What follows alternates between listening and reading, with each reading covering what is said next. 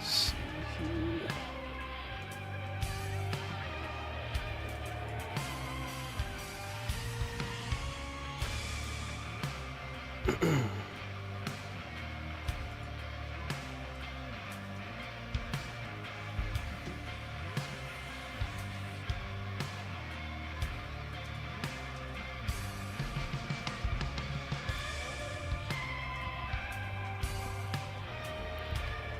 Alright, haven't played Devil May Cry in quite a while, so I figured I'd re-download it.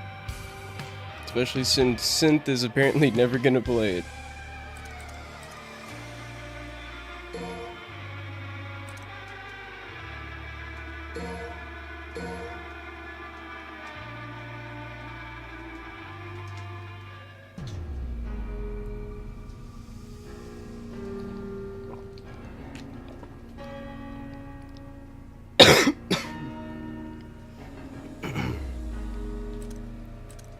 Gonna do some Bloody Palace with Dante. Oh shit. I warmed up a little, but that sounds really loud. I warmed up a little, but I'm still gonna be a little rusty with the controls.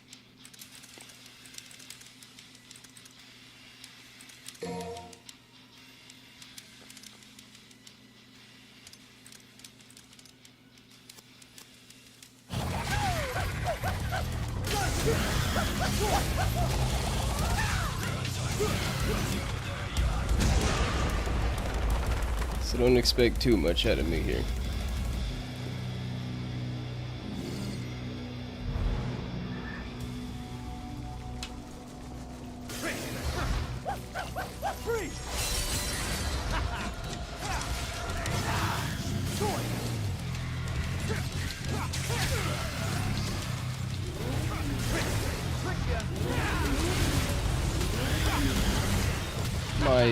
I also need to get a new controller because my R2 button started sticking, and that's never fun.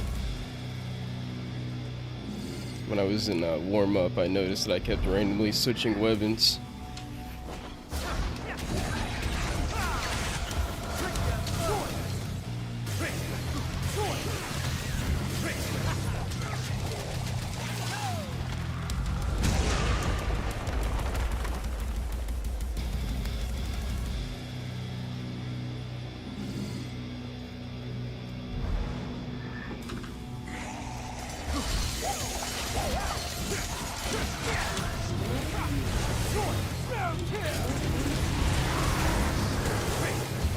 I used to be decently good at this game, so hopefully the muscle memory kicks back in at some point.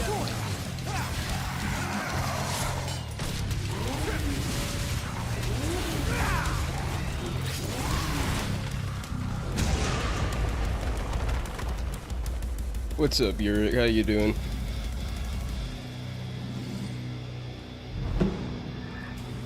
How's the weekend been treating you?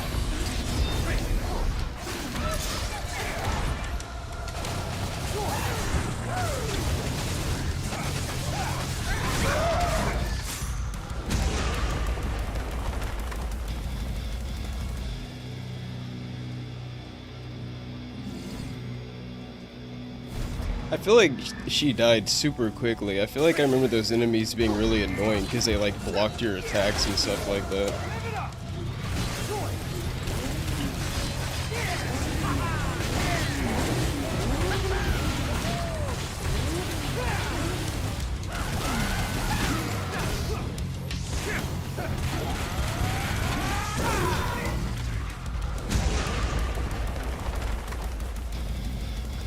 Alright, maybe we're not too rusty, but we'll see when we get to the first boss. I gotta make sure to keep my health up. Because you only regenerate a bit of health in between each Bloody Palace stage. Alright, no, you're locking onto the wrong one. There we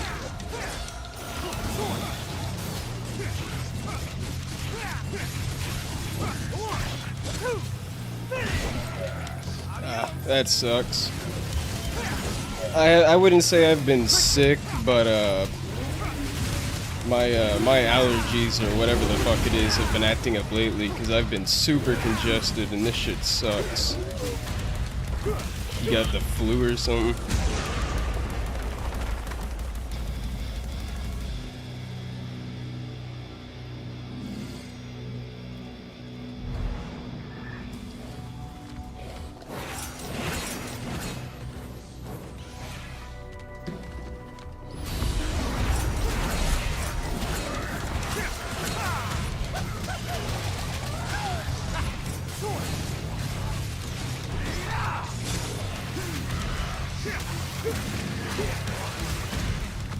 There's a version of these enemies that teleport around everywhere. They can be a pain in the ass to fight.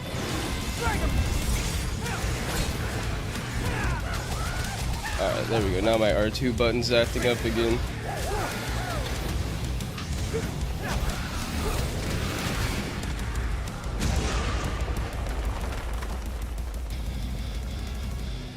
Damn. I mean, it's always good to get your sleep when you're sick, you know?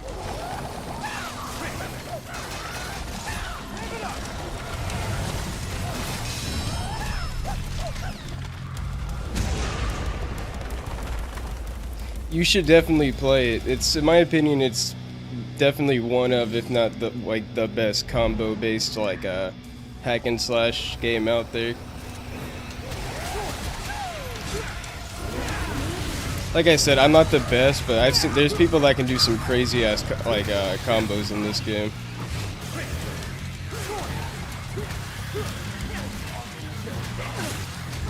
Oh shit.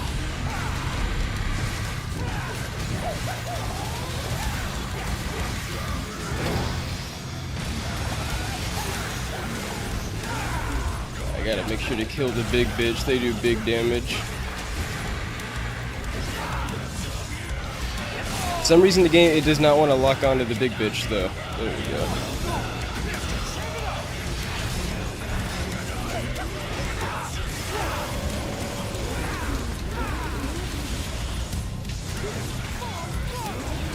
R2 button, please stop switching weapons on me.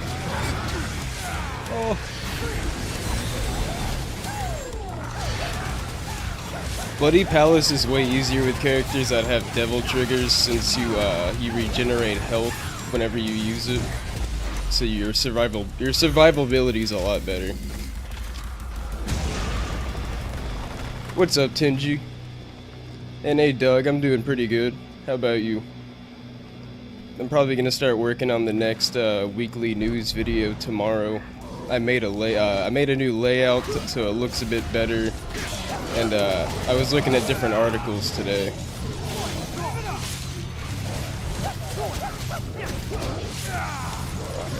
Alright.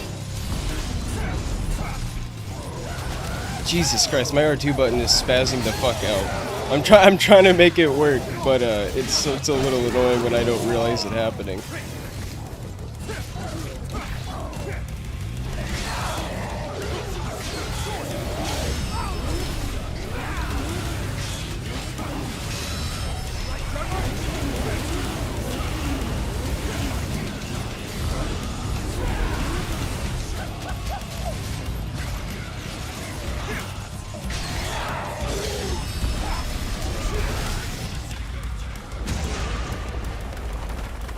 That's good to hear. I don't play too many racing games. The last one I played was Forza 5. And I'm not gonna lie, I mean, I had a good time playing it, but I don't know. Racing games had never been like my main thing at all. I feel like if I had like an actual racing wheel, I would enjoy it more. But for right now, I do not.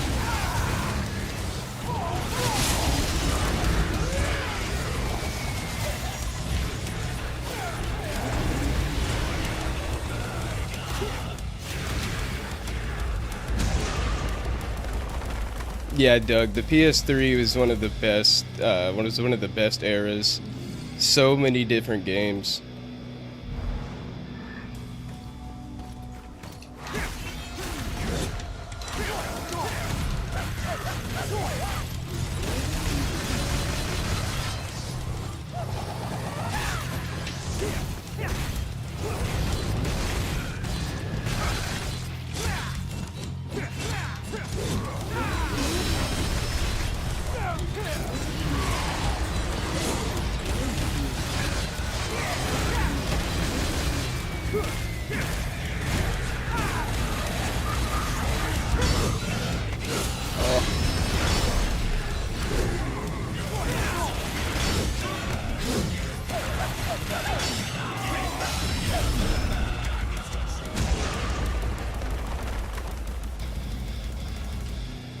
I mean, I don't know if Mario Kart counts, but yeah, when I was younger, I was addicted to Mario Kart.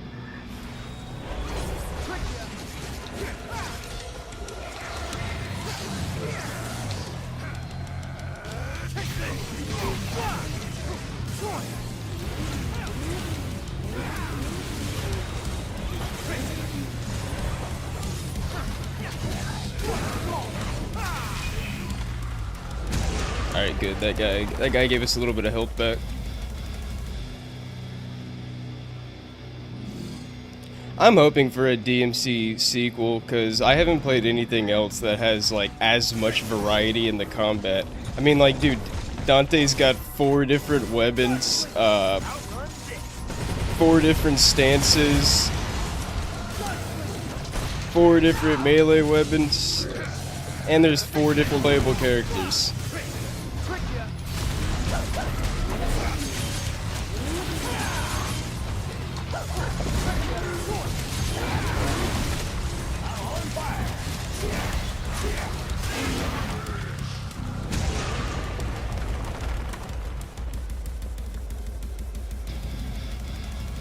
Plus, DMC's got some pretty good music.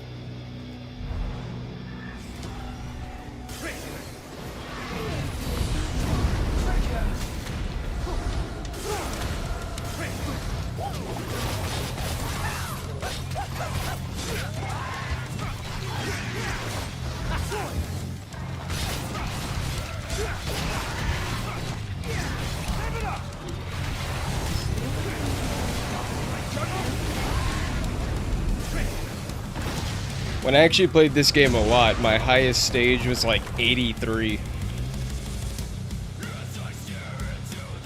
So that's pretty high up there, but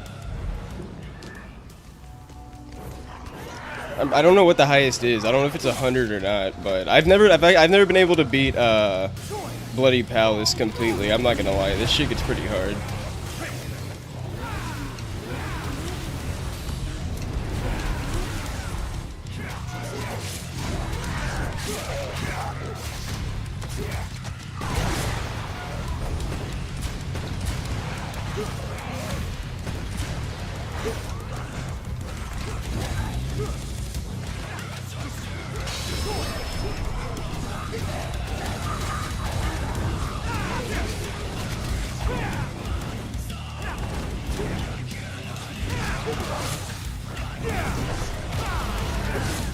I am fumbling right now.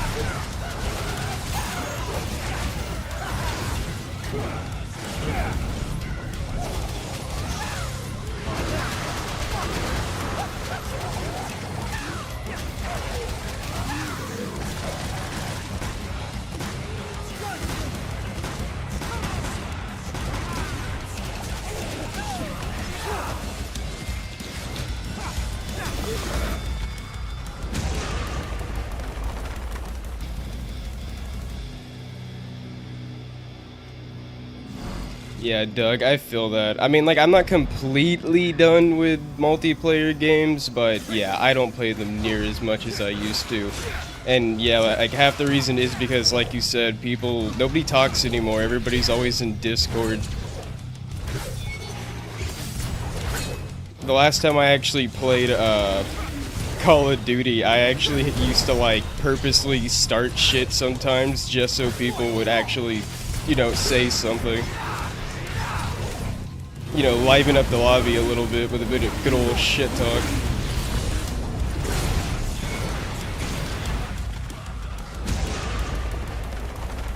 Yeah, exactly, Doug. Might as well play a single player game since it feels like you're playing with bots anyways.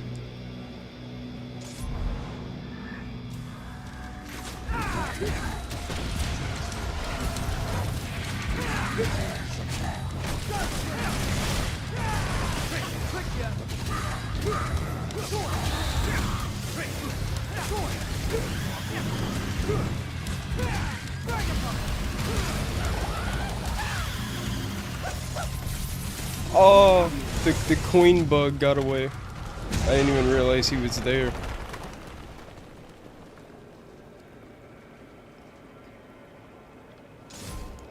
Yeah, well, you know, it's good to see I'm not alone, at least, in, you know, in terms of not playing multiplayer games as much. Ooh. Okay, first boss.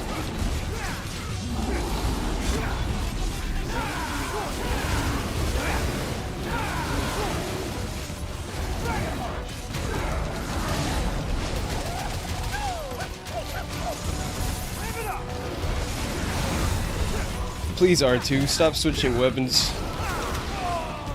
I definitely gotta get a new controller, it's just not in the budget right this second, since controllers are like $60 fucking nowadays. I mean, I guess they've always kind of been, but, I mean, yeah, regardless, controllers aren't the cheapest thing out there.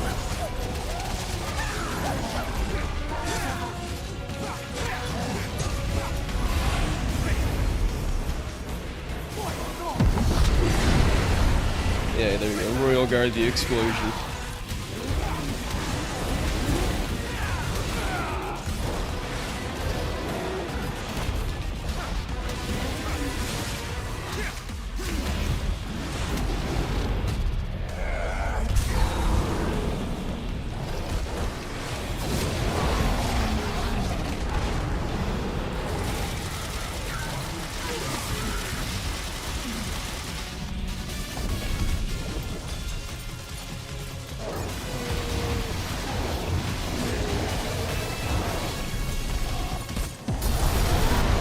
Alright, good. Got some good damage with that.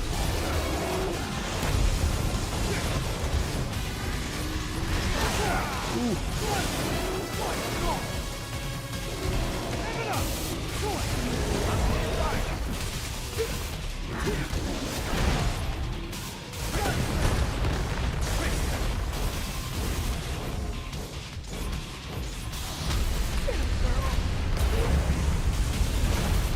Dante, move! Move! Oh, fuck. Okay, good, that was close.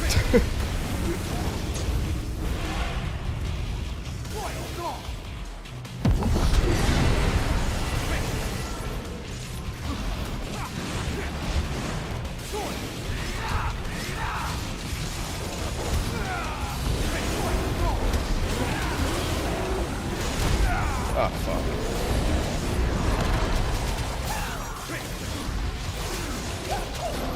This would be a lot easier if you would stop switching weapons every 2.5 seconds.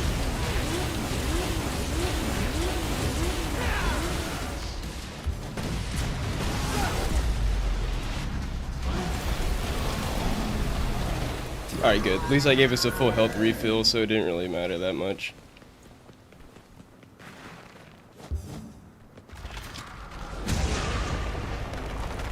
I still need to play Lollipop Chainsaw. I had a good time watching Synth play the remake. Sucks he stopped playing it because Goon Brain. But yeah, I still need to play that. Dude, Yurik, I used to play Warframe so much. I can show you my account later, but I have like almost 1,000 hours in it. But I can't play it anymore because my account's gone. It's linked to an old email address I no longer have access to. So, and I tried getting in contact with customer support, and they're basically like, oh, there's nothing we could do to help you.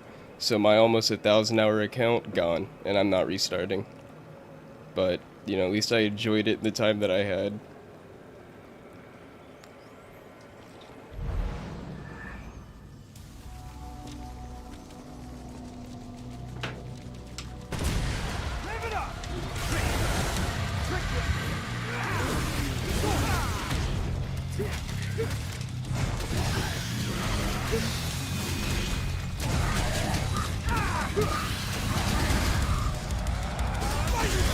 Shoryuken.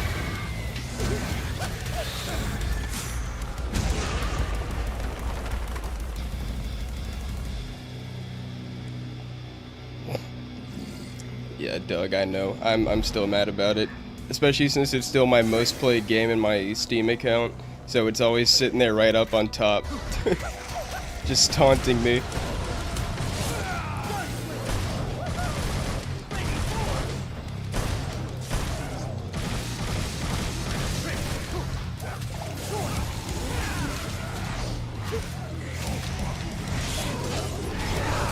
Hey, you could say the broken R2 button adds to the combat variety, right? Since I don't know when I'm gonna switch weapons.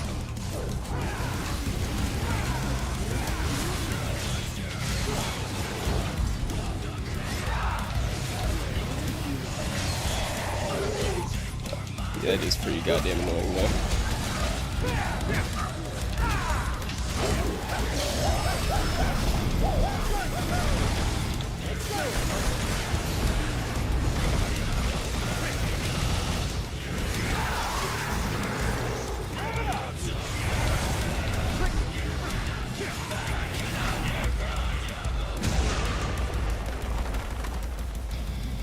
Yeah, Tingy, I used to play a lot of Battlefield 4 too. I'm not gonna lie to you, I had a pretty good time with Battlefield 1 as well. I don't know, it just, the online gameplay was just pretty good. But it's basically dead now for the most part. Oh wow, you guys are, you guys are pretty fucking annoying, aren't you?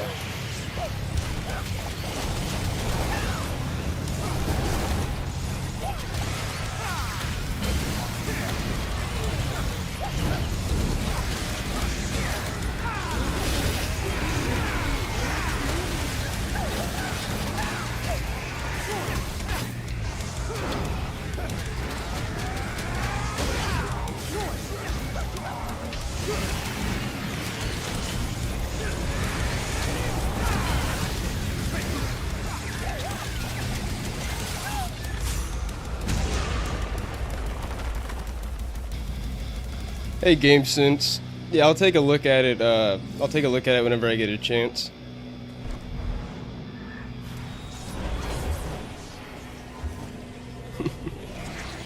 Yeah, I feel that. Because compared to everything we got now, she's like top tier.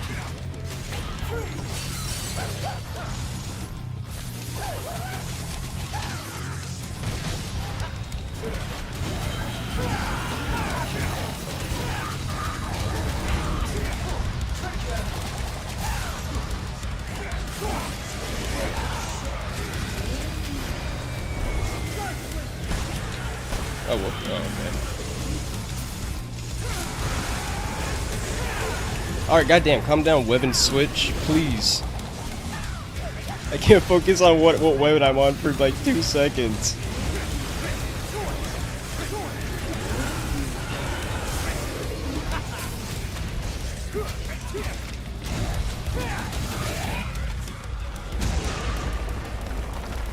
Yeah, 10G, we'll have yeah, Doug, it probably will, but we'll have to wait, you know, we'll have to wait and see. But just like pretty much every new modern release, I just expect the worst, and if it winds up being cool, then, you know, that's just a nice bonus. Keep your expectations low and you can never be disappointed.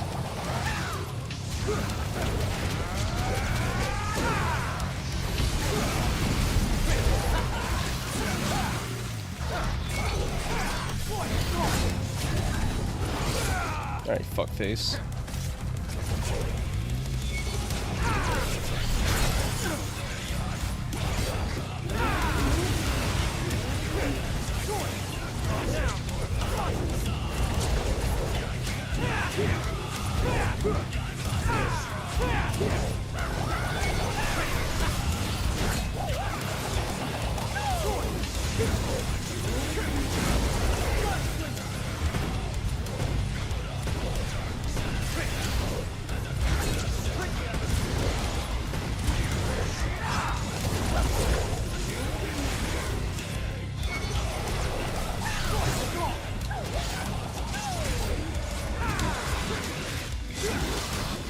Ugh, damn, those things are always like a fucking anime battle, just teleporting everywhere back and forth.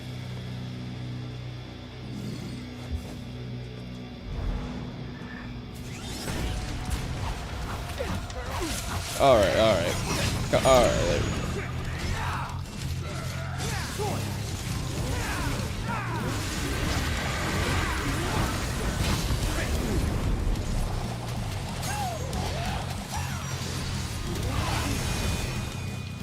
Give me that health.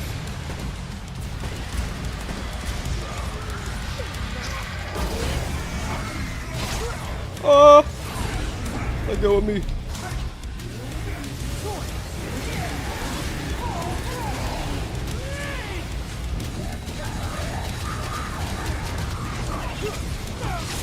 Alright, you fucking whore.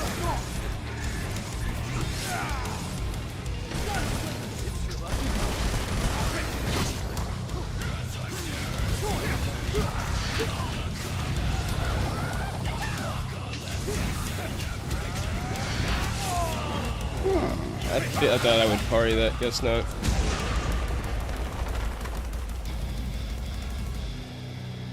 This game has a very tight parry window. Yeah, one of the articles I'm gonna talk about is the Microsoft CEO got a fucking 63% raise, a 63% bonus this year. Despite, you know, all the recent layoffs of over like 630 employees. So it's like, dude, to all the dumbasses out there that think any of these layoffs might have been for like the betterment of the company, no, you know, just like everything else is to make the CEO's pockets a bit deeper.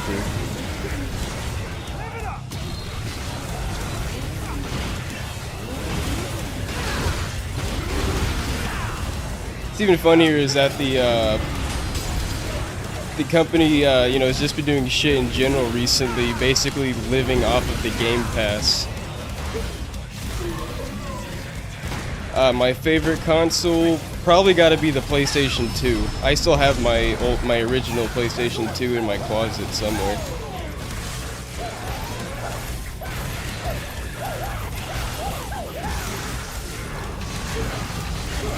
PS2 just has so many good games.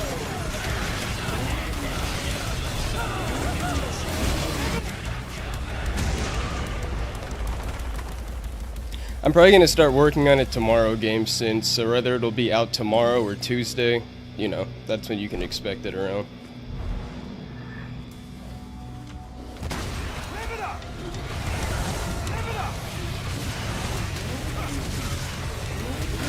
Yeah, I still have quite a... I mean, I gave away a lot of my old PS2 games to people, to like old friends and stuff, but I still have a few of them somewhere in my closet.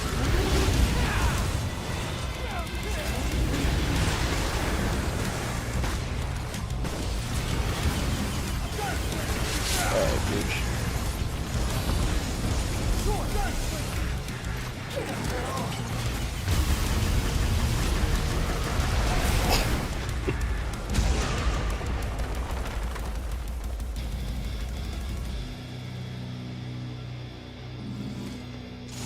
Only Dante can stick 2 rocket launchers together and turn it into a massive railgun.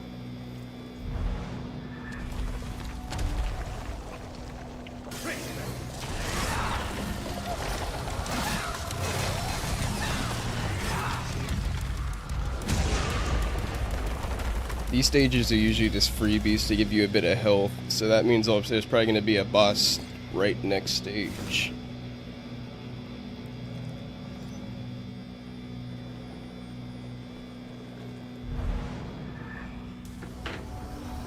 Or not.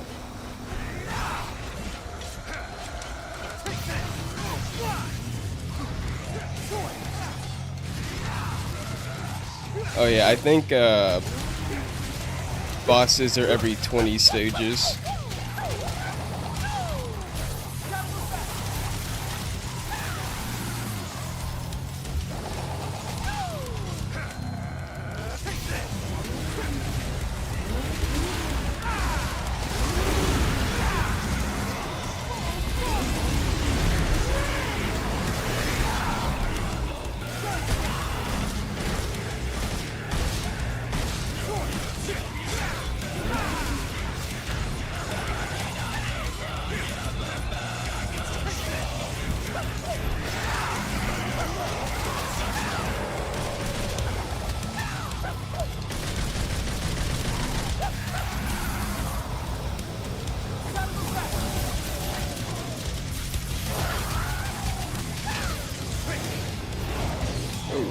Okay. Lots of big bitches right now.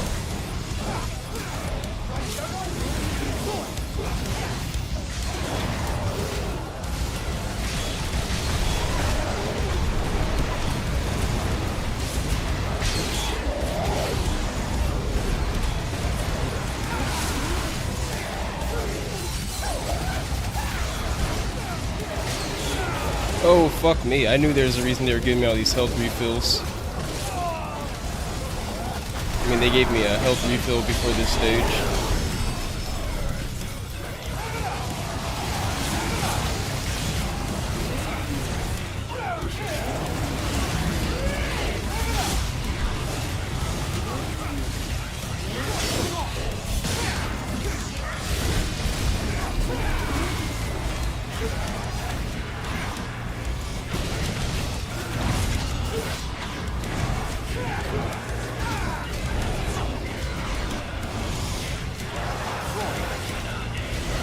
Alright, you fuck, stop teleporting.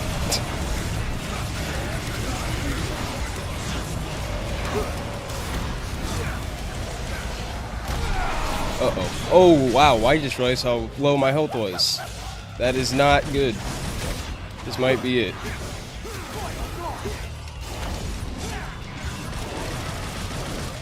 My skills at this game have faded with time.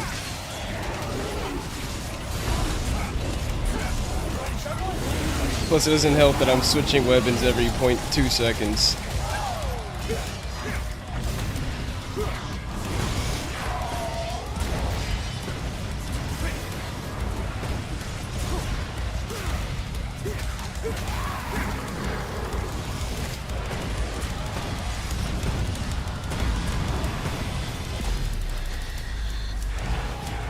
Whew, that was close.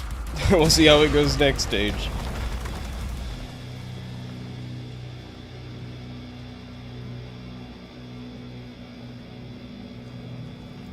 That was stage 30, so yeah, I guess that one was probably just an extra challenging one since there's no boss this time.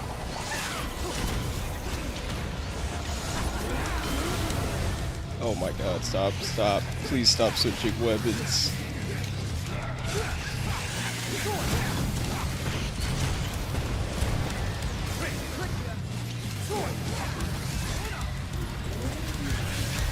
Oh, thank god, the bats gave me some health.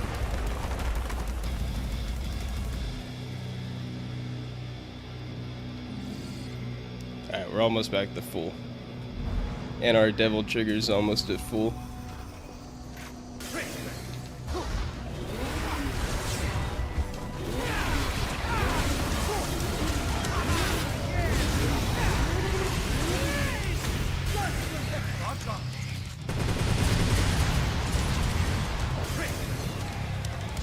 Come on, no, lock onto the fire, bitch. That's the concern here. Alright, I guess not.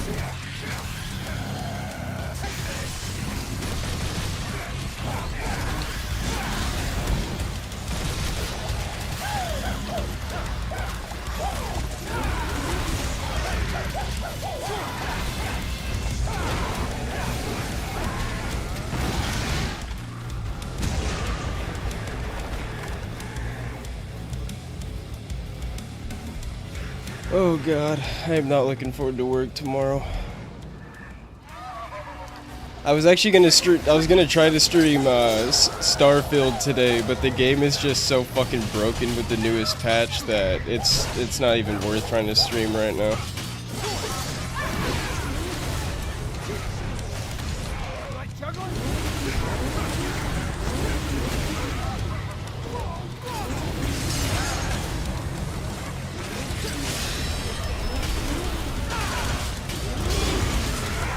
Well, thanks for dropping by regardless, Quaalude. Good luck with your studying. And yeah, hopefully the next news video should be more, you know, better laid out.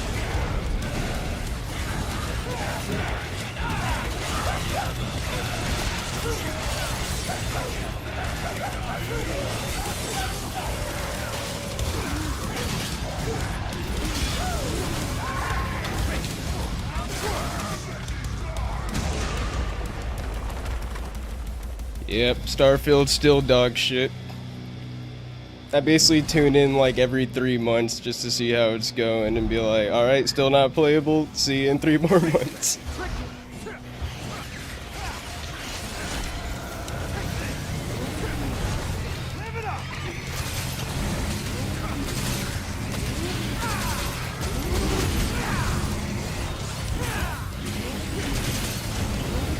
Oh no, I did I say Starfield? I said Star Citizen.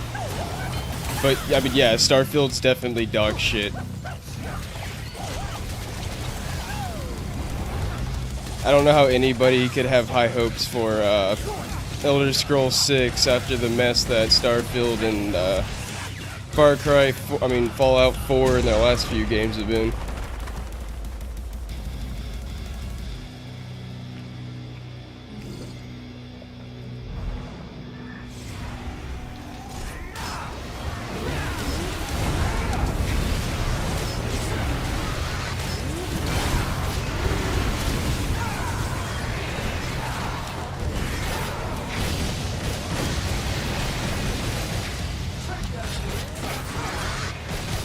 Yeah, I wouldn't pay. I wouldn't play Starfield again if you paid me. It's the most like average fucking game I've played in the last like decade. Mediocre in every aspect, excels at nothing. And yeah, Doug, I agree. You need a shit ton of mods for it to be half decent.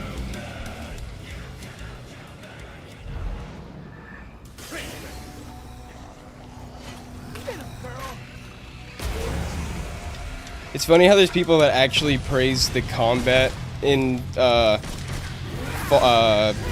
Fallout. Like, dude, if you think the combat in that game is good, then you need to play more first-person shooters, because that shit is mediocre as all fuck. Just because it's better than their other mediocre shooting, like, than their other games with mediocre shooting, still doesn't make it good. And it didn't get any better in Starfield either, so clearly Bethesda has no sense of innovation or getting better.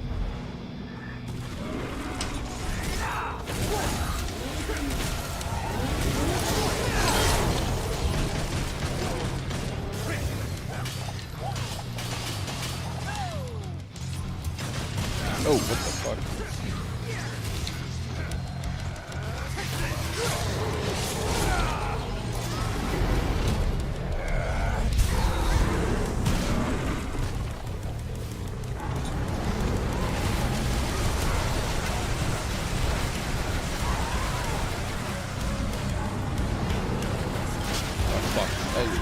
Oh, good, I managed to land it.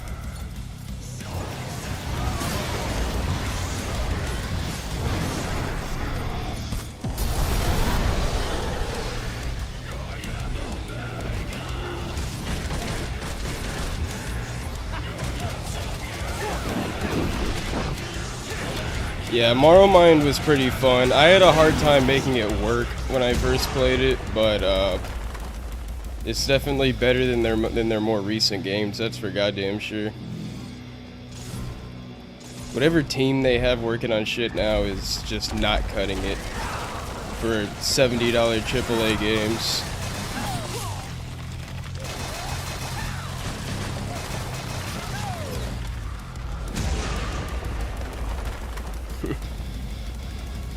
Inwach.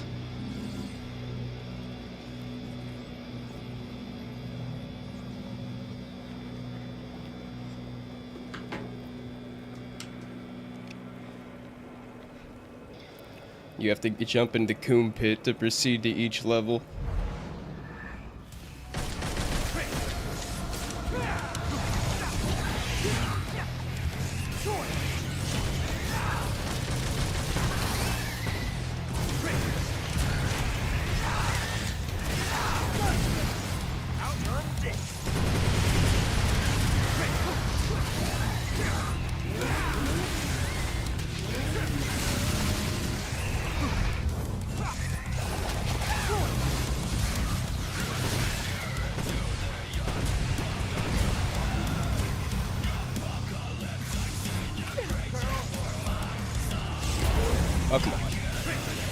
What a whiff.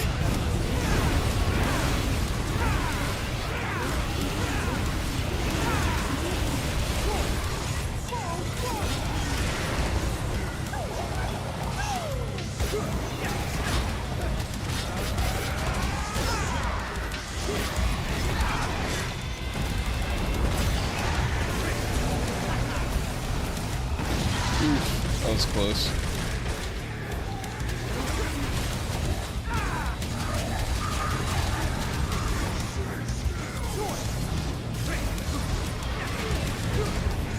You cannot run from me, motherfucker. I swear, every enemy in this game is programmed to just run away at all costs.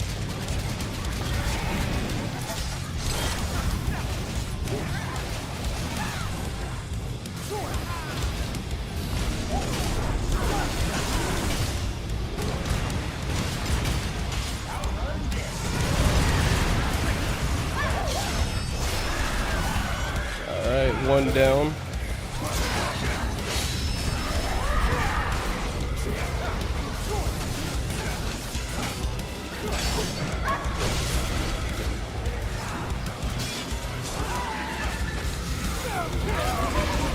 Oh, no, no, go back.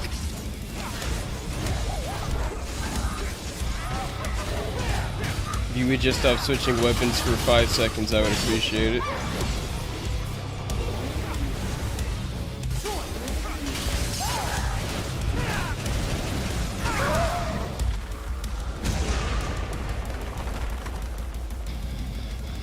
Well, Doug, of course it's the writing, because that's literally that's like I would argue that's like 50% of the problem with most modern games is the writers just suck dick, and these are the same oh shit, okay, yeah, and these are the same writers, you know, that were on strike demanding a raise. That's why I couldn't have cared less about the raise, because it's like you guys have been writing peak mediocrity for years, and then you were wondering why you're getting paid like shit, because nobody's watching the shit that you write.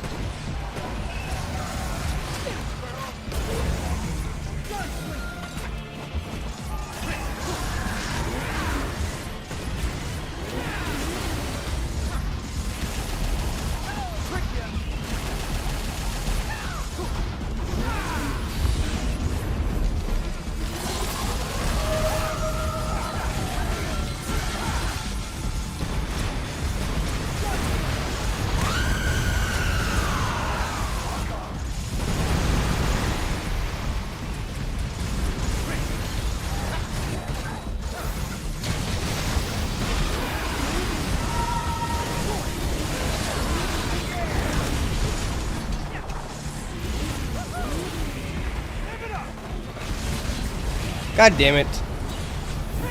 I just wasted that whole stun because I was stuck in the fucking air.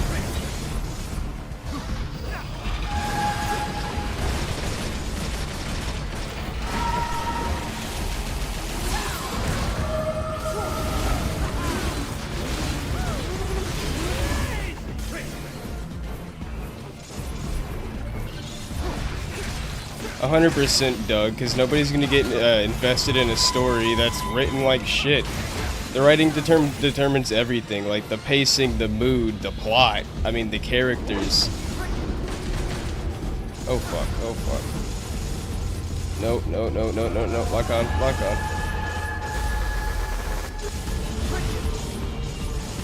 Oh no! Oh, I forgot. I have to kill these things. I'm gonna have to royal guard this shit.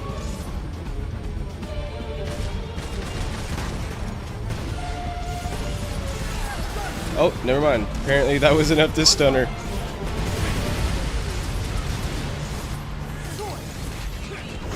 Ah, fuck. Please stop switching weapons, Dante, please. It's driving me crazy. My R2 button, bro. Like, can't take any more. I mean, to be fair, it is a pretty old, like, controller, but damn, you hate to see it.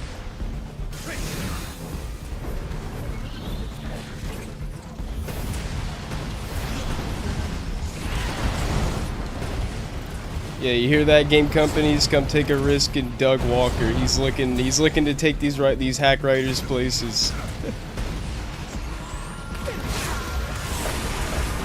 Considering how many other unexperienced hacks you've given a chance, why not?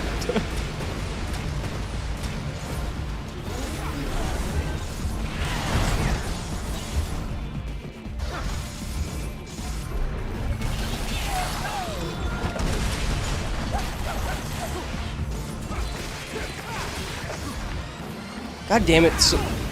I meant I was trying to do his sword combo, but then it switched weapons.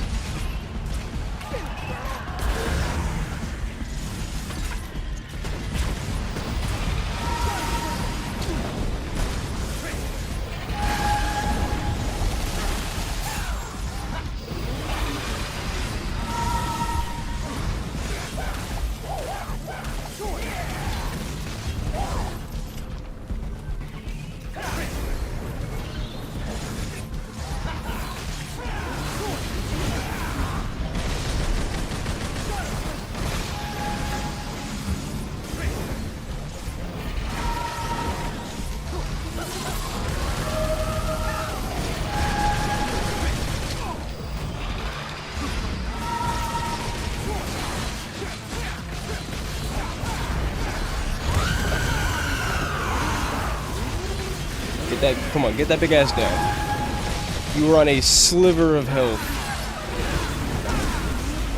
Alright, get that ass banned. Stage 40 done.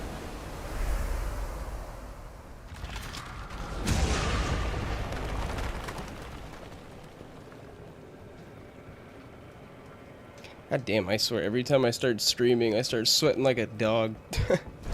I don't know if the streaming software makes the PC hotter or what, but god damn.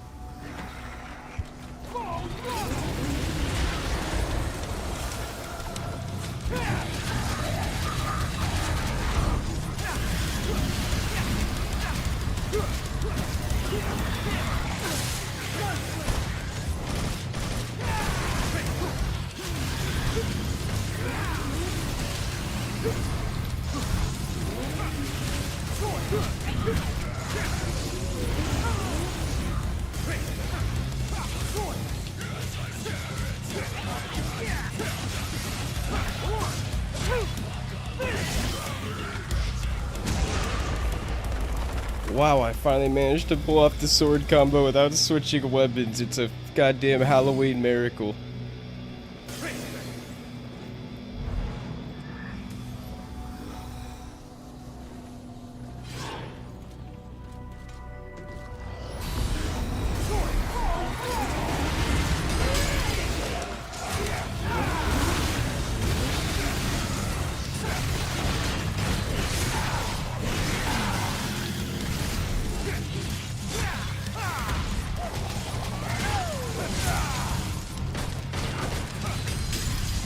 I swear, this shit chooses like the worst time to be switching weapons. I'll be running around doing nothing and it won't switch weapons, but God forbid I'm trying to do a combo.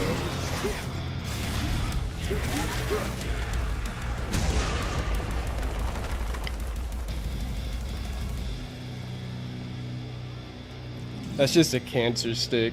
I've been smoking him less and less because I'm trying to quit him because, like, yeah, well, just like that shit's cancers.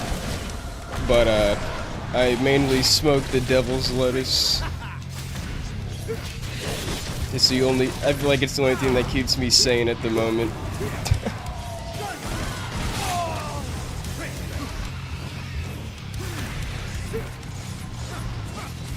I didn't used to smoke at all, but I just started getting too stressed out from everything.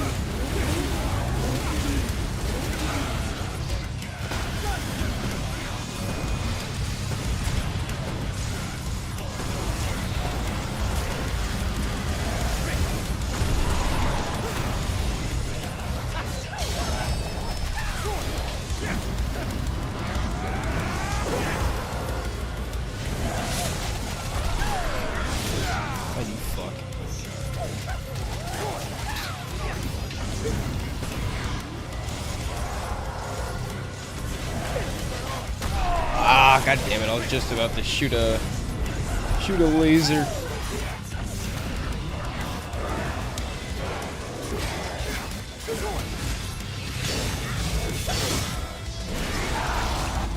Get that ass band, fuck out of here.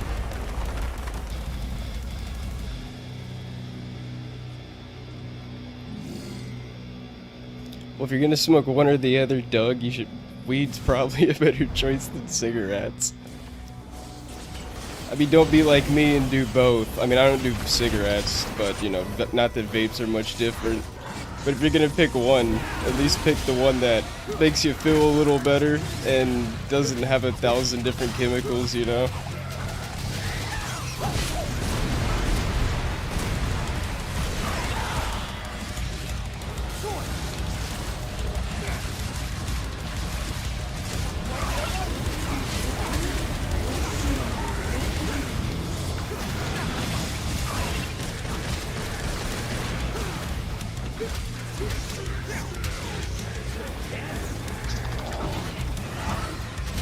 Ah, fuck. I was trying to break dance around it. Alright, relax, relax.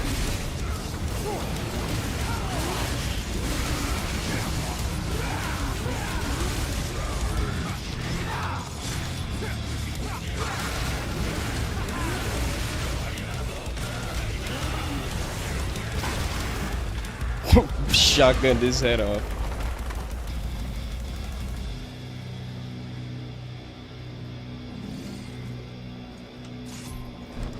Oh yeah, Doug, how's the audio, by the way? The game volume fine? Like, not too loud or anything?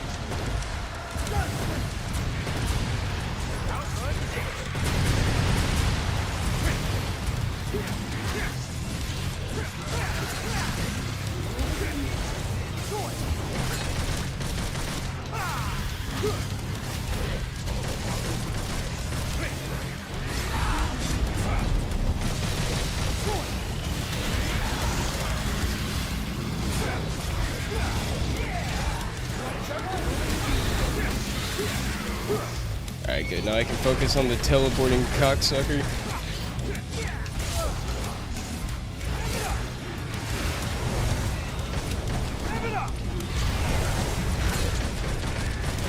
Alright, that's good. Thanks.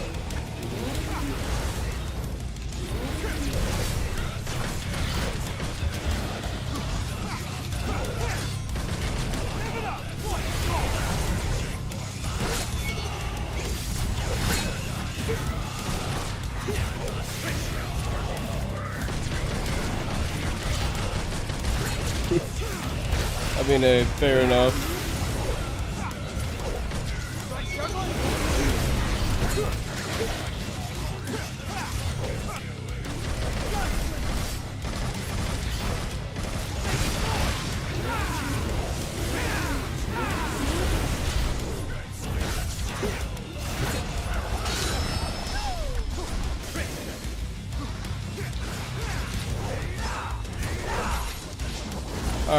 Alright, you're being a massive cocksucker. This is taking a lot longer than it should.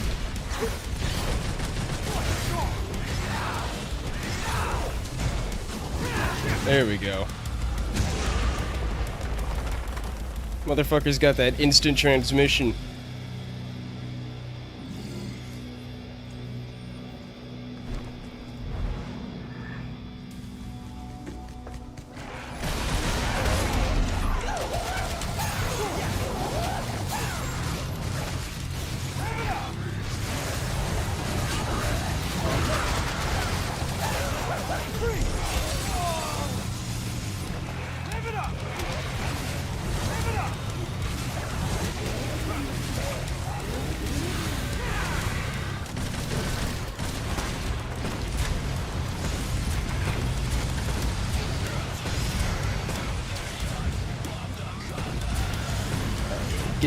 Give me the health refills.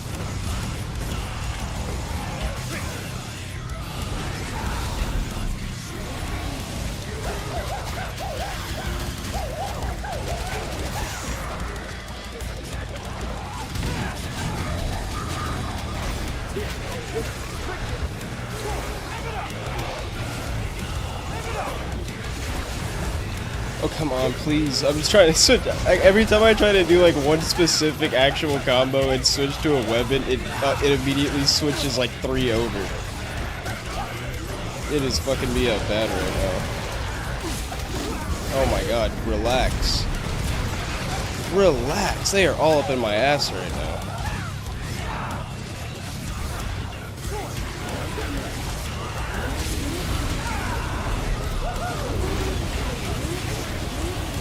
There we go. Give me some space. Give me some space.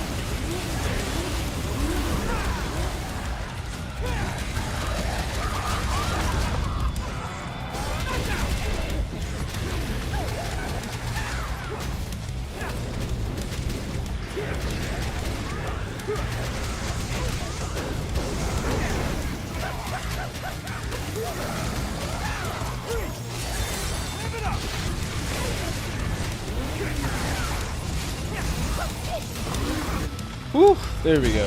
Have to turn that around at some point.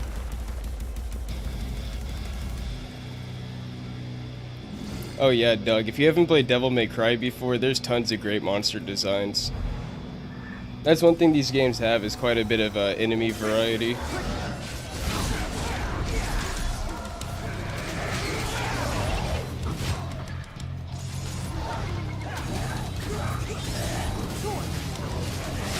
Oh shit, alright.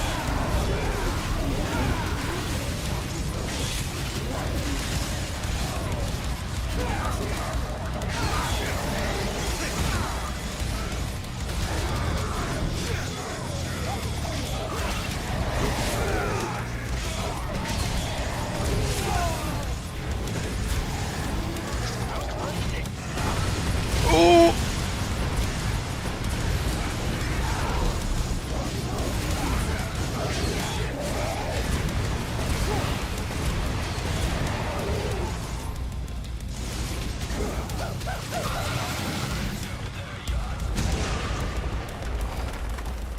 A new controller is definitely going high up on my priority list, because holy shit, that weapon switching is bad. I noticed that while playing Sparking Zero, I kept getting stuck in the super attack menu because that's R2 as well. And I kept charging key even when I wasn't pressing the button.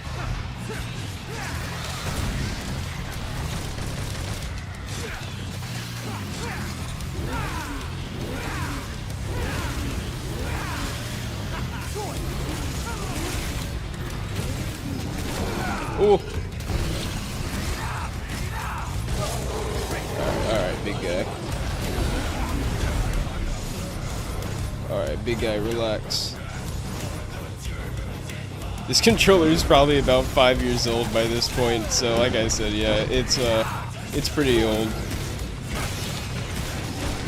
Oh, okay, fuck off.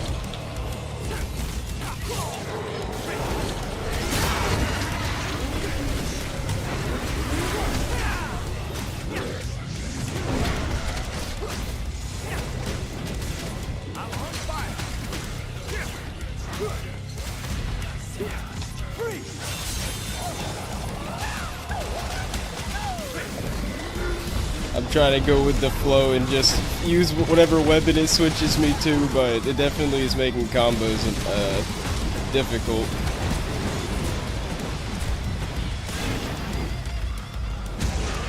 It's an old like Xbox One controller.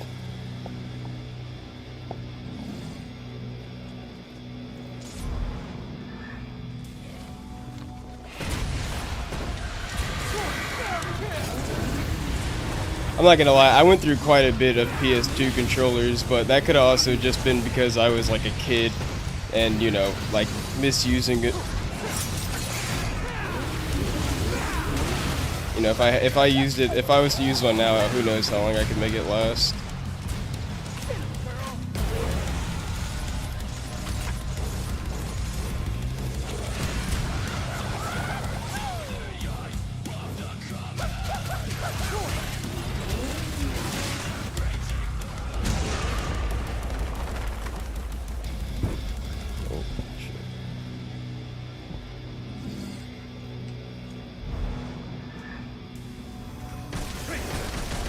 Yeah, I mean, I'd have to imagine the kid's probably gonna be a lot more, holy shit, a lot more rough with the controller than I would be now.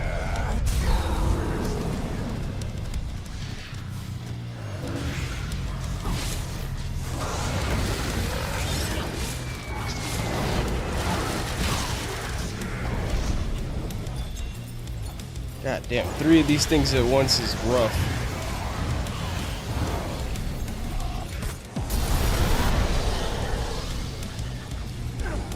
Alright, well hopefully that at least did some good damage.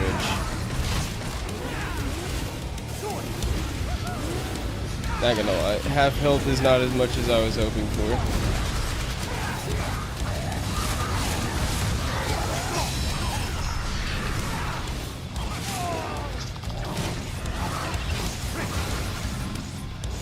Whoa, wait, was that friendly fire? Did one bug man just kill the other bug man? That's maximum betrayal.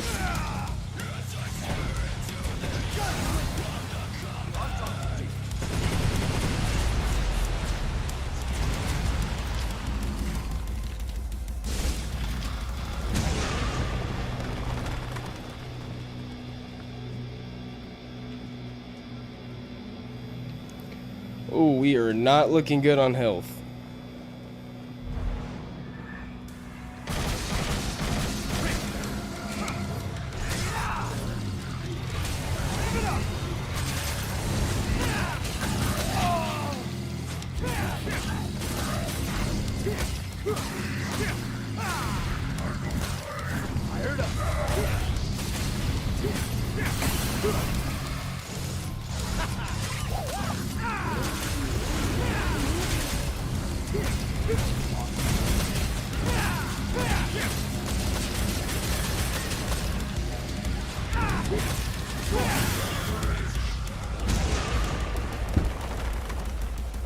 Oh shit, my bad.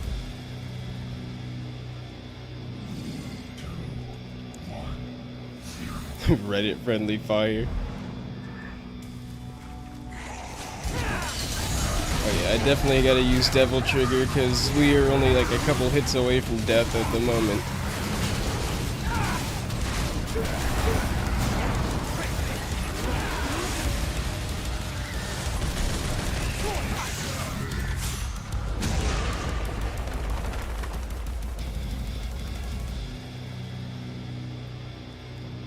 Alright, 52. We got 8 more stages to go until the next boss, so really hoping I'm able to get some more health by then.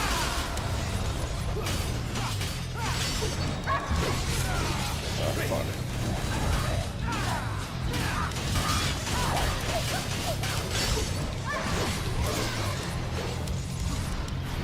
Regardless, we're doing decent for the first time playing this game in several months with a fucked up controller. Oh! Well, that's that. Look, you can still see my weapon switching down at the bottom.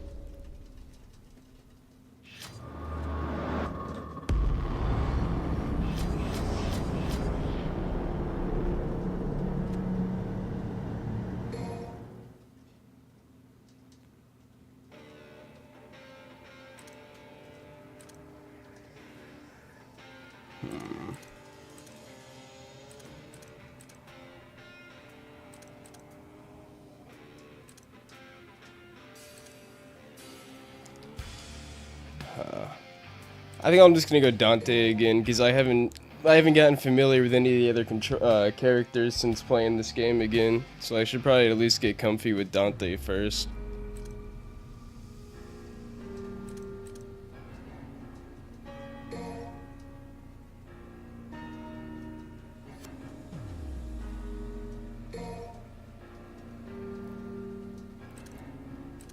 I wonder if I can just, I wonder if I start from this stage, if I can just continue from this stage.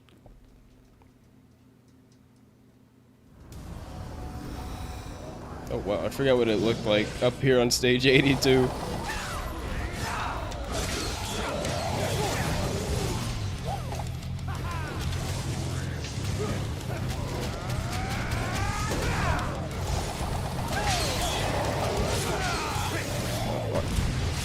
God damn, these guys are annoying. When they're charging at you, they can tank through basically anything.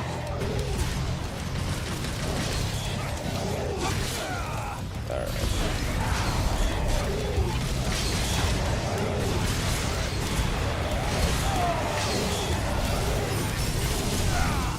Oh my god.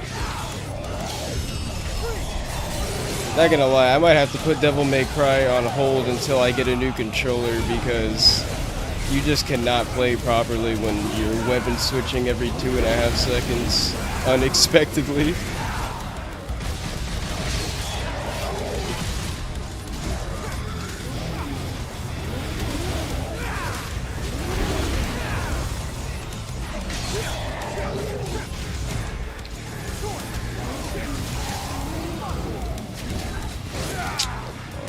Oh, come on, dude. God damn, come on, relax. Yeah, I'm gonna have to get a new controller. That's really bad.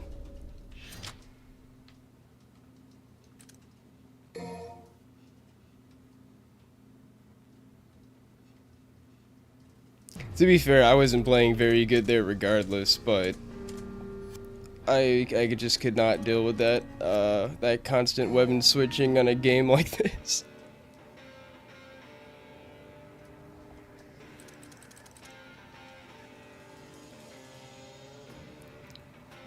Yeah, I'm gonna switch over to Space Marines 2 PvP, cause until I get a new controller. If I'm able to get a new controller next weekend, then I'll stream, I'll make Devil May Cry the next stream and play through the story or something.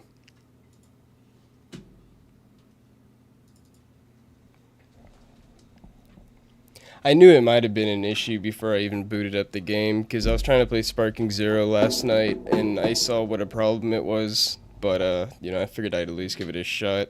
That's why I went ahead and put "and Space Marines 2 PvP" in the title.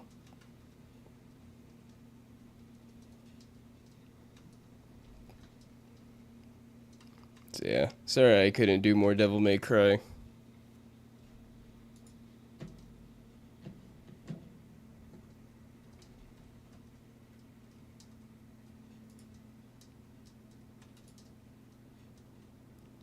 Let me just switch it back.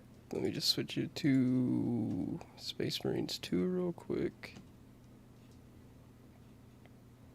Oh shit.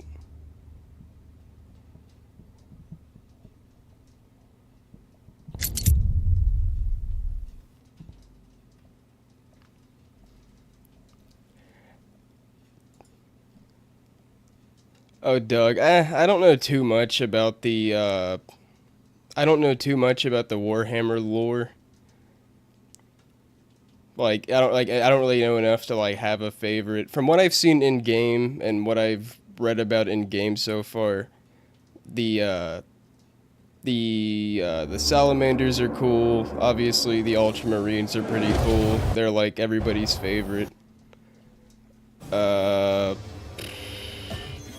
What are they? They're called this something. Mic on. Mic feedback off.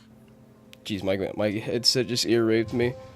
Are they called the Iron Wolves? From what I've heard, they're pretty cool. And everybody hates the Blood Ravens. The Black Templars are cool. Not because they're good people, though. I don't know if, is the Death Watch a chapter? I mean, I find the whole concept of the Death Watch to be pretty cool, whether it's a chapter or not.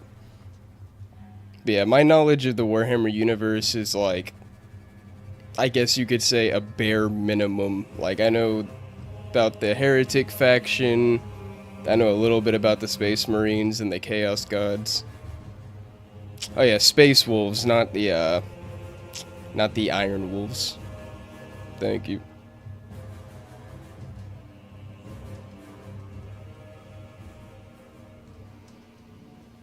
I'm gonna turn down the volume a little bit. Yeah, I was up late last night playing PvP and unlocking new armor pieces for my assault, and I got the Omega Marine colors on him.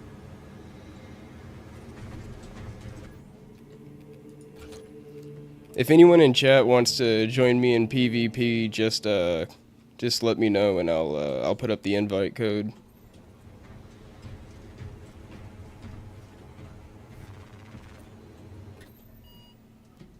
Hopefully volume 20 is good and it's not too loud.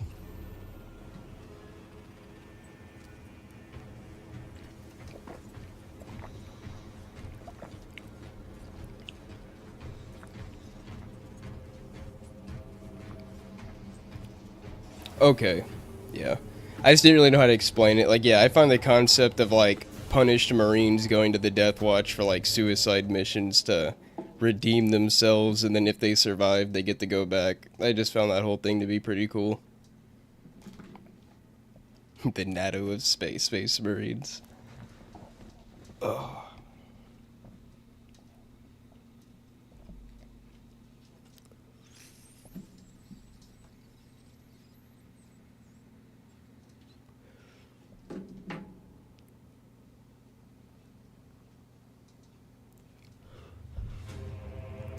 I really hope they add new factions to this game or so. Well, first off, we need new multiplayer maps because there's still only 3. But I would also like it if they added new factions outside of just Space Marines, the Heretics, and the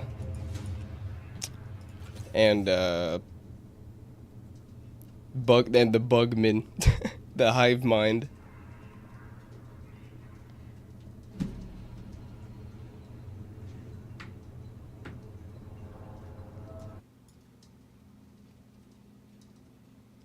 My friend who's a big Warhammer fan said it'd be cool if they added the space elves. I mean, that sounded cool. It'd also be cool if they brought back orcs or something like that. I don't know. More variety will always be better.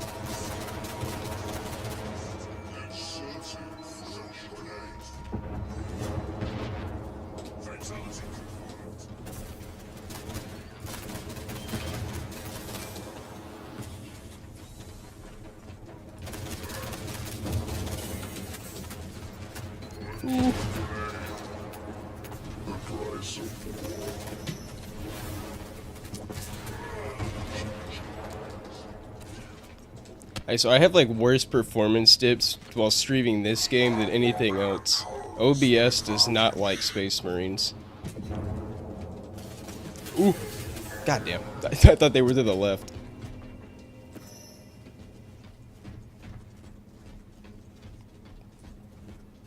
Yeah, that does sound cool. Like the concept of uncorrupting heretics to bring them back.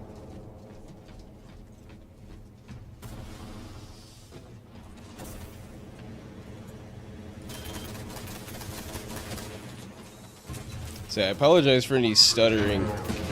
I don't know why OBS hates this game so much, but I mean, it is what it is. Oh fuck.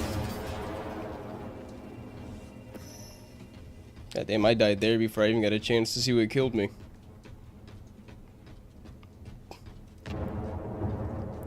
Well, it's funny you say that, Doug, because my friend last night was saying the exact same thing. But dude, that's what these fucking people do. It's funny, like, how there's the only people that act like gatekeeping is a bad thing are those that gatekeeping is meant to keep out in the first place.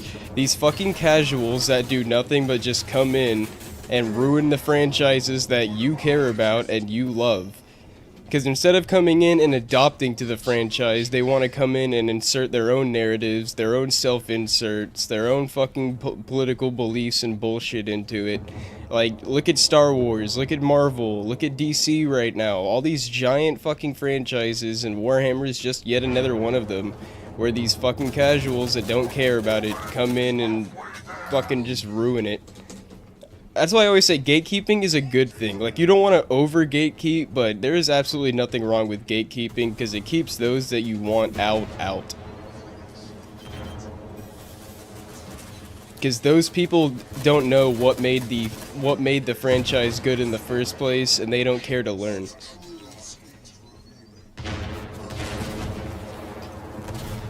They're like the fucking refugees in Europe right now. Instead of adopting to their culture, they would rather make it their own and bring their own issues there instead of, you know, adapting to said culture.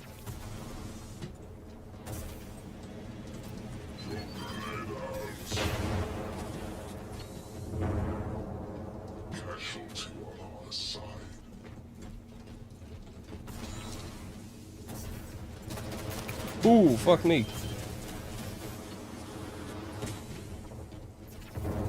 Three of them like just spawned there.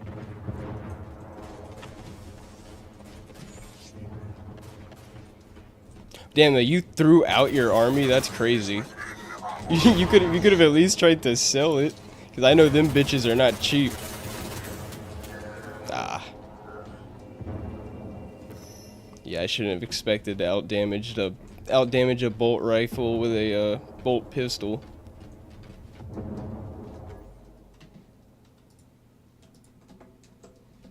Darkness claims an ally.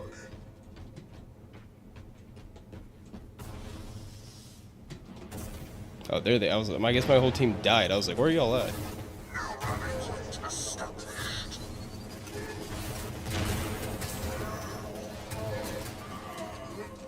Whew, that was close.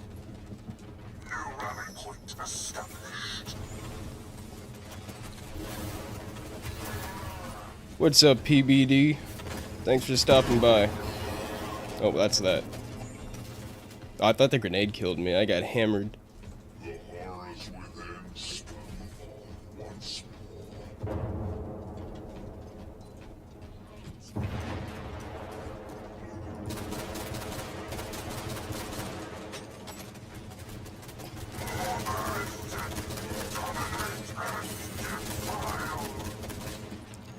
Like, to be honest, I don't even know if you could have, like, for example, like Star Wars, I don't even know if you could have gate kept that harder.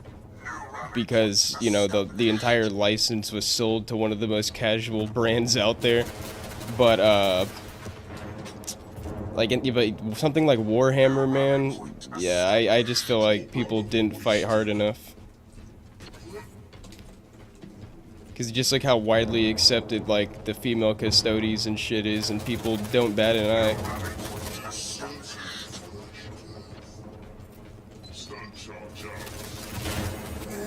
Yeah, PBD, how's your weekend been?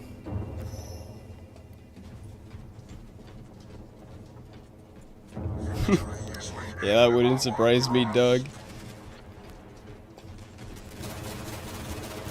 Yeah, I guess maybe you get a little bit more pride out of throwing them away than selling them. I think that was the final kill right there with that Warhammer smash. That's probably the most satisfying way to kill someone. Because it goes right through the bulwark shielding.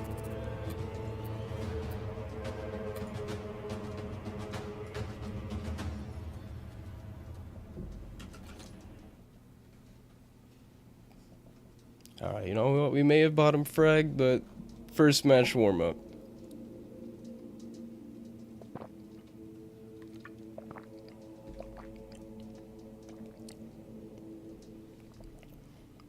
Well, exactly, Doug. And if that's the price it takes to maintain your franchise, then I'd be happy with it. Because it's the exact same thing that happened with, like, anime, for example. If you liked anime growing up as a kid, you were a fucking loser. People made fun of you for it if you mentioned you like Naruto or something. But, look how the tables have turned. Look how normalized anime is now, you know?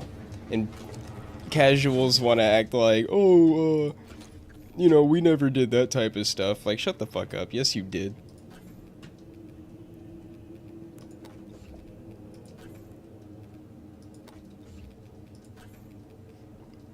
Or yeah, or like comic books. Like if you read Marvel comics growing up, same thing. People would make fun of you for it, but now it's the mainstream thing.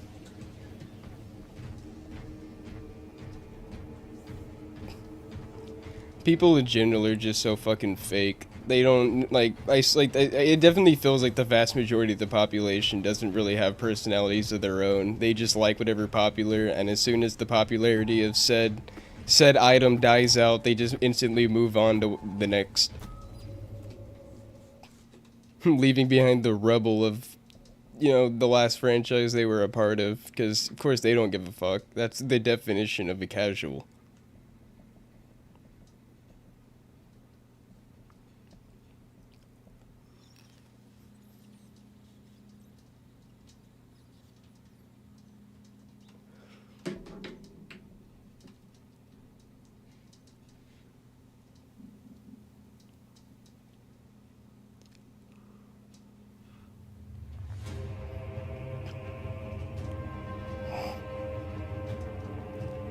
I'm probably gonna leave a comment on this video, leave a comment on the VOD about the controller. That way people are like, oh, why'd you only play like an hour of Devil May Cry? Because Devil May Cry is definitely my favorite hack and slash game, or franchise.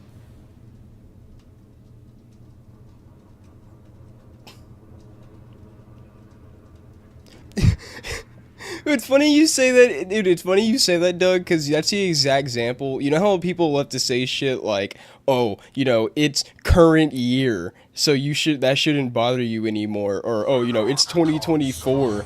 Like, how is that an issue?"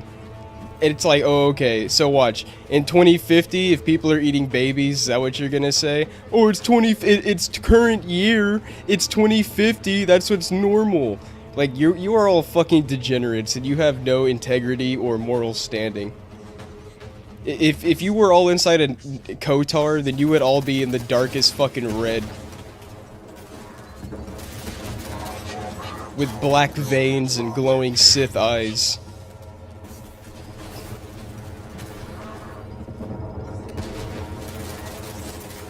Yeah, yeah, exactly. I know it's a hyperbole, but, you know, it's just to get the point across, because it's true. It's like how they're, like, luckily, the vast majority seem to be against it, but it's like how you could argue they're trying to, like, borderline, like, normalize pedophilia and shit like that. Like, hell no. If anyone trying to normalize pedophilia needs to be lined up on a wall and fucking shot. No anise or butts. We'll spray your head on the side of a wall, then put it in a museum as an abstract painting, where they'll resell it for millions as modern art.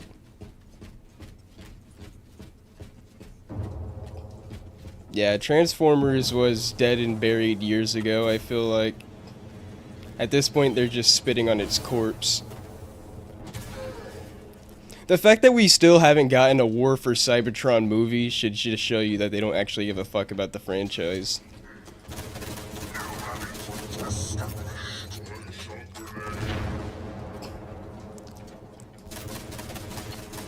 Well, Tyrant and Doug, should it really surprise you that Troons like Transformers? I mean, the entire franchise is about transforming into something else. The only problem is that they can actually turn into cars. You will never be a woman.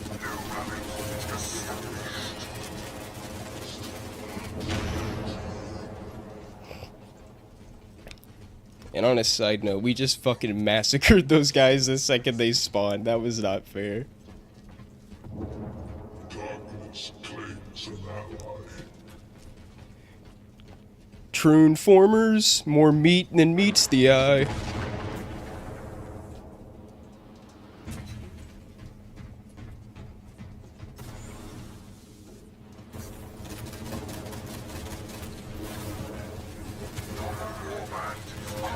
Bonk!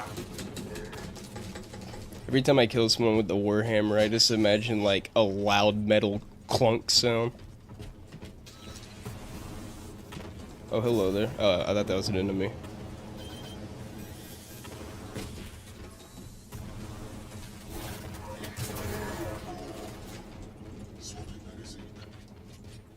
Huh? Oh, there he is. I'm like, who killed the friendly?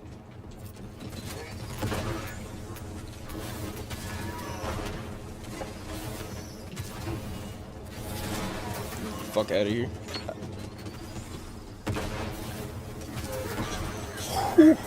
I'll take the double kill. I feel like I shouldn't even survive that long.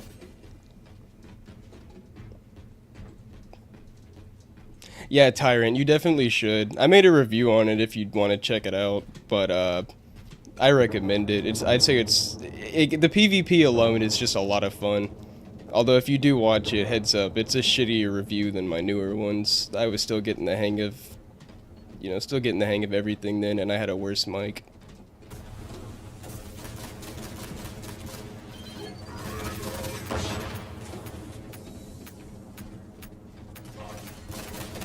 But there's a lot of replayable content, and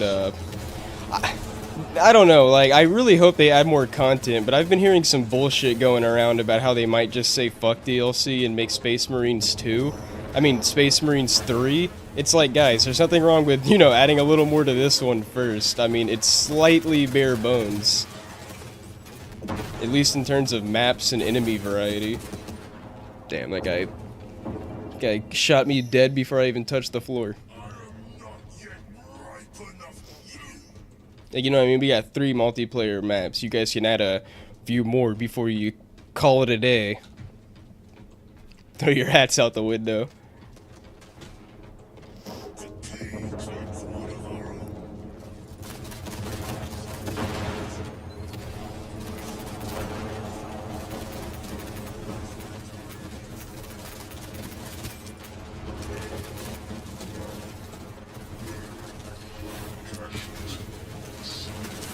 Alright, damn. We took out the high rank though, hopefully they can finish the rest off. Looks like we got this game in the bag.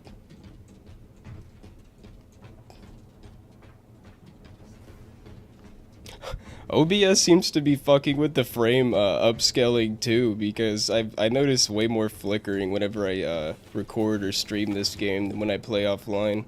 Or not offline, but when I'm not recording.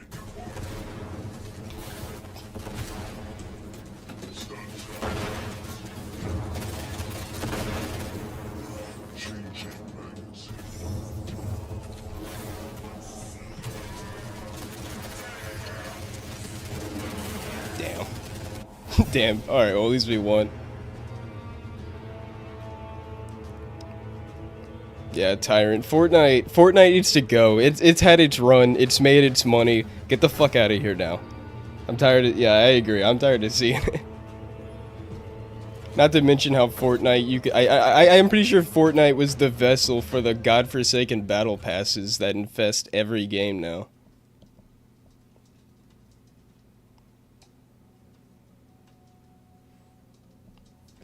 I'm not sure, Doug, but I'll check, I'll try to check real quickly in the armory. Actually, I'll just back out of this lobby real quick. These have been the same people for like the past 2 matches. If it's a faction, then yeah, probably, Doug. Just yeah, no, I can check.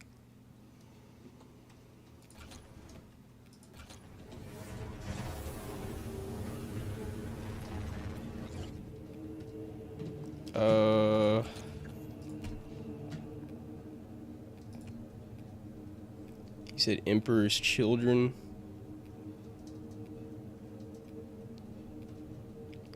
Let me see if they're in the heraldry.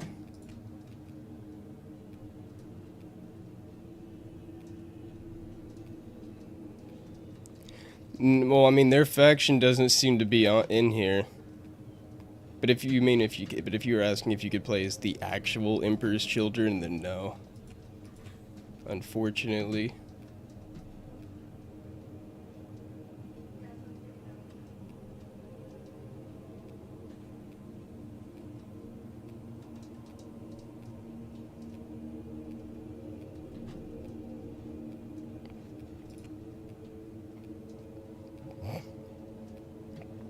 I'm looking through all of them real quick.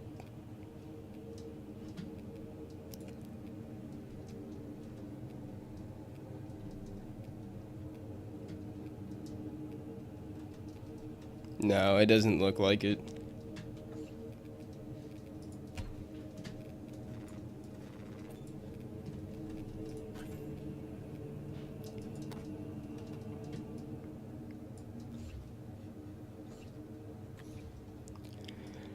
Ah, yeah, of course, Doug. Doesn't it make you miss 2010? Or not even 2010, more like the early 2000s.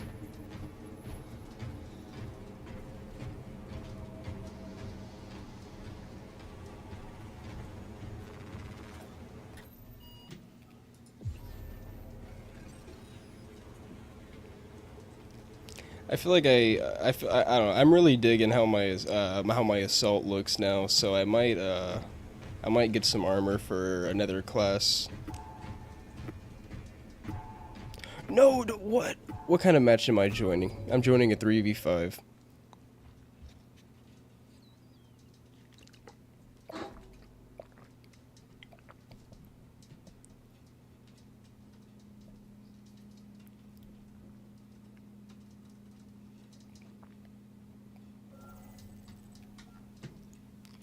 Alright, damn. I was kind of hoping to play as the Space Marines, but it's whatever.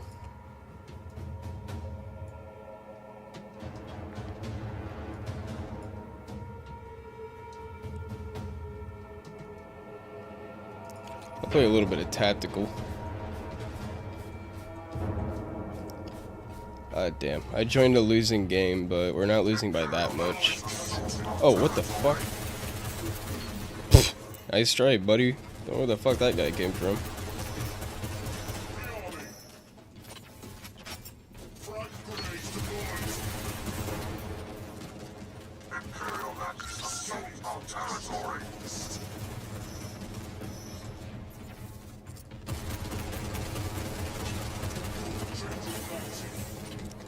Doug Walker, no Slanesh Nushi.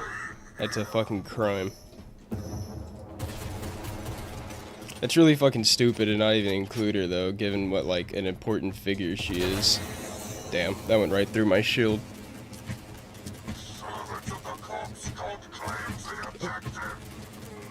I was about to say, you cannot let that dude Dark Souls roll you like that. That dude was fighting for his life.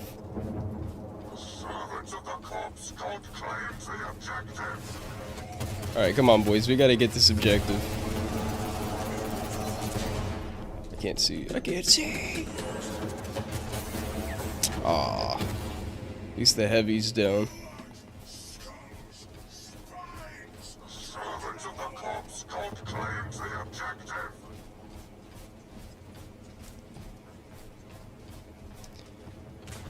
Yeah, I was hoping we could maybe do a comeback, but it ain't looking like it.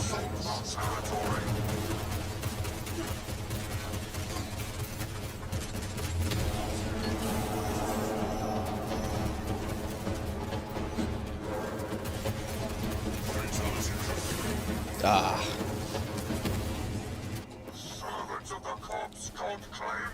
I've been playing Assault so much lately, I forgot what an actual good gun feels like. This thing does so much more damage than the bolt pistol.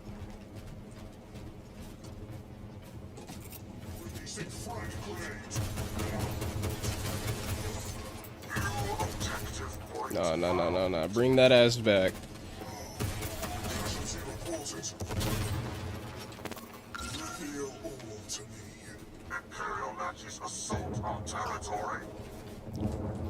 I mean, Doug, it's kind of weird when you think about it, considering how half these leftists are just lustful fucking degenerates who care about sex and sexuality more than anything else. I mean, you'd think Slanesh would be right up their alley. It's basically all they represent.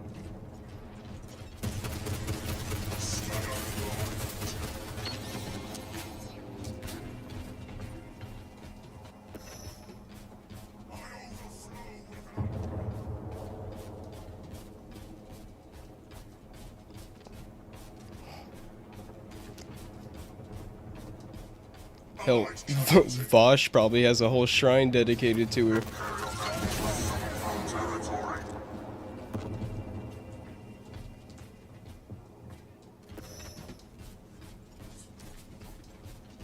Yeah, this is a lost game. Ain't nobody playing the objective.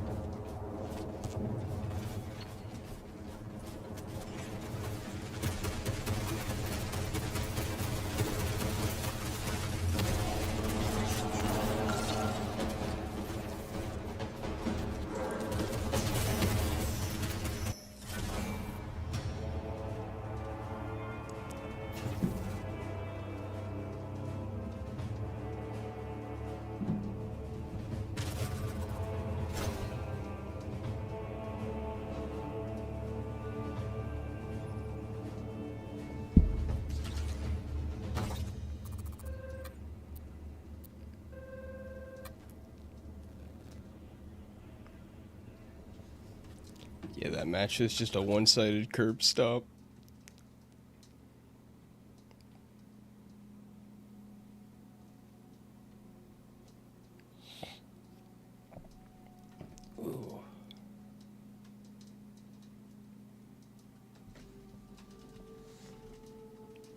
really hope that one new turn-based game that was announced, Expedition, I think it's Expedition 33. I really hope that's good. What they showed of the combat looked really cool, but I love me some turn-based games, especially since they're I mean, we definitely still get them, but they're not near as popular anymore.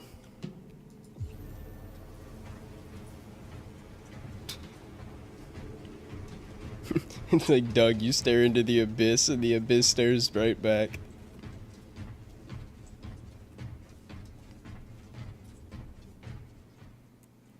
What was that one meme where it's like, reflection of myself?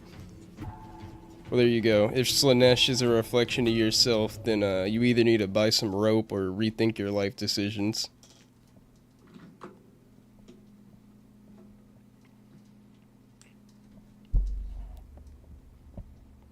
Preferably a rope, though.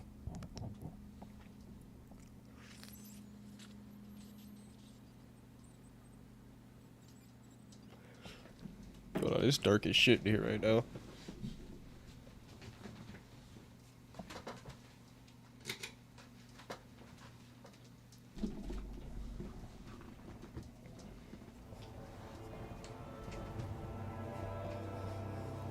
Mic on. Mic feedback off. There we go. Add some better lighting. I still need to get me an actual cam light.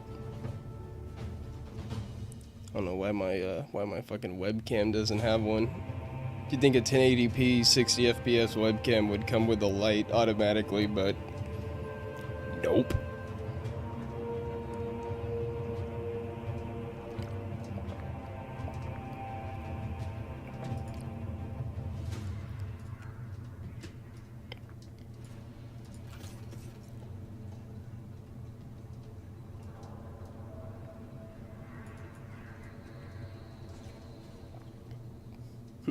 I just noticed that for some reason it doesn't show the robotic arm when in the select the class menu.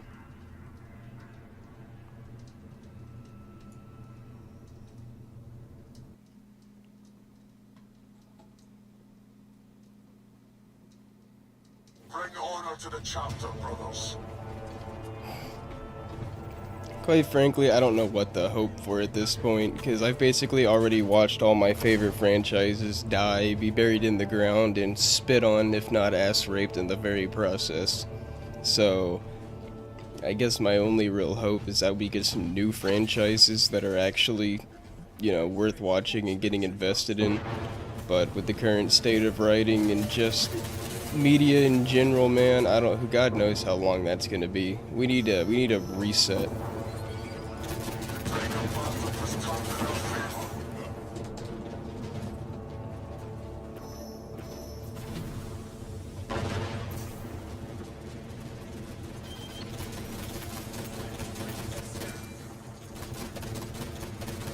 Like, we need a complete Hollywood reset.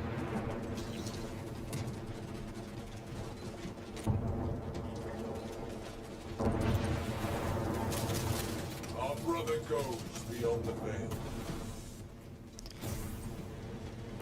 Yeah, trust me, Tyrant, I know. And the fact that we can all relate on that, just about everybody can relate with that statement on some level, speaks volumes. Avenge our fallen brother.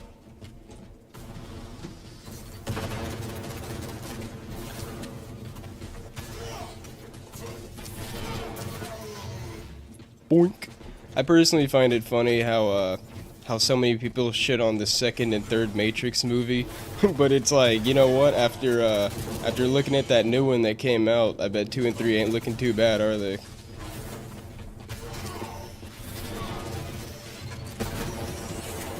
Oh, there's another one. Not a bad life though. Renewed, I return to the fray. Yeah, Doug, Berserk will always be great, but even with Berserk, you have to hope it gets finished at some point, and you also have to hope that the ending is actually good. Especially since it's not even the same person making it anymore, so we just have to hope that they know what to do with it.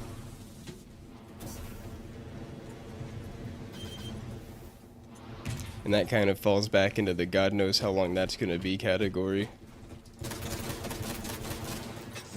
Astartes down. Damn.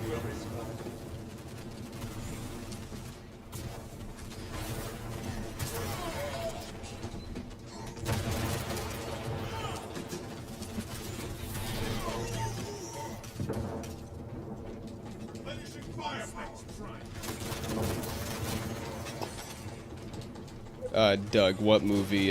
Berserk or Warhammer?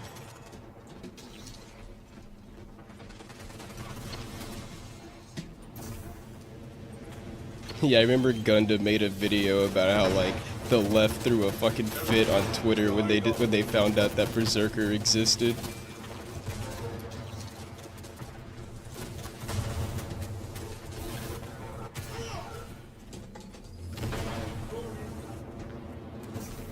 Because if you're talking about Berserk, then yeah, I heard that the like CGI adaptation was a fucking mess and looked horrible. But if you're talking about Warhammer, then I'm not sure which one you're talking about.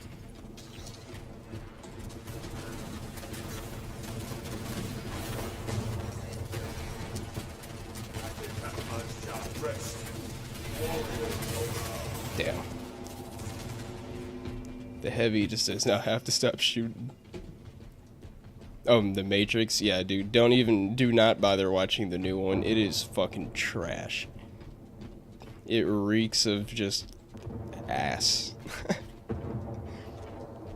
And it's pretty much another case of just, like, kind of doing its best to ruin everything from the originals.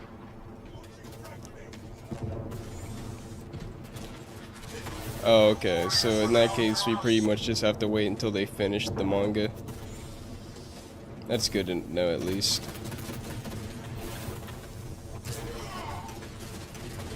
Dude, of course he got cucked. He's a MILF figure in a modern piece of media. What else do you expect? Or, I mean, Tyrant. The chapter is not finished. Yeah, and I agree. Berserk 1997 is definitely the best adaptation we've had so far.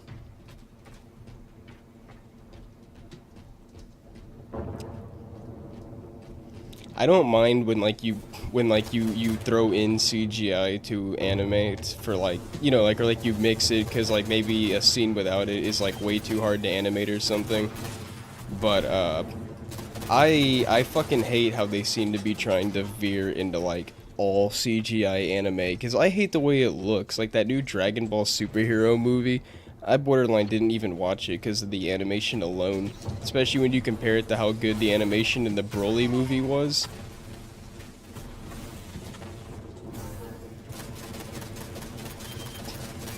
But yeah, like, I feel like at some point anime's definitely gonna be pushing for all CGI, and at that case, that's when my love for anime is gonna die out.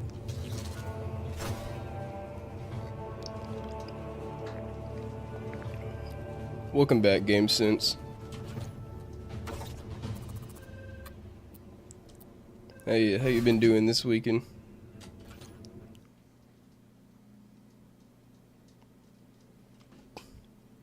Yeah, Doug, since he finished the writing already, which meaning that you don't have to depend on modern writers, that's basically the only reason you can have faith.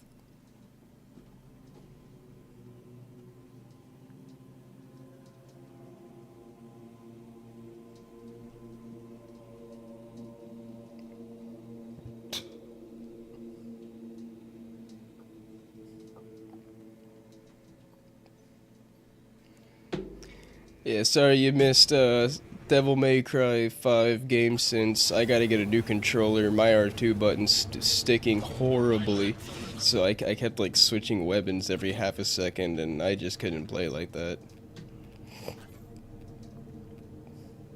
He kept like ruining any combo I was trying to throw out.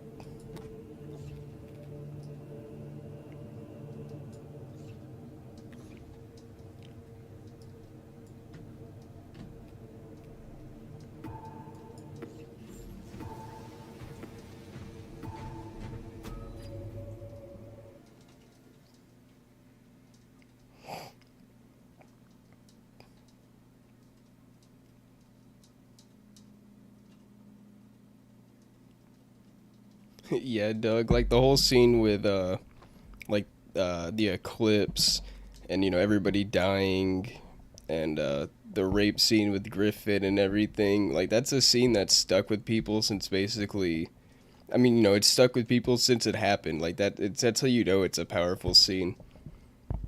Berserk will always live on.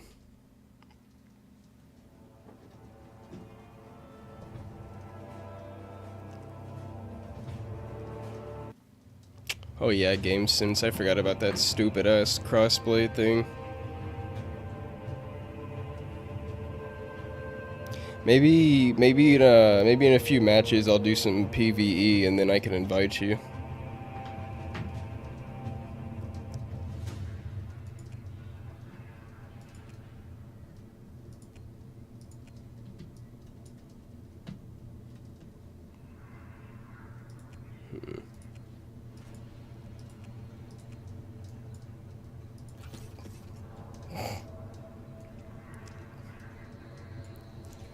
Well, exactly, Doug, because, Berserk actually had good writing, and because of that, it got you emotionally invested into the characters, and when shit did happen to them, you actually felt it. Very powerful scene. Bring honor to the chapter, brothers.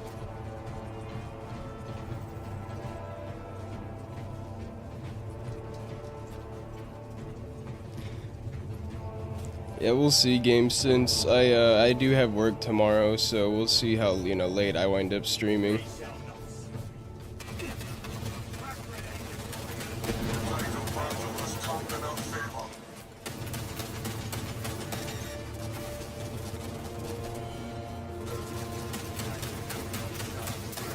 Plus, I don't know if I'm gonna have that issue with the Discord audio again, so I'm a little skeptical about that.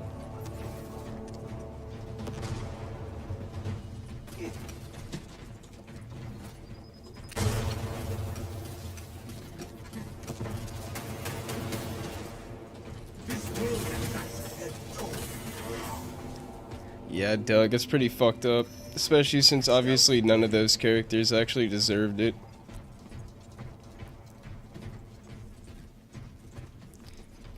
Yeah, Tyrant. Like, could you name one scene that's better in the 2016 one than the 1997 one? You just aren't beating that hand-drawn animation. Sorry.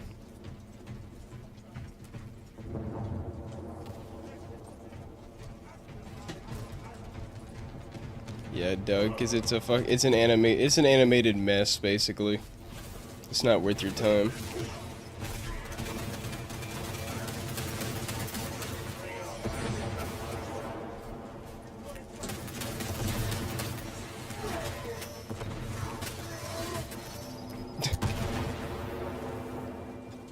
That's like two strength users in Dark Souls PvP. Just smack each other until dead. Where shall I plant this flag?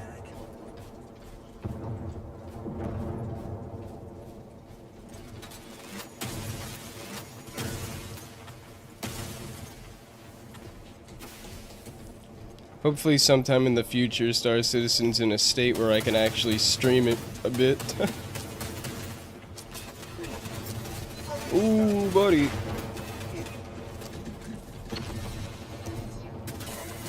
Ooh.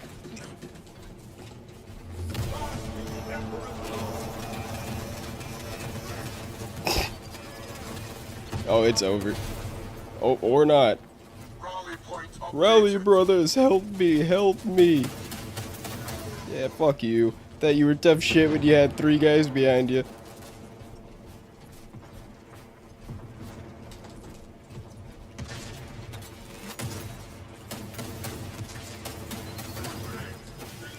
You garbage, you got no talent. I walked Bob Dylan on stage, you don't know who the fuck you're talking to. Banner, ready to deploy.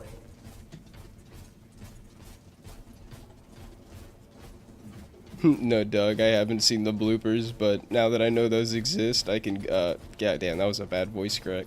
But now that I know that they exist, I can Google them later.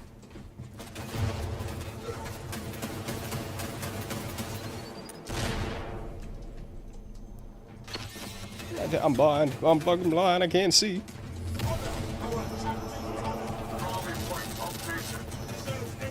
Oh shit, we're out of ammo.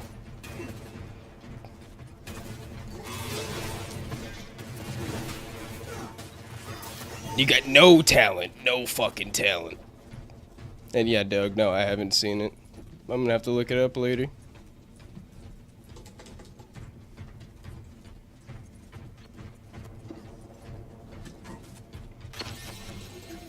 What is it? Just like bloopers with the voice actors, I'd imagine.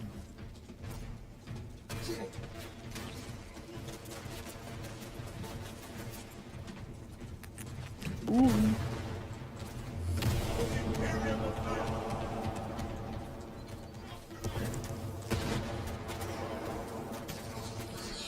It's always fun to play a class with a shield and sword. Doesn't matter what game it is.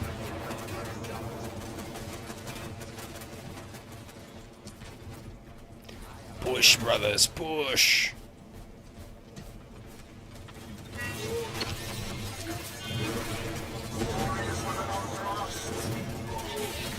Oh, that was bull. If I would have been able to finish that combo and do this slam, he would have died.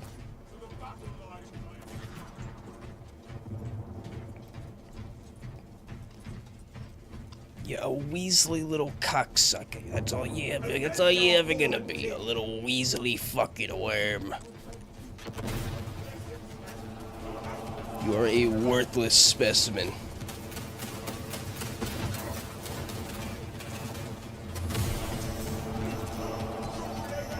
Oh, hello. No talent.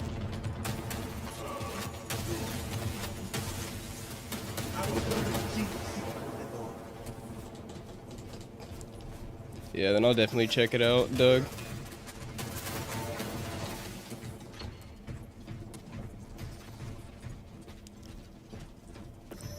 Yeah, it's definitely fun, Yurik, but I also wouldn't blame you if you didn't want to spend $60 on it.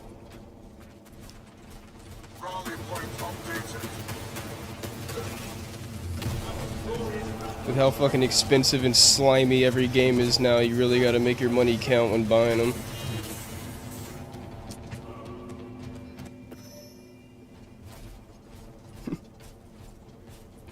Poir is Sexy re-uploads Synthetic Man's stream clips, right?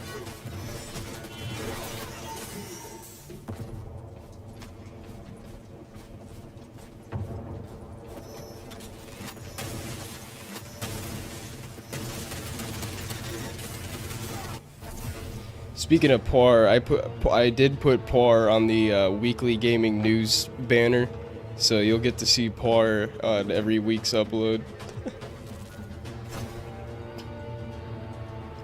Oh, yeah, well that makes sense too, Yurik. I've never been like a hardcore fan, I just found it interesting and this game looked pretty fun. Figured it'd be worth checking out and reviewing, you know.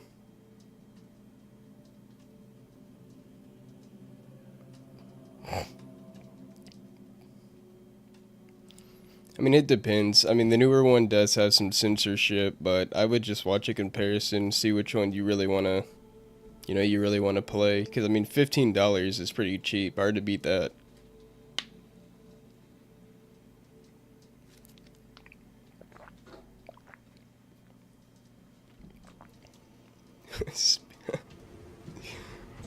I'm sure that would piss him off if he watched it.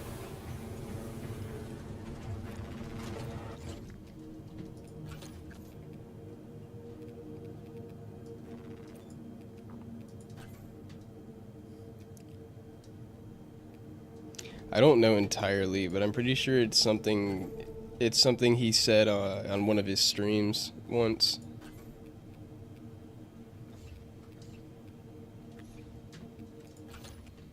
And you know how people are. You say one thing out of pocket once and it's done. People will instantly take it and run with it.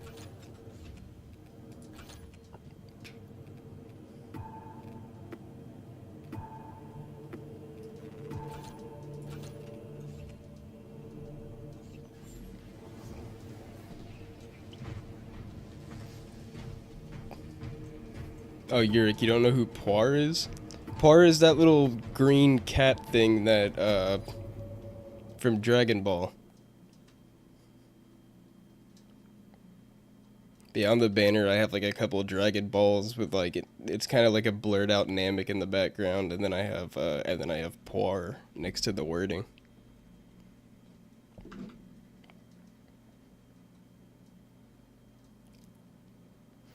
I mean, like, yeah, if you're looking at a price difference between like $50 to $60 or 15, then I would just say save your money and spend 15.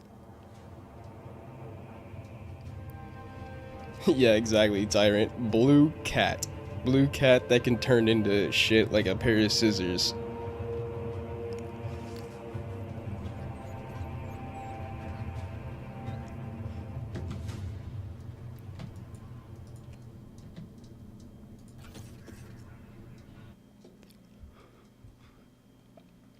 Oh, okay, Yurik. Yeah, I was just wondering because you put Poir question mark.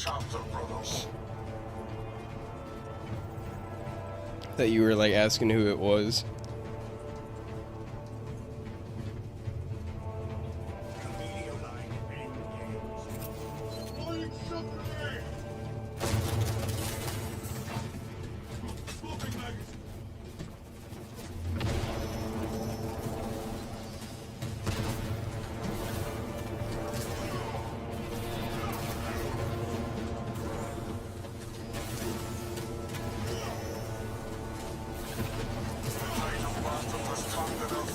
Ooh. Yeah, Doug, the future of gaming is definitely looking bleak. Either one of two things gonna happen. Eventually all this shit's gonna hit a boiling point, and a complete reset is gonna need to happen within the industry, or all this shit's just gonna continue to get worse and worse and worse until eventually the majority of us lose any care we had for gaming. And I'm guessing it'll probably be more of the second one.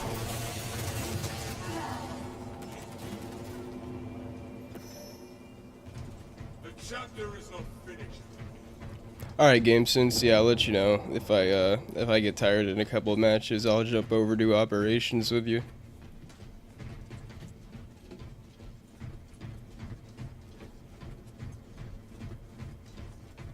Exactly, Tyrant. Either something has to eventually give way, or all this microtransaction, all this cultural war shit is gonna continue getting worse and worse and worse. And you see what I'm saying? Like, either they actually change shit and want to make money, or everything gets worse and either bankruptcy happens, or they try to appeal to a new generation of gamers who doesn't know any better, which seems to almost be what they're doing now, but I don't think that plan is working too well.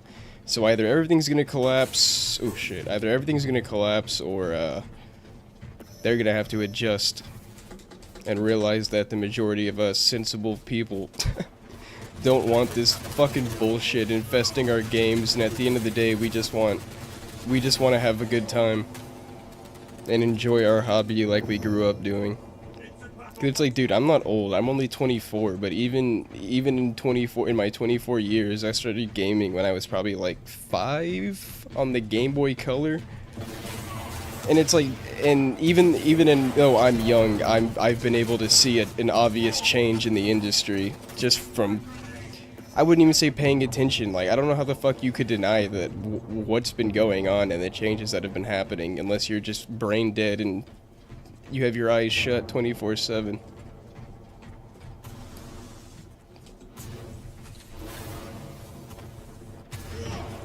Hey, that's what's up, Tyrant. Seems like most incels are in their 20s to 30s. Damn, yeah, I was surrounded there.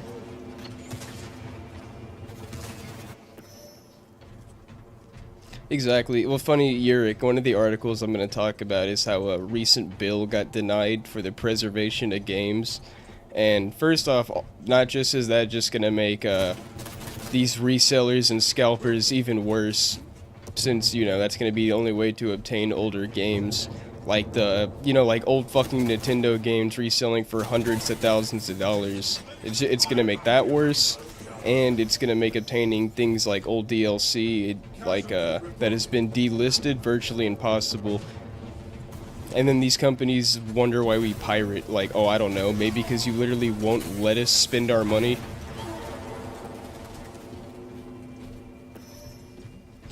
Like, it's funny, companies like Nintendo throw a fucking hissy fit over pirating, but then they, of all companies, make it some of the hardest out of anyone else to actually obtain these old games. But then they had no problem turning around and trying to resell you, like, Super Mario Bros. 3 for $60. I fucking hate Nintendo, bro. They're a degenerate fucking company who has absolutely no respect for their consumers or their player base. They make some decent games or whatever, but even then they're repetitive as fuck. All following a really similar formula.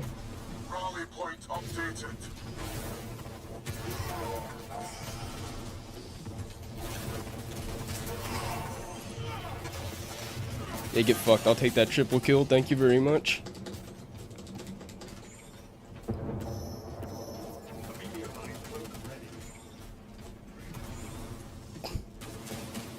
Dude, Nintendo's like fucking Disney. They would send a hitman to a parent's house because their son died and they wanted a Super Mario Brother logo on the tombstone.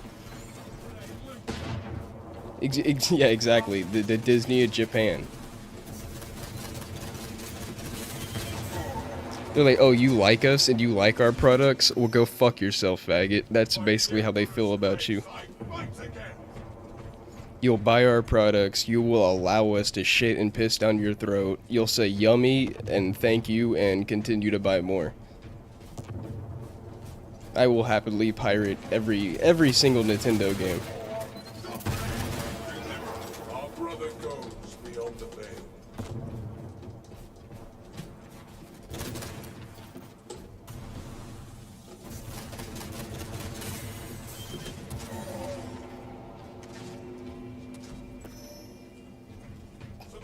Yeah, sorry, my wife's boyfriend said I'm not able to play Switch tonight, so Breath of the Wild will have to wait.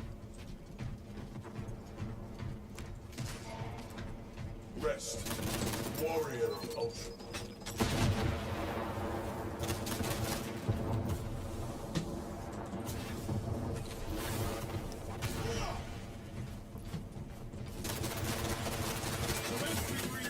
I mean, like, yeah, I already said that they're like, you know, they're like Disney, but yeah, Disney of Japan is the perfect way to describe Nintendo. And funnily enough, I can't stand either of those companies, so I'd say it makes sense. God damn, my nose is itching. 3 minutes remain. Yeah, Doug, you'll be surprised what you could find for really cheap at thrift stores or garage sales. You'll have people selling like handfuls of PlayStation 2 games for $10 or less. You know, instead of buying them from some reseller for $75.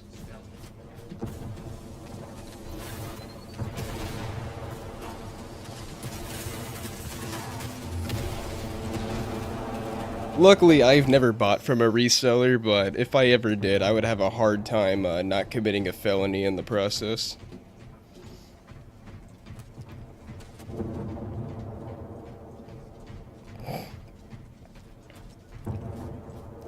Yeah, Yurik. Unfortunately, my PS3 collection's almost entirely gone, as I sold most of my games because I needed money when I was renting.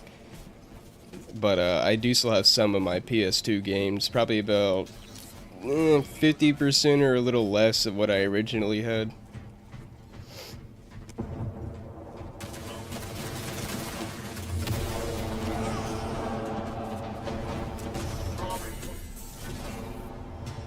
What I've been considering doing a lot lately is buying a jailbroken PSP, because the PSP has so many good games and such a large library that if I could get a hacked one, that would, you know, that's hours of entertainment for around $100-something. Get that. I swear, even though I'm only 20, or 24, I grow nose hairs like a goddamn old man. They're like itching the inside of my nose right now. I need to trim those whores.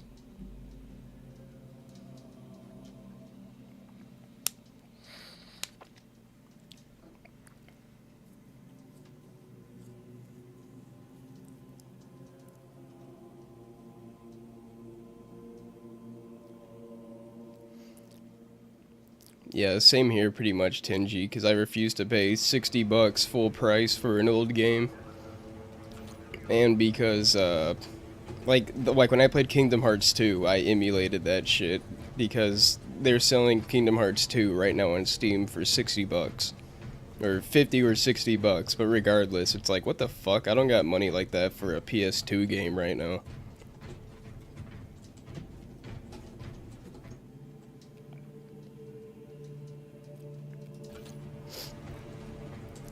Alright, so GameSense, if you're still here, I'm gonna do one more match of PvP, take a quick little water snack break, and then we can do a couple PvE matches, and I'll call you on Discord.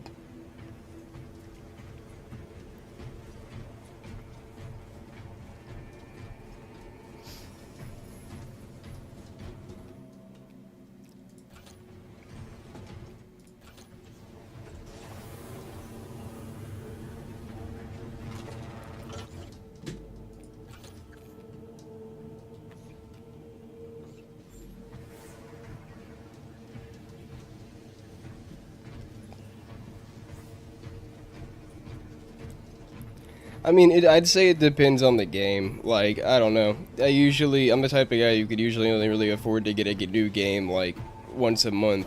Especially if I'm reviewing a game. I gotta pick what I'm getting. And, I think the main problem there, Doug, is nobody should have to spend $60 for a old PS2 game.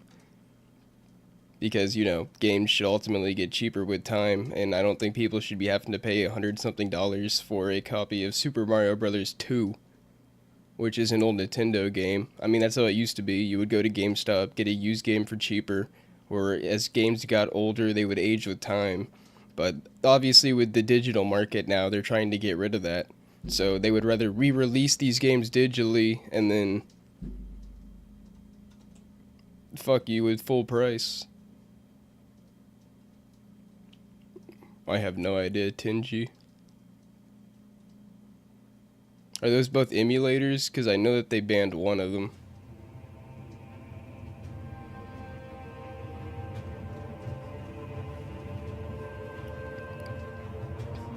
Like, I'm not really saying that those games aren't worth full price, but rather that's just the nature of how things are, As things age and get older, they become cheaper. And that seems to be the case for damn near everything except games. I mean, and that's how it used to be. Until the digital market took over. I didn't want to play Assault, but I guess I will since we already have 2 Bulwarks, a Tactical, and a Vanguard. Actually, no, fuck it, I'll go Heavy. Oh yeah, Yuzu sounds familiar. I remember I used Yuzu once. But yeah, Tenji, I'm not sure if they got those 2 in particular, but I did hear that Nintendo was basically trying to kill all emulators. Which, like I just said, of course they are, because they're going to re-release all those old games on the Switch store for AAA price. The tide of the traitors attack our terrain. Yeah, Doug, that's the problem with, that's half the problem is with the consoles themselves. Like, you need that particular console to play said game, but not just are those consoles still going for full price, but they're often going for 3 times their original price. Oh, hey, Kage. After this match, I was actually gonna invite GameSense to do some PvE. So if you wanna do some operations with us, you can. I'll put the invite code up. I would keep doing PvP, but GameSense is on PS5 and crossplay's disabled for PvP. The traitors attack our terrain.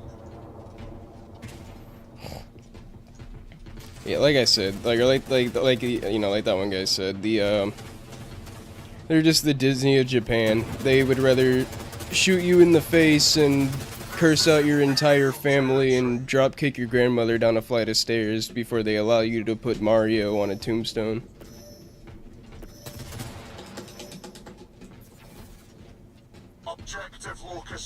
updated.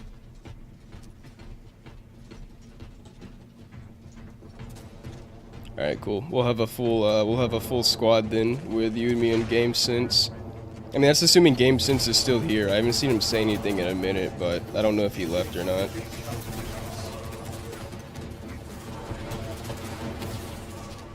Heavy is such a nasty class. If you can't get kills with heavy, you're doing something wrong.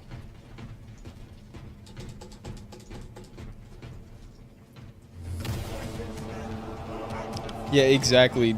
Yeah, Doug, and they're basically all adult babies wearing man-baby diapers, shitting and pissing at the slightest criticism of their favorite, their favorite multi-billion-dollar corporation. And they'll take any disrespect from the actual company itself, or any mistreatment, or any shady consumer practices, and they'll smile, swallow, and ask for more. Yeah, I've always said both Disney and Nintendo have some of the worst fan bases out there. They do not tend to be very respectable human beings. Obviously not all of them, but the most vocal ones. Glorious within our grasp.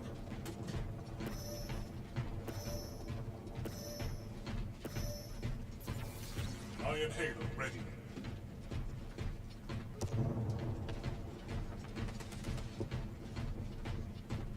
Objective locus updated.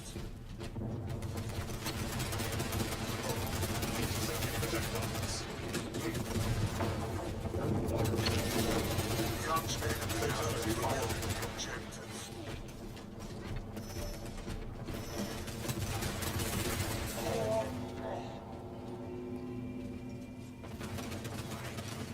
That's disgusting, Doug.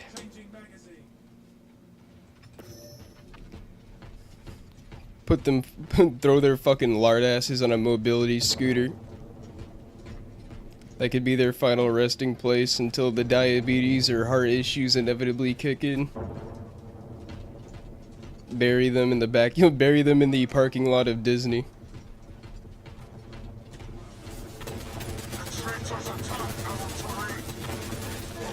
Like, dude, there was that shit just recently with Disney. Remember about that lady who asked, with the allergies, that asked for something a certain way, and then, of course, it wasn't made that way, so she wound up dying.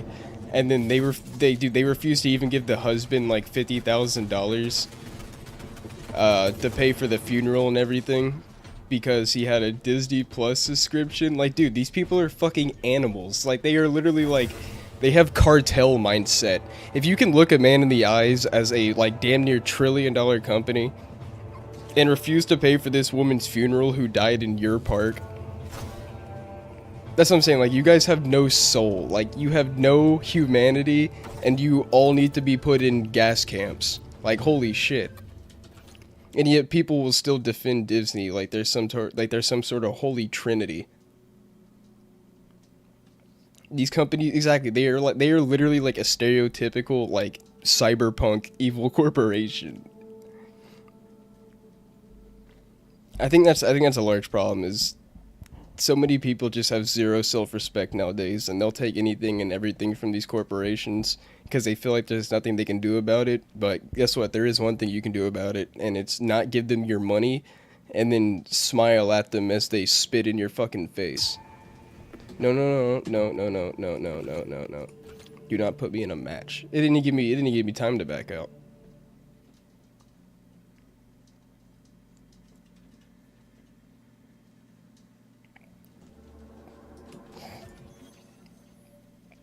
Alright, I'm just gonna take a look at my PvP loadout real quick. I mean my PvE loadout, and then I'll take that quick break. That way, when I get back, we can just jump right into it. And like I said, yeah, GameSense, I don't know if you're still here, but if you are, well, I can message you on Discord, but yeah, if you're here, then now's your time to shine, my sour brother.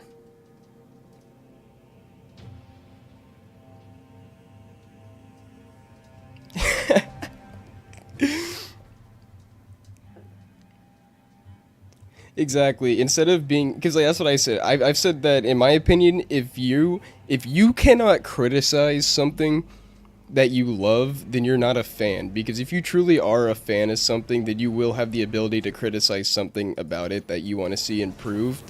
But like you said, those days are over. Now it's all about who can suck the fattest, meatiest fucking dick. Gotta include the balls too. And basically just defend these companies like their fucking lives depend on it, or like they're gonna get some sort of pay raise from Disney themselves for fighting tooth and nail to defend these soulless fucking companies. I kinda do, Doug. I've had an experience or two that freaked me out enough to where I couldn't think of any other plausible cause. So I'm definitely not some like, oh, ghosts are real, but I definitely think there's a possibility.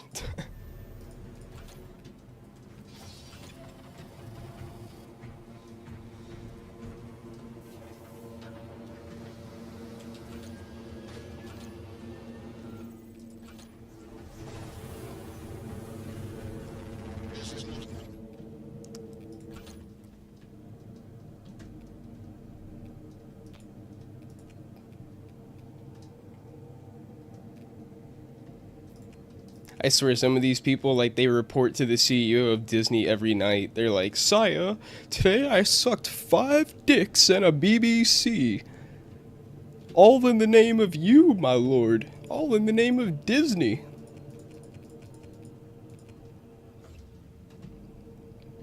What sort of special privileges do I get now?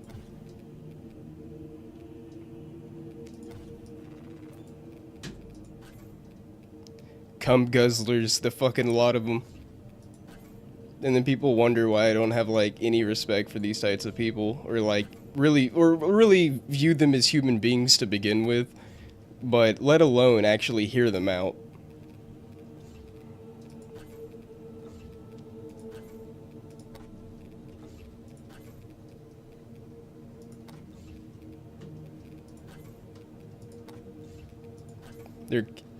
It's like they're not human beings. They're cogs in a machine. No free will, no free thought. All they know is dick and balls.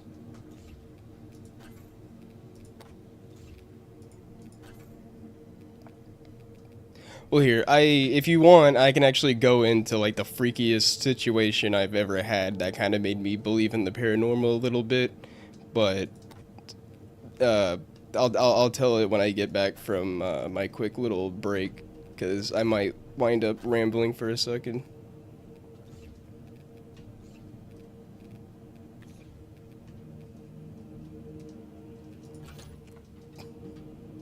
That's why I said, like, I don't even want to say subhuman. Like, they're less than human.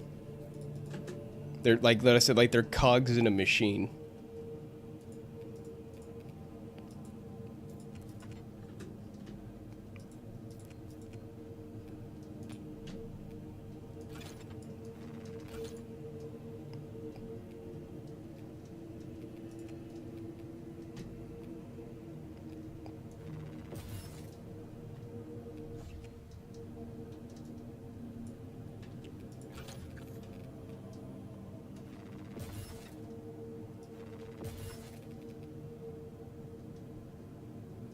Androgynous blobs, pretty much.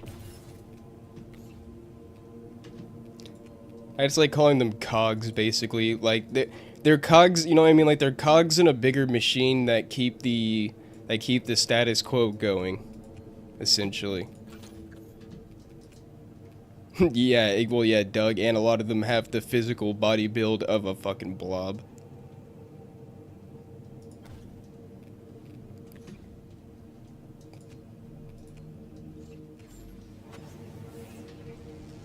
Oh, hold on. Alright, there we go. Alright, so, Kage and GameSense, I'm gonna go ahead and I'm gonna put the code up so you guys can go ahead and hop in here. Alright, there's the code. And then I'm gonna go ahead and call GameSense on Discord.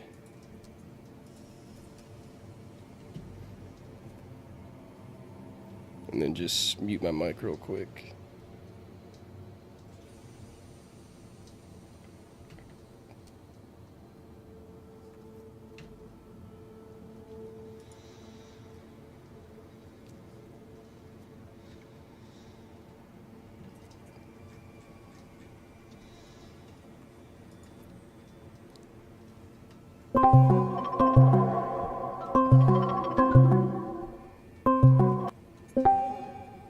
Hey, what's up, GameSense? Can you hear me? Yeah, I can hear you. Alright, One cool. sec.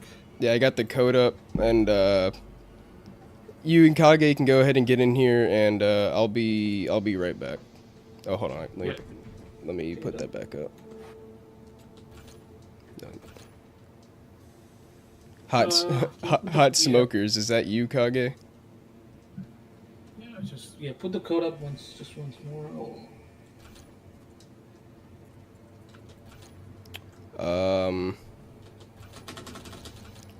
Well, for some reason it's not letting me put the code back up, so can you, like, rewind the stream for a second? Yeah, one sec. Alright, cool. Alright, bet. I'll be right back.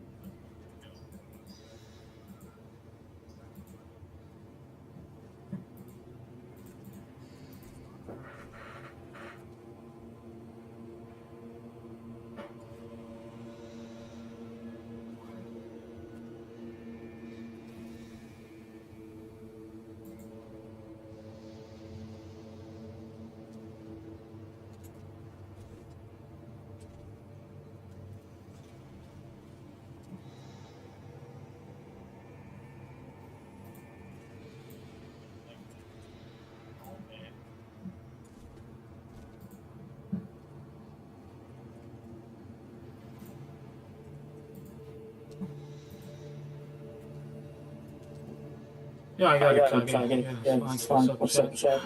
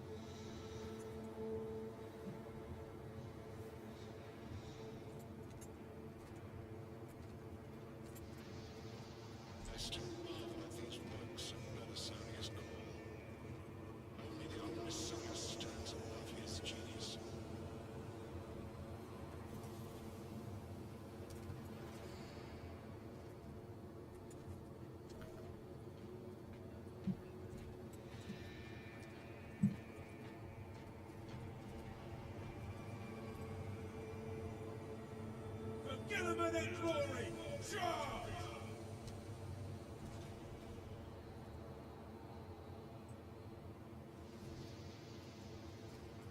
Recites the litany of hate.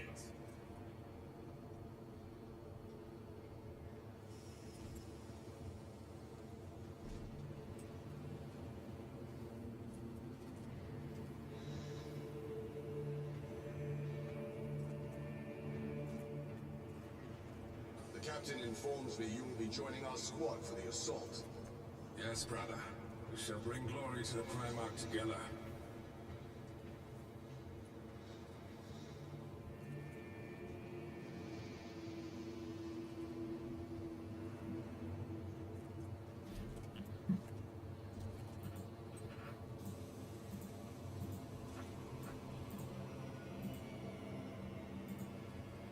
So what's up, chat? What do you guys want to talk about? Medicaid. Distribute vigilant supplements.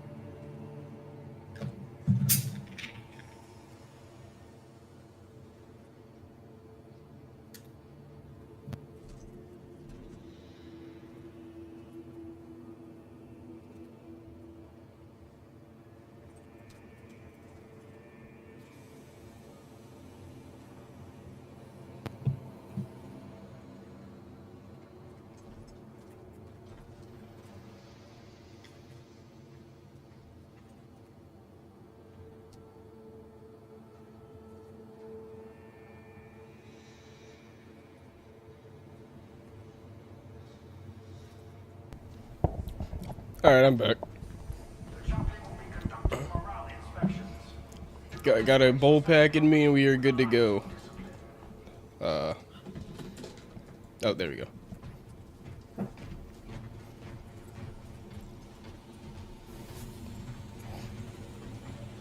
We'll let Kage finish up his customization real quick. Oh, never mind, there he is.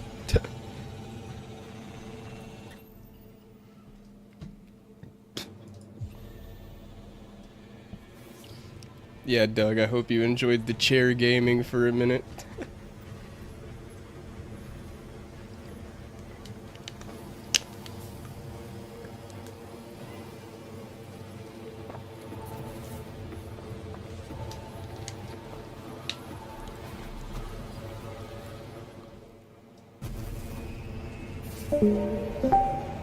Hello. What's good?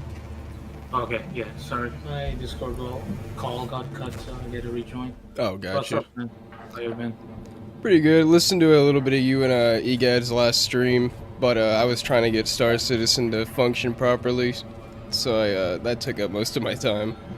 It's a waste of your time, bro. Just playing that game, you know, it's just a waste of your time right now. So Yeah, it's what I guess I said earlier. Like I just tune in like every 3 months to see how it's going, and then I tune back in 3 months later.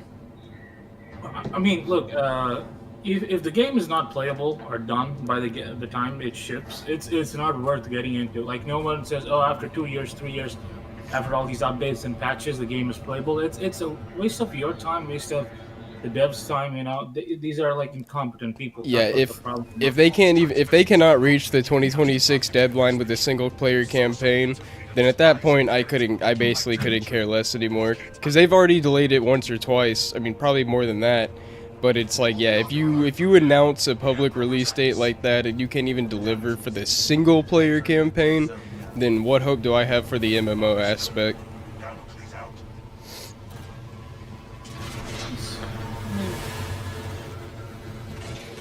I just wish they would just stop, like, you know, trying to appeal to this thing where, oh, games need to be bigger and bigger and bigger while the competency rate keeps going down. Just make smaller games, man. Just make smaller games. It's not that hard. It's like you need to worry about finishing what you already have and have already promised before you go adding more and more and more fucking features. It's not even features, bro. It's like... So Potential features. So in game design, right, you add a mechanic or fix one thing, you break two things. That's the rule. And that's all they've been doing. Yeah, that's always what happens. Like, you know, like I've seen like even small mistakes during when I was like making games. Yeah, like it'll just balloon into like problems. It's not worth it. So yeah, the only reason I'm even slightly invested in it is because it's basically my like my dream space game. I mean, it's kind of like my dream game in general, but definitely my dream space game. Here, I'll turn up Game Sense real quick. I mean, if you say it's a space game, right? That should be good. Like, you know, if the problem is, it's not even aliens, man. You say space, then like, I would rather just play Call of Duty Infinite Warfare. That's a better space game than what we got. So, you know. I mean, they do plan on adding aliens, and there's alien ships, but God knows how long it'll be before we actually see any of those.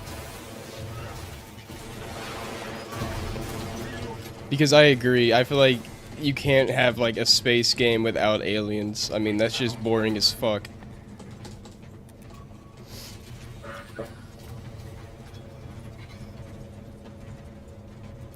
So what plans do you have? Like, you know, any videos you got lined up for this week except your gaming news one? I don't know, I might do some gameplay or something, but other than the gaming news, nothing else other than live streaming. They're just, I don't know, they're honestly, I just haven't been seeing shit to talk about or play outside of the gaming, you know, outside of the gaming news videos until around November when we get some new releases I can actually review and play for a bit. I mean, yeah, you should review Stalker if you can, because that's a big game, so you might, like, you know, get in the algorithm with that. But I don't know what else games. I mean, I can maybe like Well, Uh, actually, November is a pretty big month, and both these games are pretty scattered apart. So I'm probably gonna do in November. I'm probably gonna do the Dragon Quest III remake and Stalker 2. okay. Yeah. Yeah, that's good. Yeah, I don't feel like making videos anymore. So like with work and like not being able to get a job back, finding like making games, I'm just like done. Then what's the point? That's what I feel like. Yeah, it can definitely be exhausting coming home from work to immediately start working several hours on editing. Yeah, and like I'm not big enough to like pay for editor because I got no money. So Exactly. Well, yeah, that's one thing that makes editing hard is I don't make any money from doing this, so all the reviews are straight out of pocket. And with the pricing of gaming now, sheesh. yep. Yeah, Tyrant, aliens are essential for any massive space game. And if it takes place outside of the confines of our universe, then why not add aliens, just for the sake of variety and entertainment and lore. It makes any universe instantly feel larger. If you wanna go pick that up, yeah, you can get it, Kane. Yeah, I'm good for right now.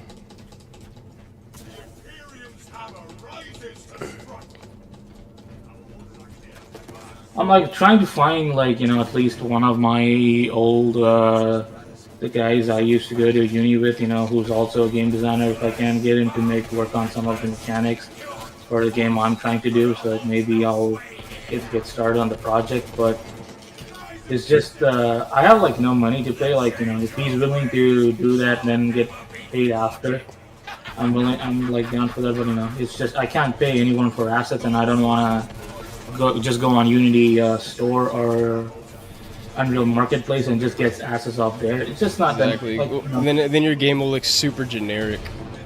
It's not even generic, bro. You're not putting in any effort. Then what's the point of like trying to like make something new when you're a part of the problem?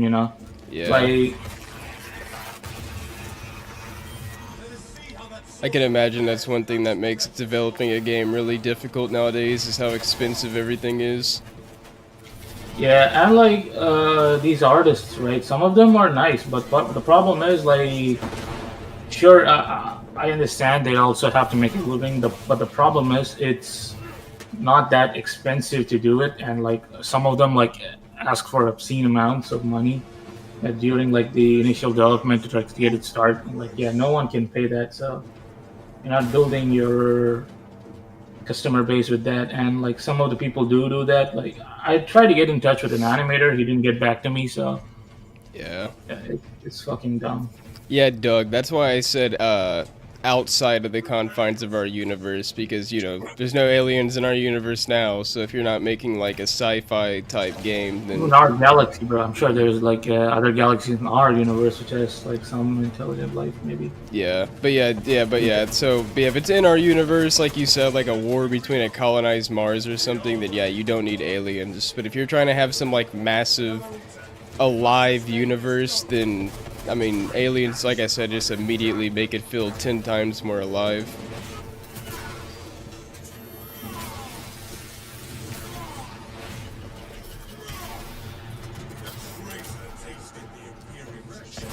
But yeah, Doug, that is pretty cool, and is definitely something that could probably happen one day.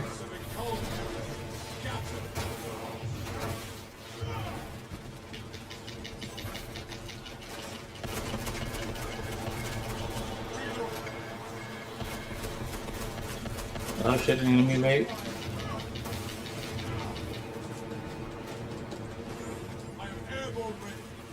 That's one reason I find the cyberpunk genre interesting, because, like, I don't know, I find, like, human enhancements through cybernetics and stuff like that to be super cool.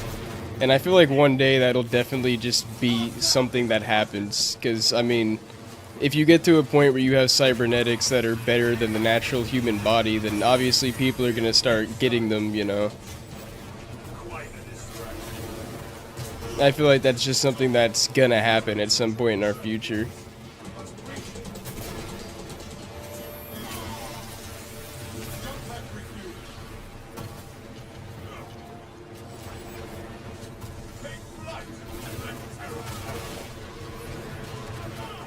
Maybe not in this lifetime, but eventually.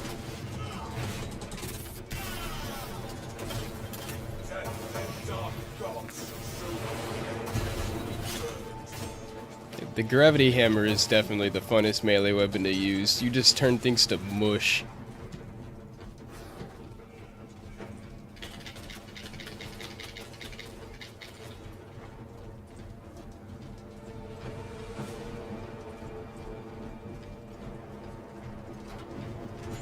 I'm airborne ready.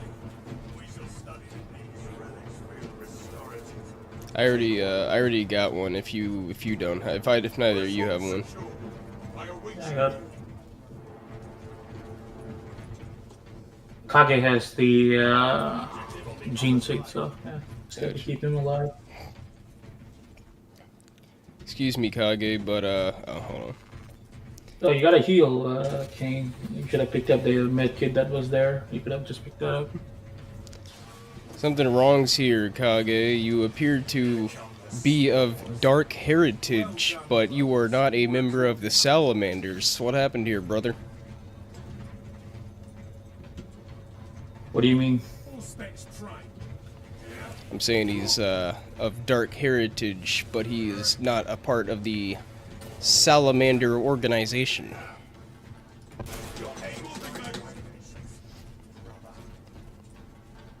All specs engaged. It's fucking complete. Yeah, I'm just joking though. Like I said, I don't know shit about the. Well, I'm gonna say shit, but I don't know enough about the Warhammer lore to know if that's how it is or not. No, they're literally black, man. They have charcoal skin because of their planet. Well, no, I know that. That's why I was making the joke. I meant like, I mean, I don't know if there's black space marines outside of the Salamanders. I mean, at one point I don't think there was, but I mean, since they've there's an changed the entire lore and legion stuff. of only African space marines called the Celestial Lions, and they almost got wiped out by the Inquisition for going against the Inquisition. But usually, what like when you're talking about like old art or phenotypes, they were usually white because they were British. So, Well, more like you what know, I'm now- saying is I don't know if in modern Warhammer lore if like any race is part of any order or not. But yeah, I don't know if that's been modernized or not, because I know they've changed a lot of stuff in the Warhammer lore, but I don't know if like any chapter is any race now. I mean, if you look at White Scars, right, they're usually Mongolian, like just Asian, the phenotypes. So that's what they don't change that much.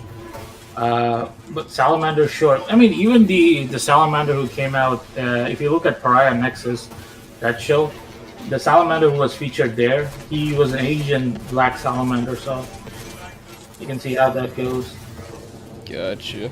It's all about, it's just ticking boxes, man. It's who cares, right? Who cares about lore? Who cares about authenticity? Like that shit is all gone. Well, Kage, you're playing as a Bulwark, right? I'm pretty sure the Bulwark class is black by default. Sniper. No, he's sniper. Oh, okay.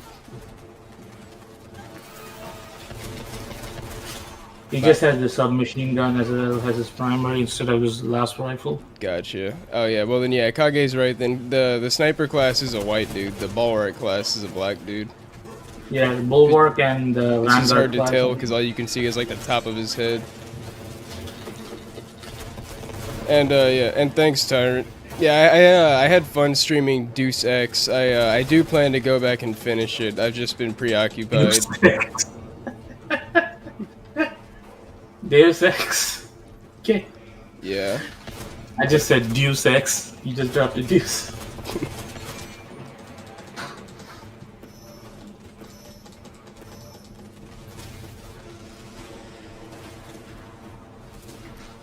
Well, yeah, that's what I thought, Doug. Obviously, in this game, it doesn't matter because you can customize your class to be part of any chapter. So it's not like, oh, I'm out of ammo. So it's not the best representation for, since I was just making a joke anyways. But yeah, I know that they've just made so many changes to the Warhammer lore that it wouldn't surprise me if like every single chapter was multi-diverse.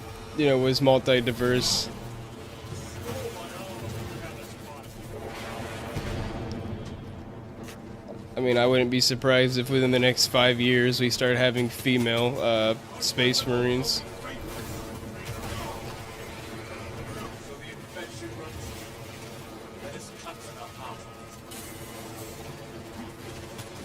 Yeah, Doug, 'cause that's what my friend who's a big Warhammer fan was telling me. Oh, I was saying that if that happens, if they make female Space Marines, and that's it, the franchise is basically dead. Exactly. And ultimately, I mean, it's going to come down to if the fans accept it or not. But at this rate, it appears that they would. And you gotta heal, man. Wait, you don't have any stims? No, I used a stim and then literally got hit once, and it took me down to the health I'm at right now. Wait, look around here before we get on the elevator. I'm sure there's some you can I just take. found one. Oh, yeah. Nice. Oh. So one more here, one more over here, man. Oh, hold on, there's an Okay. ammo box over here. Yeah, take this. Fresh munitions.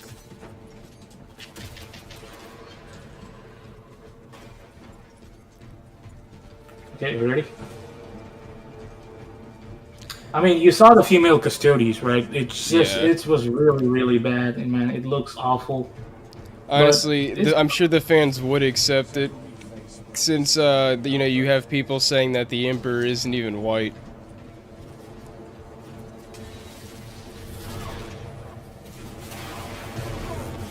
I mean, hell, just look at the comments of Sim's video. Those are the masses of Warhammer fans now, outnumbered by normies and casuals.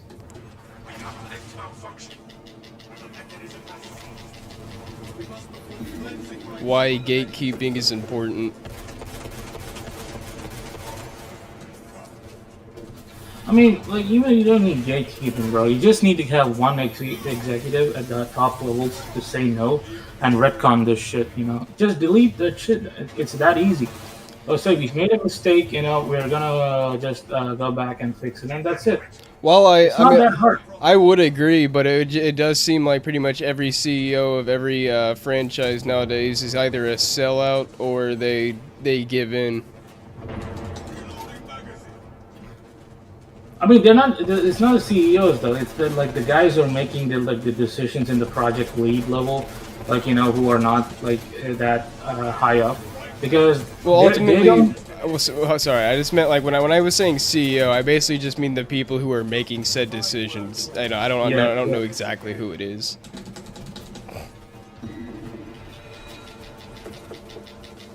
Because if they do that, right, it will hurt it. It will hurt the franchise, and then they will know, like, you know, they made a mistake. Because already, I think their sales are going down because people are going to third-party sellers. They're making their own models. You know, they're going outside, which is much cheaper, and they're not getting their paints and stuff. They're only buying the books, and even the books, I think people are just sharing around. You know, Yeah, they just half they the don't reason is buy because them. the pricing is just absurd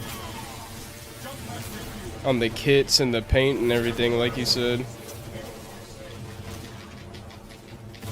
Yeah, if Game Workshop as a company goes under, like, you know, I don't even buy an IMF. Like, they get fucked. It's like they systematically infiltrated every franchise and every company and everything. You know, it's just not possible at all. Like, how is it like movies, TV shows, comic books, video games now, hobbies? You know, like even niche hobbies like Warhammer, which is more British than anything you would say. Like, but yeah. They infiltrate everything in a short time, like just that. That's why I say in a lot of my videos that the most important thing is to just speak with your wallet, because that's all these companies understand, and they don't give a fuck about anything else except their yearly income. If you want the sim right here, King. Gotcha. Well, exactly, that's what I'm saying, Doug. Like, the masses have already accepted all this bullshit, so they'll just continue, like we were saying earlier, like, they'll just continue to swallow the dick, the entire shaft, balls and all, and they'll smile about it and accept everything with no sort of argument, no sort of, you know, no sort of argument. And that's why I'm saying gatekeeping's important, because you have to keep those people out in the first place, because when they become the masses, it's already over. I mean, they're not even the masses, dude. They're just the vocal minority. That's it. Because majority of people who are like just going about their lives daily, they don't have time to worry about all this, right? So they refer to YouTubers or people who talk about this. Well, yeah, but when you got, sorry, you finish? no, I'm saying like so when it comes to video games, right? The reason why you see some franchises right now, like Ghost of Yote, is already like people. Since YouTubers are talking about it, like it is going to have less sales than the original. That's just always the case. But the problem is, some people just don't care when they're not. They see a kid, like they work, they want to have fun, like so they just consume, right? They don't think, they don't apply any critical thinking, they don't make any waves, like they just don't care. So, and that's the problem. Like those type of people are the problem. And yeah, but what can you do? Like it's just. You can't admonish them for doing that because they're also normal people, but at the same time, they're also causing a lot of the issue. And once, like you saw, once E3 went away, we were talking about this. You were there, right? When Yeah, I was there. So E3, when E3 was alive, you can see like it was there for gamers, by gamers, and only people who wanted it, like the investors. That's it. The normies didn't know where to go. They didn't show up and all that stuff. Even the online stuff was minimal. But once we went Game Awards mainstream and just constantly trying to get that audience, that's where everything went to complete shit. So until we go back to a model where it's we don't. We're not doing the just this Hollywood type of thing and just do we make good games, they sell, and that's it, and that's all it should be. But it's just like things I know about the industry. Yeah, like we're not like it's not gonna happen anytime soon. Well, all I was gonna say is vocal minority or not, these are the people that these companies are ultimately listening to. So either like you said, these companies are gonna wind up going bankrupt since the majority don't actually want this shit, or That's the thing, though. They don't listen to them, though. They listen to the community managers. Well, exactly. So or they need to stop being the vocal majority, and more people need to speak up, and then the people spending said money are the ones that need to speak up, because these people that crave the diversity and deep throat the cocks, like you said, they're the vocal minority, and they're the ones that are being listened to. So the thing is, right? Like if you're in charge of a project, this is what you do. So I don't say these opinions shouldn't matter, but the problem is if you're the creative director, these are the only voices you need to hear. So the direct playtesters for quality assurance, and like your core internal leads for each department, right? So if you have like individual programmers coming and saying stuff like if they're not working on their own, you don't need to listen to community managers like in recent days. They don't have no fucking power in the studio. You shouldn't listen to them at all because they don't know what they're talking about. They're only here for political reasons, and they will ruin your your whatever product they're trying to sell. Well, because it's all. Mm-hmm. Oh, sorry. I was just gonna say Doug Walker just made a pretty good point, and that's that the companies aren't listening to the woke mobs, and that's that the woke mob is listening to the companies. But that brings up an even greater point. If the problem comes from within, and if it's ultimately these companies that are trying to push said mindset, then I mean we're already fucked at this point. Because if the problems are already coming from within, then either we need, they need a complete team wipe, which isn't going to happen most likely until they lose enough money to the point of risking bankruptcy. But I mean, if the problem comes from within, then it's like, what hope do we have? I mean, we basically just have to sit and watch as our favorite franchises go under. So, on a studio level, right? If you take Neil Cuckman out of Naughty Dog, that would fix 50% of the problems there. Well, yeah, but clearly they're not going to, because they give him basically free reign to do whatever, including fuck Abby in the ass. Motion suit and all. Yeah, he hasn't done anything though. Ever since The Last of Us 1, anything he has touched has been a failure or like a project of someone else. Uncharted 4 wasn't his project. He just got it halfway done. The only project he worked on was Last of Us, and that's a complete pile of shit. I'm pretty sure they recently talked about how they were gonna make The Last of Us 3 though. 'Cause I'm pretty sure that's his head honcho. That's his curb stomp child. I mean, the hardcore gamers are done, man. They're not gonna touch that shit. Oh yeah, but my point being though is exactly that though. It's that whether he's making money or not, I haven't heard anything about them letting him go because they don't seem to care. They care more about pushing said message about than actually making money apparently.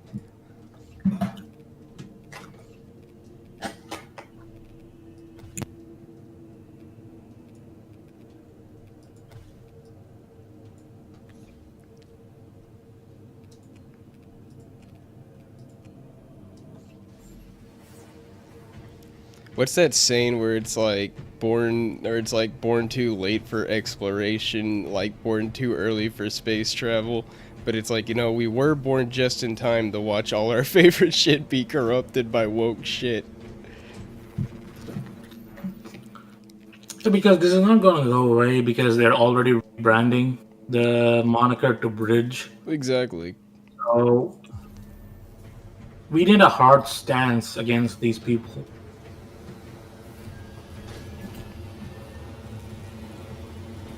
And if people say, "Oh, indie is the way to go," and indie will save gaming, the fuck no, man. It's another pile of shit where no innovation is being made. Like, what is the last indie game which like completely revolutionized the industry? Which even AAA studios are like clamoring to say, "Oh, this is what I want to make." This is a big idea. This is going to change how video games are made for that genre. But no, you see the same shovelware, and there are some genuine good indie games that you can play for a couple of times, have like a good experience, but you don't want to play them anymore because it's a derivative of the same genre or idea. Like, how many Hollow Knight clones have come out since Hollow Knight? But what have they improved? You can say the art style is good, but art style is art style, man. Like, it doesn't matter. Like, even if you put two really unique art style games together, you can say they have like a lot of similarities in the end because of the genre they're born from. Well, exactly, Doug. That's what I was saying. It's like they care more about pushing their agenda than they do actually making money. Apparently, I mean, just look at Disney. They've lost like billions from this shit, but there's no signs of stopping in sight because ultimately that seems to be more important to them than making money, which is absurd for which is literally absurd for a company, like unheard of, but. They clearly have some ultimate hidden agenda. Synth got a lot of shit for talking about Black Space Marine, the Asian dude, and all the Indian general, right? My theory is so in this universe, which is like trillions of beings across the galaxy. So the core part of your audience that you're exploring right now, one of them is black and one of them is Asian, and there's an Indian in there. What's the probability though? So that you can see that's just blatant propaganda. That's just filling a quota. Okay, these races have to be present so that we can say, oh, we also have inclusivity in our game. No one talks about that. They say, oh, that's based. The game is based. So no, they just are getting good at hiding it to a certain degree. It's funny because, how they say shit race isn't really what's important. You have, you need to connect with people on, a personal level, connect through emotions and shit like that. But then these are also the same people saying that they can't connect with said main character because they're not the same skin color. And honestly, that's really just what infuriates me the most about half this shit, is just the hypocrisy of so much of the shit that's spoken, and the they just don't get called out on it enough. And instead, these people are the masters of gaslighting. Because, like I said, like, they'll be hypocritical about basically everything they say at some point or the other. But then, as the second you point it out, they'll try to gaslight you. Make you, you know, try to make people, try to make the masses look at you as if you're insane or something for noticing. Because that's what these people hate. They hate noticers. If they had a chance, they would hang all of us. Because once they can try. Exactly. Because You my point is like, is once you get rid of the noticers, then you just have fruit baskets you can control on a whim.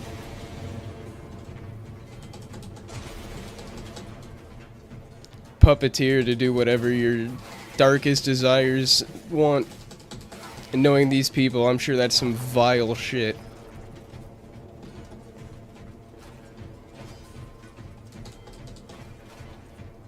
Doug, please, Doug. It's not race, it's body type. It's body flavor. A tragedy that all these munitions cannot be unleashed upon the alien scum. Activate the Quartermaster's code Solemn Wave. Well, exactly, Doug, and that's why Synth called that out in his video, like, because he didn't even mention that. Well, dude, that's the problem. Like I said, that's something I've noticed from starting to make content, is people don't even listen or care about what you have to say. They just hear one word, one topic, one thing that they don't like, and then they immediately put their tail between their legs, run to the comment sections crying, half the time not even understanding your point or your argument, and these people have no defense. They'll just call you one of the ist and phobe words to try to make what you're saying seem worse than it actually is.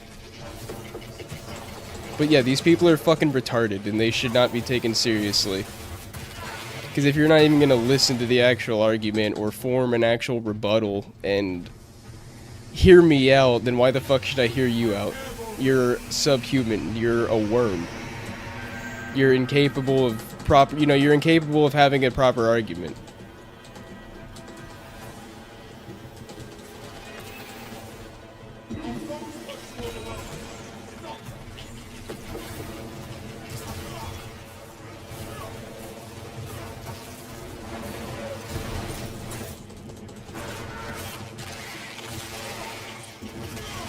I mean, they're so cucked, man. Like, they can't even like conceptualize anything good or fun anymore. Because you look at that Halo developer, right, who said that he doesn't want to have guns in that game, about like alien guns and shit, like Halo. Like, how cucked do you have to be? Like, it doesn't make sense, because people who say those shit, they don't want to innovate. They don't want to create anything at all, and that's who they are. To a core, like in their core being, it's just they just want to stagnate, just be there, get money, and that's it. These people don't work. And Halo is dead. You think Halo can come back as a good franchise? No. Hell no. It's literally the same people, different price tag.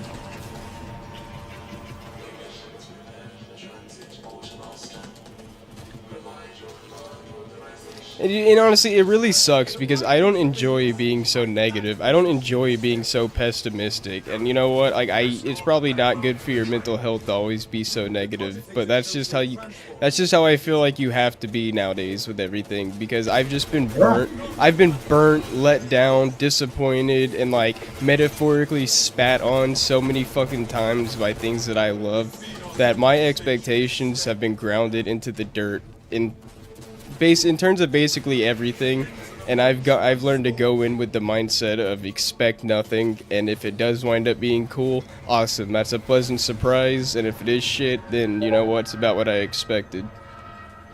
But I don't, you know what I mean, like, I don't want to be that way. I don't think anybody wants to be that way, but how could you possibly have faith in any of this shit when these people just constantly, like, fucking disrespect everything you love?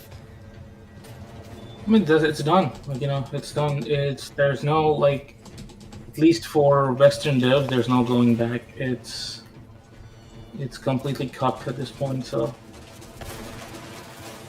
it's like, Japanese, or some of them are cucked. Like, I see people in the comments sometimes, and it, like, being super positive about shit, And it's like, damn, I remember when I was like you at one point, and honestly, I guess props to anybody that still can maintain to be positive to some degree during this, but I don't know how they do it. The amount of times I've been pleasantly surprised is just completely overshadowed by the amount of times I've been let down and disappointed. You seen that meme of they're the left who are trying to like turn it back on us, saying, "Why are you enjoying this? Don't enjoy it. This is bad." And they're saying, "Oh, I'm just enjoying a good game," and they think they're making fun of us, while retroactively they're making fun of themselves because who played Dustborn? Like Who played Concord? 2 worms and a synthetic man.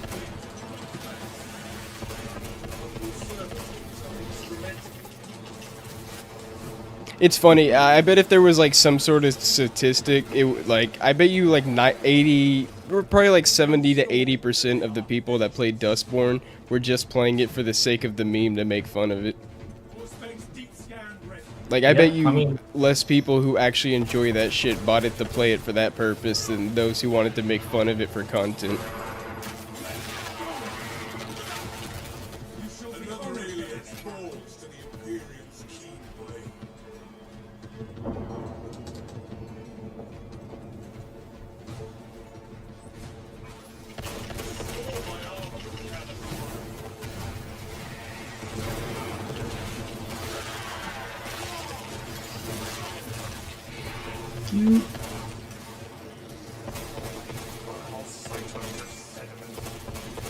And they'll still keep making those games, man. You know, it's not gonna end. Like, until these people are completely shamed out of the industry, like, this shit is not gonna stop.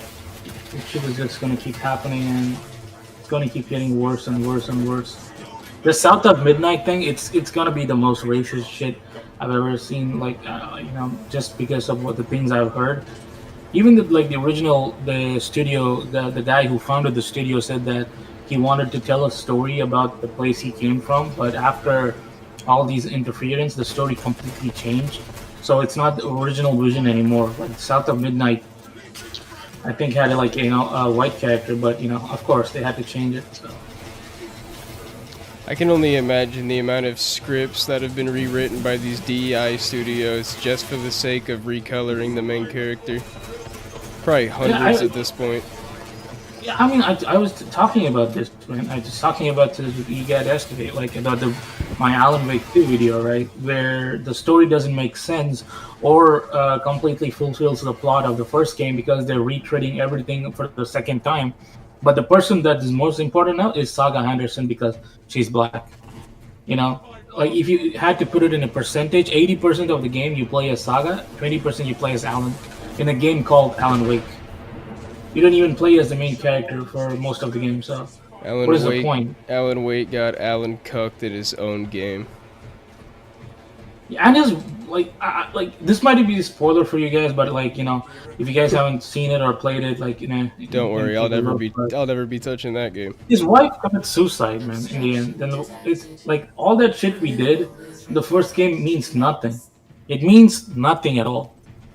Wait, who did? His wife, who we saved in the last game, she just committed suicide. Damn, they gave her the low tier god treatment. Like it's so tiresome. Oh, Kage, take it, bro. Take the stim. Kage, can he hear us or no? Hey Kage. Oh, but never mind. He jumped down. Yep. By the way, Kage, let me know if you want, and I can add you on Discord for future streams or whatever if you want.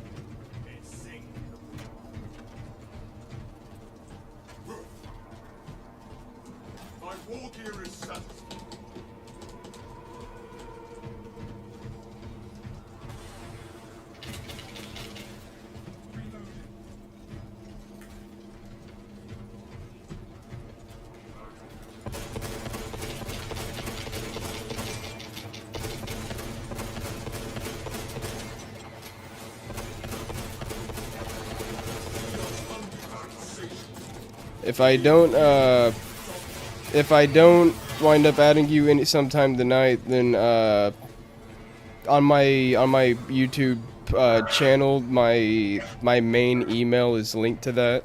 So if you want, you could just email me your Discord too.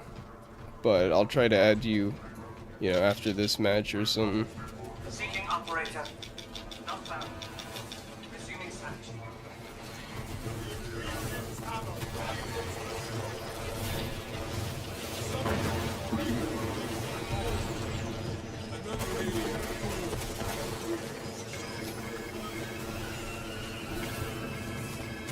Yeah, Doug, 4 really was the last somewhat enjoyable one.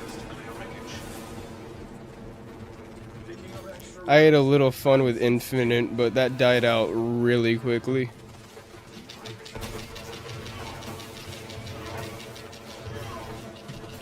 You see, like they're trying to bring back Years of War, by like making the game about the prequel between Marcus and Dom, but that fan base is gone, man. Who are they trying to bring back? They destroyed all that shit with Gears 4 and 5, so there's nothing left. Yeah, we'll see how the sales numbers do, but yeah, I wouldn't expect them to be high, honestly. It's funny, I have not seen much positivity for that game online either. People do not seem to be expecting much out of it. Which one, like Gears of War, the new one? Yeah, the prequel one. Yeah. If it's a prequel, you don't get the chain. Do you get the chain gun or no? In what? Because the Gears of War, because during the Pendulum Wars was the gun with the knife. So. Oh, I'm not sure. Yeah, so if it's before that, yeah.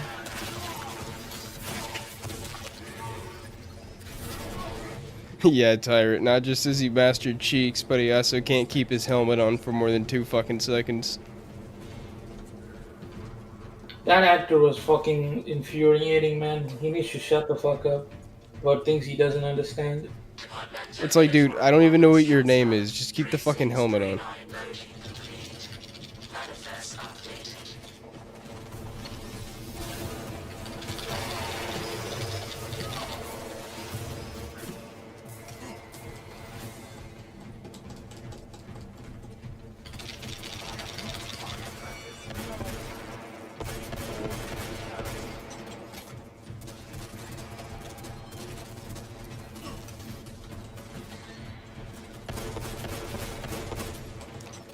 I've never been much of an Xbox guy, so most of the Xbox games I've played have been through Game Pass once they started bringing them all over.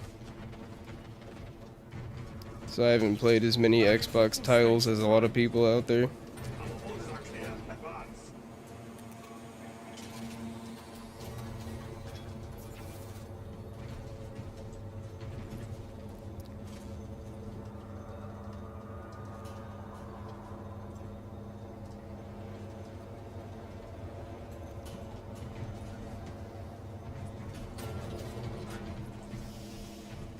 Lieutenant, payload is delivered.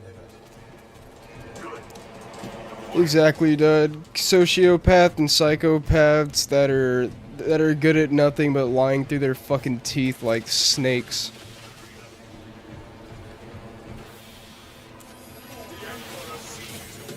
Oh, dear God, my health just dropped like it was nothing. Hollywood isn't looking for human beings, they're looking for corporate billboards which they can use to sell products. That's why Dwayne Johnson is the highest earning one, because despite having absolutely zero talent at acting, they pay him good money because he's good at advertising things. I genuinely, like, I hardly even view Dwayne Johnson as a human being. He's like a product with legs. Like some sort of weird Fallout cute creature that managed to develop a personality for one sole purpose, and that's to sell you shit.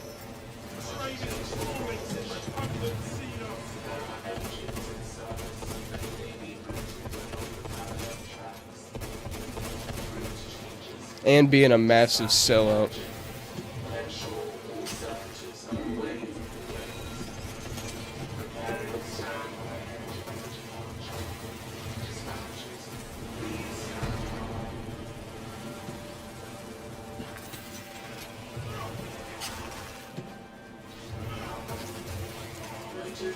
Yeah, but Doug, even then, but then if you have a good indie film like Terrifier, for example, and it does wind up making some good money, then Hollywood will always find a way to get their hands on it.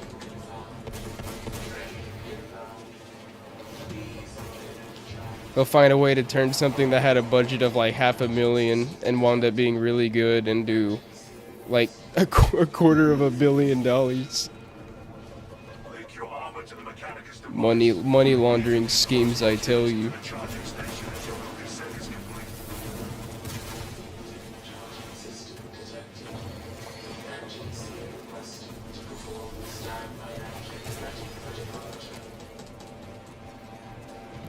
Well, dude, The Rock dying? Bro, fuck dying, bro. He can't even lose a fight according to his contract, because his ego is bigger than his massive, shiny, fucking bald head.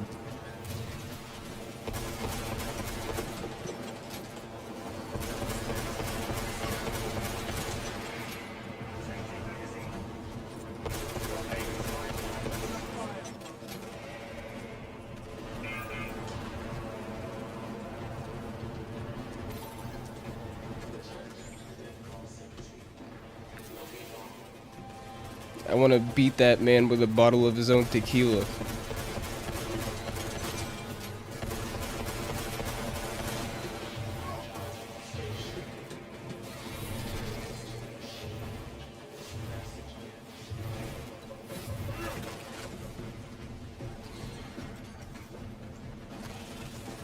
It's like from a distance, of course. If that man got his hands around my throat, it's game over. Or should I say that product? Be like trying to fight the T1 Terminator.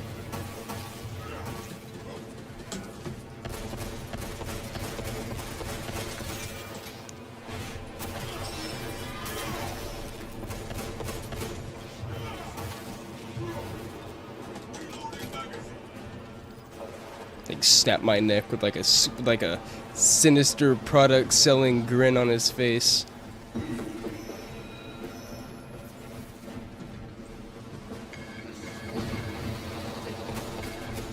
I feel you, Doug. I used to be like that for a while, but I became pretty like desensitized to like fake horror.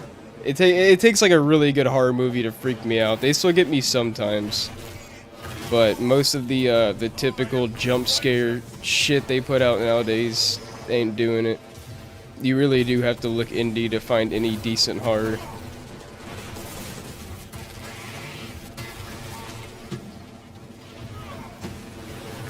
You there, Game Sense?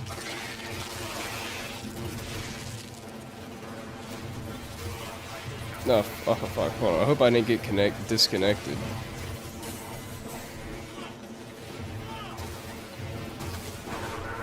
Yeah, Doug, I saw a video about that. That shit was hilarious. I can imagine his PR guy being like, alright, say this is the first time you've had 5 guys. And then he's like, are you sure? I've done this like 4 times already. You think people aren't gonna catch on? He's like, nah, these people are fucking retards. They won't notice anything. Yes, brother.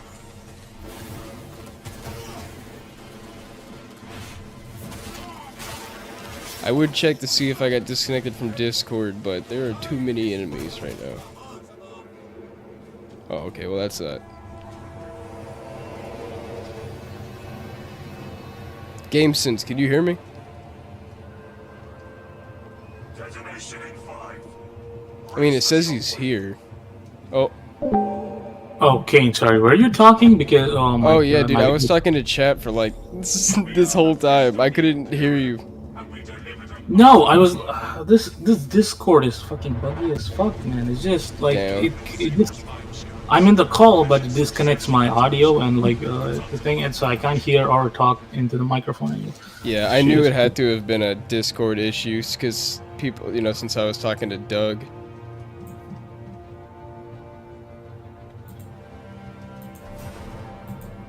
Oh yeah, Tyrant. Korea makes some really good horror movies.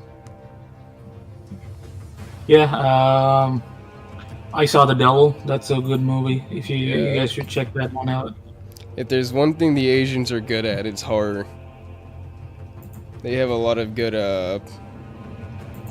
stories and tales to base their movies off of.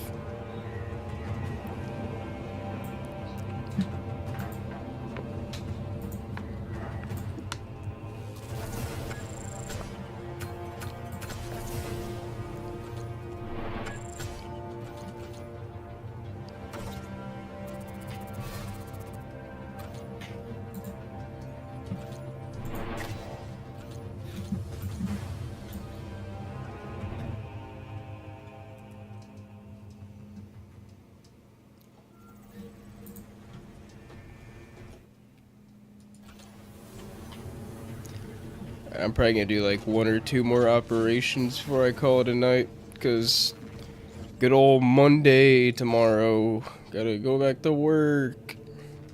Be a wagey slave.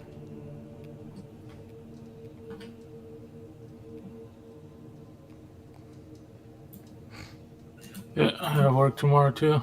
Hopefully, there's like not a lot much work. So Yeah, it's all you could hope for.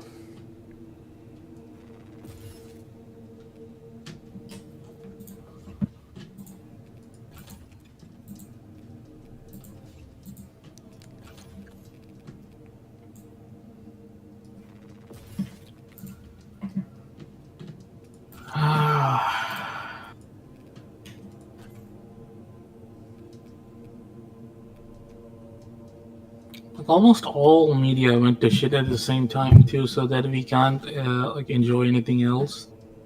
Yeah. So we're just stuck in a rut because I don't read like normal comics anymore. I might like go to independent creators or Kickstarter, like some comics from there, but that's it. Like manga, like it's always good because there's a lot of variety. You know, not two mangas are the same. So at least that is still a viable thing that's from Japan. We can say Japan is cucked, but Not their fully manga. No, I think there is a little bit pushback, but we'll see. You know, how, like That's just what I mean. Yeah, there's some. It's just not fully there yet. yeah, I hope the Japanese people realize how bad it is and like change like some of the things about their society. Like if the new the prime minister, right, the current prime minister goes out, maybe we'll see some like better changes because the current prime minister is one like that is causing a lot of the problems like in the country. So that's why they took out Shinzo Abe.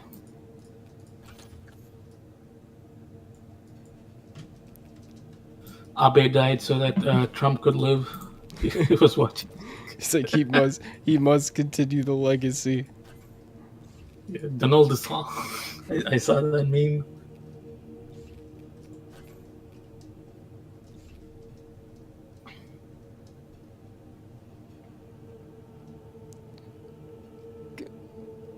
Oh, Tyrant, I might have to check that out. Gunjiam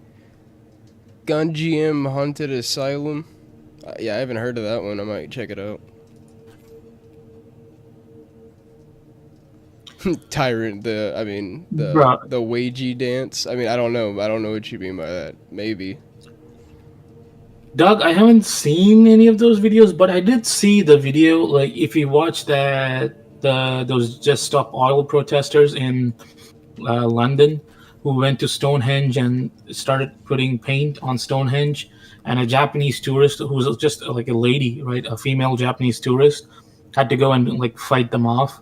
This old lady is doing it for a country that's not even hers, and the British people are just watching it happen. Like they're so cucked, man. But say that honestly doesn't surprise me. They probably just go there and they're like, "Wow, dude, this shit is sad. People actually live like this." Yep.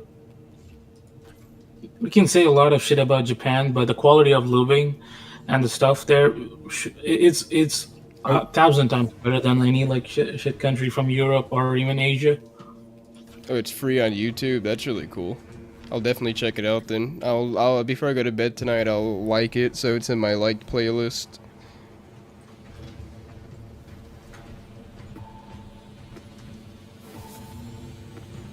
Yeah, maybe after this match, I'm also gonna go eat something. Maybe I want just I don't know what to do, man. I don't know if I should watch a movie or TV show or I don't know, play something because nothing is interesting, bro. Yeah. Did you have dinner yet or no? You have to go make something else. I mean, I've just been eating random stuff throughout the day, but when I'm done streaming, I'll probably make like an actual meal. Yeah, like once Marvel Rival comes out, if you have you played Overwatch or no? Have you ever played Overwatch? When you Yeah, I had played a lot of cousins? the first one. Yeah, me too. But I didn't even touch the second one. So maybe when Me Marvel either. Rival comes out, we can all play. You know, something like that, because it's more casual, right? Yeah, I'll probably definitely be streaming a little bit of Marvel Rivals. From what I've seen of it, it looks fun, but obviously I'm yet to actually feel it. Wait, is there crossplay? Let me check right now. Hopefully, just about everything has it. Then you have games like Sparking Zero that pop in like, what's that? Area that can destroy it. Our best available tactic requires an Okay, there is full crossplay between console players. I might be so bold as to interject, Lord Titus, that battle barge dates back to the Great Crusade.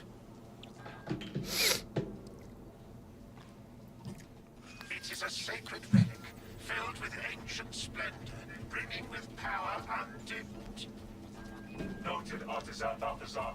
I am authorizing Talassa to commandeer the battle barge for the duration of this I conflict. haven't done this mission Will then yet. be returned to your care.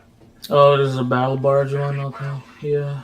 But you will need my assistance in locating such an ancient machine spirit. They need to add more missions, at least just one mission a month, man. Because Dude, I was saying earlier that there's we need more multiplayer maps badly, and I really hope they add more factions eventually or something. Anything for variety. Sorcery gnaws at my soul. Tyrant. I haven't really looked at 2B much, so I don't really know much about it. I've barely been watching any TV and movies lately. Well, I've been watching some movies in the theater here and there. I mean, like once every several months. But I've barely been watching any TV, except for a few things I see here and there on YouTube. What the? Did we just go the wrong way? Or, this is the right way. okay, I'll just follow you then. No, I'm just searching this one. It's like over there. Imperium's hammer rising. I am airborne ready. The Emperor's siege. The Emperor's will is done. Yeah, it's like, yeah, Doug, they don't have the sack for the Emperor's children.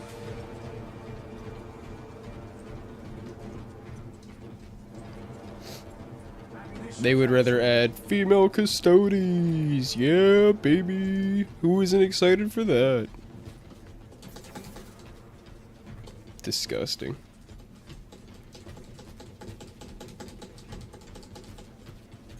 I mean, there is a time and place for female characters, man. But the thing is, like, they ruined Joanna Dark. They ruined Lara Croft. They are going to maybe ruin Metroid with the new Metroid game, but we'll see. Because we were talking about in like yesterday's stream about all that woke shit that was happening with Metroid the Other M, but Well, I don't have a problem with well-written female characters. I think most people should have a problem with female custodies. And that's coming from someone that's not even like deep into the franchise. Like that seems like a huge lore change. I mean, nothing matters, man. Nothing matters. That's the whole point. Nothing matters to these people. It's like agreed, Doug. Add it to the goon cave. Yeah, it is a fetish, like it is like the fetish, the Muslim army thing. That's one of the reasons why they're doing it. But The mass normalization of fetish. Oh my god, I just have like dyslexia right Fetish. now. yeah, me too. The fetish. I can't say it at all.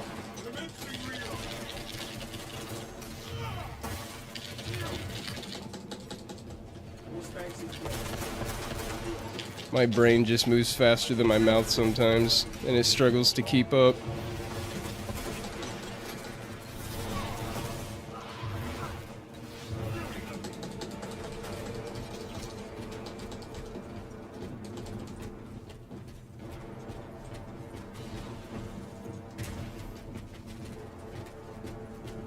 Fresh munitions. We cannot backtrack. Move that boulder, brother. Paths are clear and codex compliant. It is difficult. That's a big ass ship.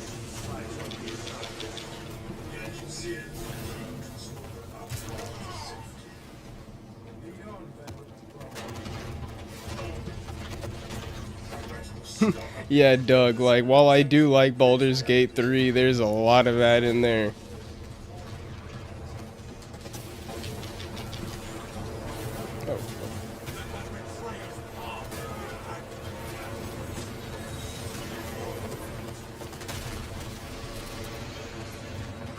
Dreadnought's gonna tear them all up.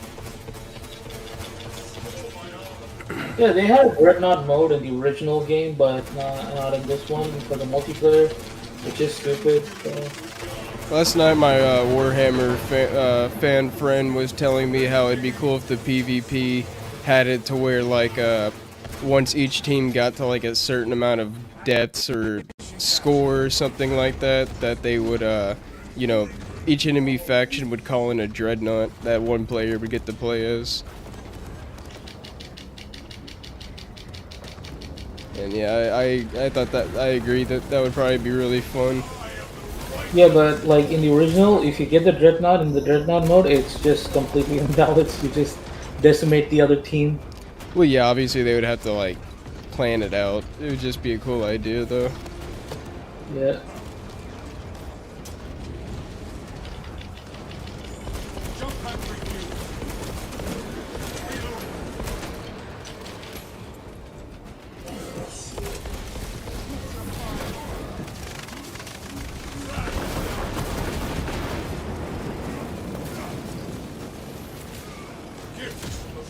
One franchise that I would like to see come back, like, is the Mummy, but like, the problem is Brendan Fraser is now too old, and I don't know if he'll get back in shape for like a reboot or a sequel. But the Mummy movies were really good. I don't know if you have seen them, King. I've seen the original one. I didn't bother Yeah, the original. watching the newer one. Yeah, the original is like all-time classic. Yeah, Kage, that would be really cool. Terminator armor. Well, one game franchise I would love to see again is Infamous, but at the same time, I wouldn't trust modern PlayStation to do it without making it lame and gay.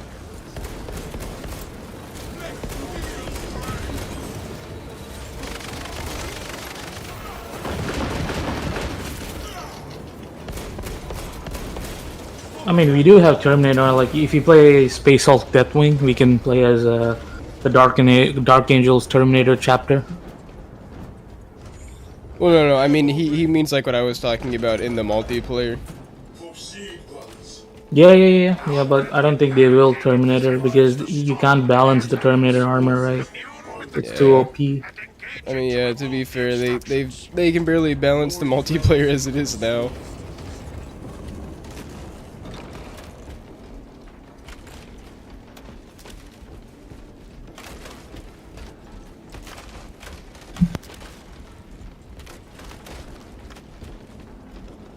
And we just walk through these big wooden chairs like they're made out of cardboard. Crane engaged. Heretics detected. There's a lot of good angles here, but I will make it work.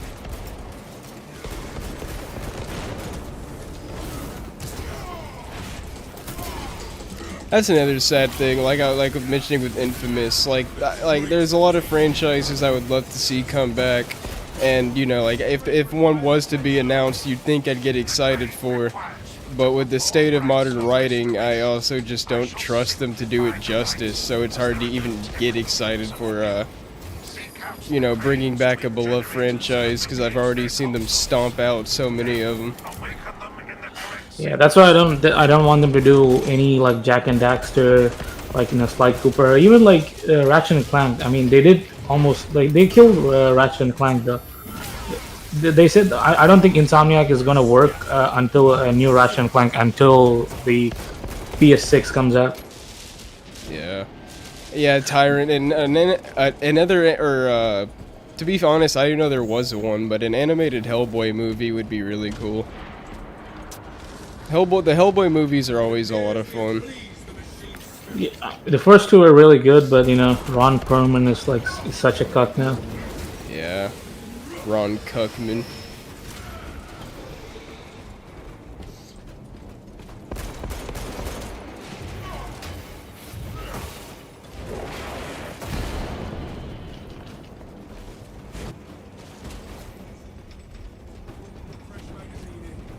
Well, we can just jump it. That's what I'm saying. Like, come on, man. We can fit through that. There we go. Being cucked by an invisible wall. You are nearing the vessel's site, Talassa. Ensure nothing further impedes your progress.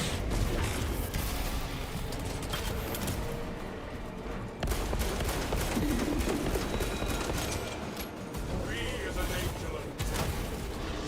The Imperium is not for heathens. The design of the demons in that newer Hellboy movie were really good. I would love to see those implemented into like a horror game or something.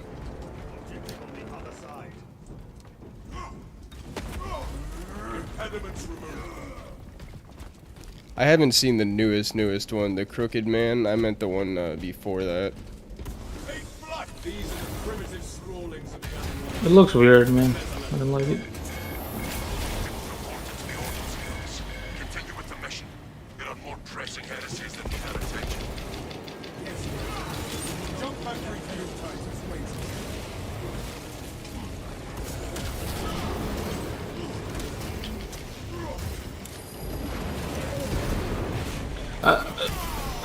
Did you watch the new Predator movie? I didn't watch the one called Prey, but except like I always go back Predator, but it's just they can't make like it's such an old movie with such a low budget, and it still moves a lot of like blows a lot of movies that are like current day.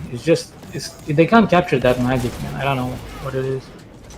Yeah, well, I'll have to see it, Tyrant, because like we were saying, that doesn't mean too much when a lot of these original creators turn into cucked bitches, as the years go on and they get corrupted by these politics.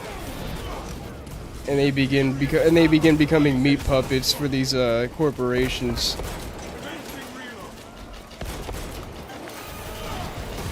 You can almost like watch as the soul leaves their eyes.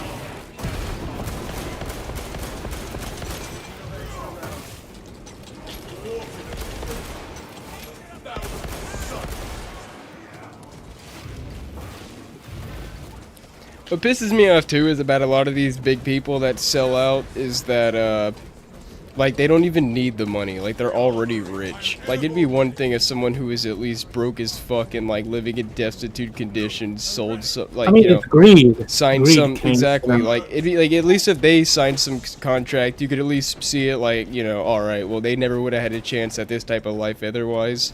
But when you take like someone Sim says, right? yeah, but when How you much take would you someone sell out who's already a multi-millionaire and they do it just to become an even bigger multi-millionaire, it's like, dude, have some fucking integrity. Like, my god, you are a spineless worm of a human being. You who would sell all your own morals and your actual beliefs for more money, despite already having enough to last you and your children the rest of their lives if spent, wisely. Sim was saying, if you sell out, it has to be in an obscene amount. If you were going to sell it, how much would you sell it for? I have no idea. I can't even think of that right now.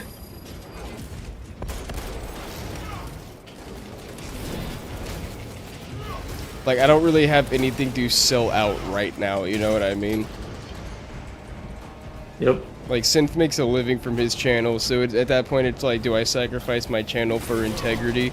But for me, it's kind of like, if someone came up to me and was like, hey, I'll give you a few $1 million to advertise this product, it's like, you know, that maybe I personally dislike, it's like, well, shit. I mean, I'd be dumb to say no. My war gear is set. It's like, cause like with that one money, I would never have to sell out again, essentially, because I'd have enough money to last me the rest of my life. But like, if you were to, if I was to be making a living off of YouTube or something, and you were to ask me, then that would be a different question, because at that point it's like synth, where it's like, shit, do I sell out the integrity of my channel for money or no? But if I was making enough money to, you know, be comfortable and live off of, then I also don't see why I would. Yeah. I don't like. I'm not like. I'm a person who doesn't need a lot to be happy. If all my bills are paid and I can at least afford some of the things I like, then I'm having a good time. I'm enjoying life. Yeah. I mean, the only thing what I want is, like, you know, if I can save up money to just make the games I want to make, you know, and actually make a difference. Like, that's all I ask. But Doug said next stream Skate's gonna advertise Raid Shadow Legends. I mean, yeah, when Synth did it, I didn't realize why he got shit for it. I mean, just do it, man. Like, it's fine. A lot of people like do it. It's not wrong if he does it, you know, so that he can like make money. He is like spending a lot of putting money in it. So if he's not getting anything out of it, why would anyone do it? Like, a lot of people got upset for that, like, sponsorship, but Like, I'm not gonna lie to you. I mean, if I was to get like an email, you know, I have like what 100. I have like 100 something subs right now. If I was to get an email from like Raid Shadow Legends right now, and they're like, "Hey, we'll give you $2,000 to advertise Raid Shadow Legends in your next video," I'm not gonna fucking lie to you. Of course, I'm gonna do it, and it's gonna be obvious to anybody watching why I'm doing it. Because for me, $2,000 is rent for a couple months or several other bills paid. Yep. Yeah. And don't get me wrong, I'll do my best to make the ad like funny and pretty obvious that I'm doing it for the money. But you know, I mean, I'm not in a position in life where I can turn down a few $1,000s to advertise something.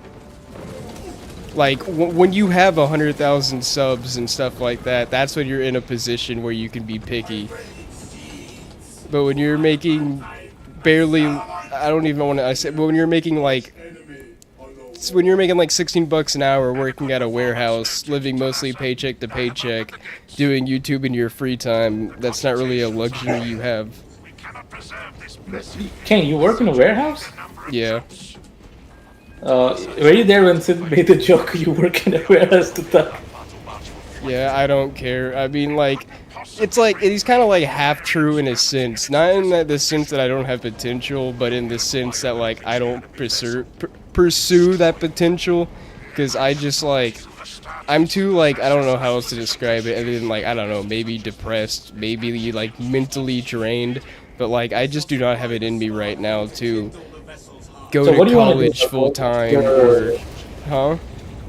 What's your goal? You know, what is it that, like you want to do? That's your, like, you know, you want to do, like, you know, be a journalist full time for video games, or, you know, you want to video games? Honestly, I couldn't tell you. The credits that I currently have for school and what I was going for is computer science, because I originally wanted to get into programming. But I also at the same time, looking at the current state of the industry, I also don't even want to know if that's what I would even want to go back for. Like, dude, the whole thing's fucked. It might, like, I don't... Programmer, yeah. I can work with you, man. If you're a programmer, yeah. Well, I mean, like, I'm not a programmer. Like, I didn't finish my degree, and I barely know how to do it at all. Like, that's the thing. Yeah. It's like, I just do not have it in me to go work a full-time job right now to make ends meet, and then also go to school full-time. I am too mentally drained for that shit right now. And to be honest with you, I mean, I don't really know what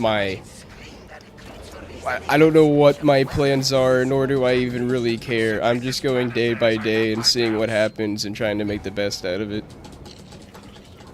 Yeah, I have an undergrad in computer science and engineering, but that's why I don't want to focus on programming. That's why my core focus is design. So, yeah, I mean, yeah, if you do it, it's not hard. You know, you can learn by yourself. It just will take more time. if you do it, if you don't have like a really good person teaching you that. But you know, you have to take what you can where you can, I guess.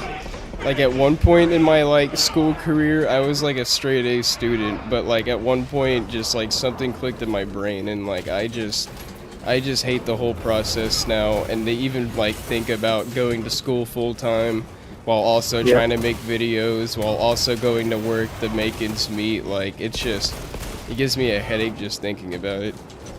I mean, yeah, that's your like, you know, academic route, like, you know, but what is like if you can for work, like something that's full time, that's like fulfilling, what do you do? What Dude, would you honestly, I don't know, because nothing sounds enjoyable. I would like I mean, like I said, because it's the only thing. Since I like gaming, I don't know. Like the one thing I did kind of want to do, like I said, was programming. But at the same time, that feels like a pointless endeavor, given just the state of everything and how the current industry's going. I mean, you can do it on your own. You know, just download Unity and Unreal. So both have different programming languages. You can just learn, man, on your own. It's not that hard. But yeah, but at the end of the day here, though, we're talking about like a career. We're talking like making a living off of. And I don't know if that's what I want to pursue the next 4 years of my life, or maybe even longer, when ultimately it's not going to be worth it because the industry's dog shit, and I'll be selling out my soul to work for a company that I don't even enjoy working at because we're making slop fucking games with no soul. Yep, that is true. I mean, like you were saying, like even if I wanted to make like my own game, I wouldn't even be able to afford the assets and shit to even like fathom that.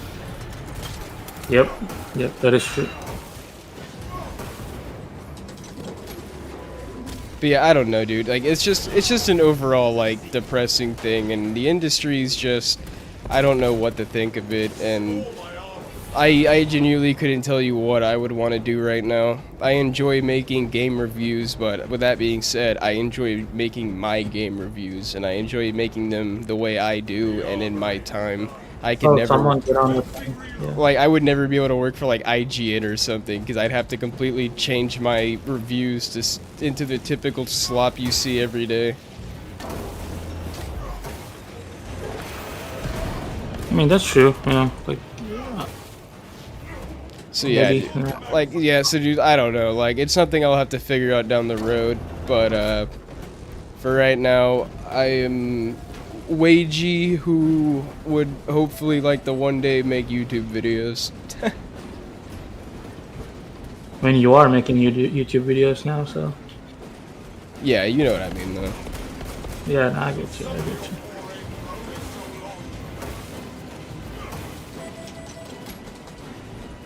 It kind of goes back to what I was saying earlier, like, I don't enjoy being so negative, and, like, I don't want to have a pessimistic outlook at life, but, like, when life has done nothing but be pessimistic towards you, like, there's only so much you can do.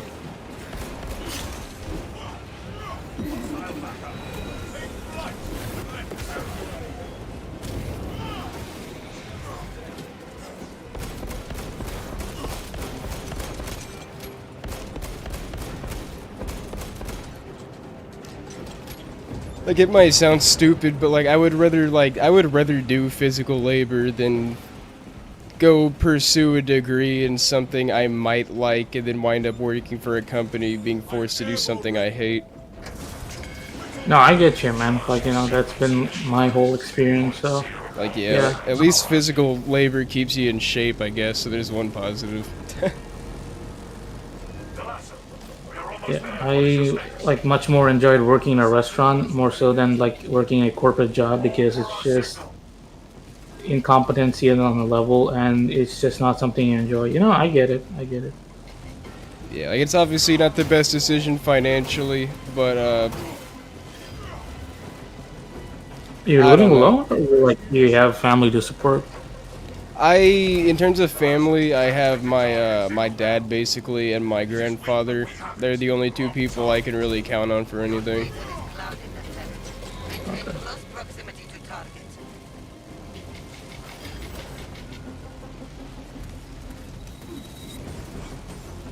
Like, I don't know, I kind of mentioned this when Synth was playing Silent Hill 2, but like when I was in basically my later years of high school, I guess around the age of like 18 to 20, I fell into a fucking rut where I was like borderline.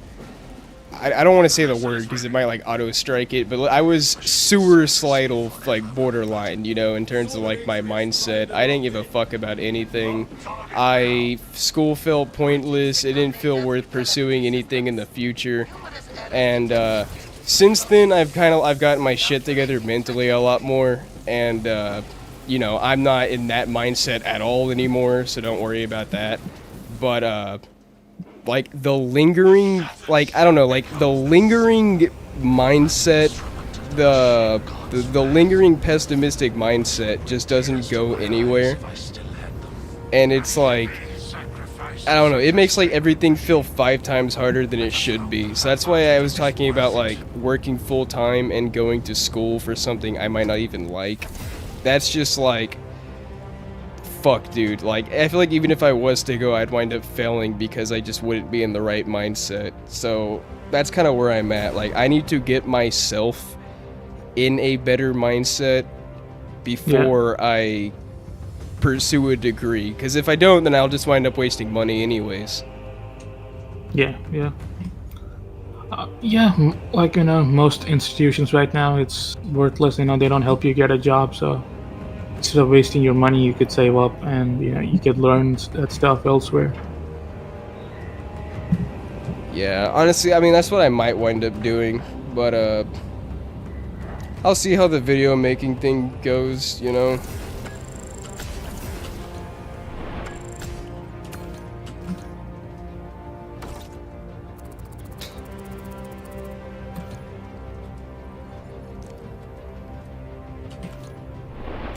Cause like this shit's fun, like it doesn't even feel like work. Like when I'm editing a video, I mean, don't get me wrong, editing can be a fucking pain in the ass sometimes, but at the same time, it's also enjoyable in the sense of like, ooh, I want to make a little funny gag right here, so let me find some footage and some audio files to clip together, and then when you wind up putting it together, you're just sitting there laughing like, haha, that's stupid, but I made it.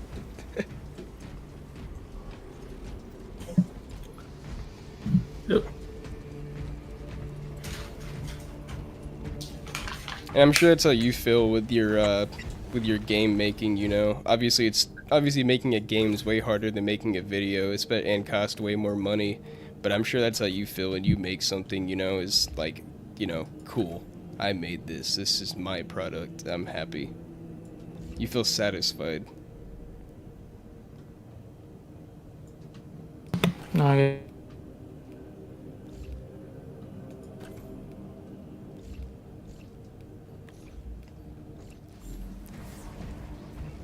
Right here, I'll do one more mission. How about you, Kage? Before we start the next mission, what do you do for a living?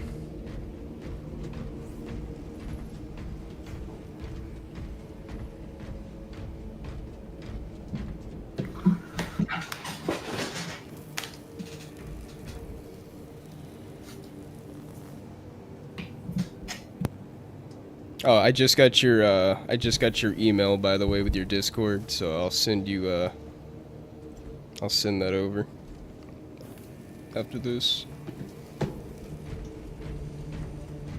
Oh, you're neating right now. How come? Do you have a degree and are struggling to get a job, or are you just like depressed and don't feel like working, or yeah. I don't judge people for neating because most people have a situation. I mean, most people have a reason for being in that situation.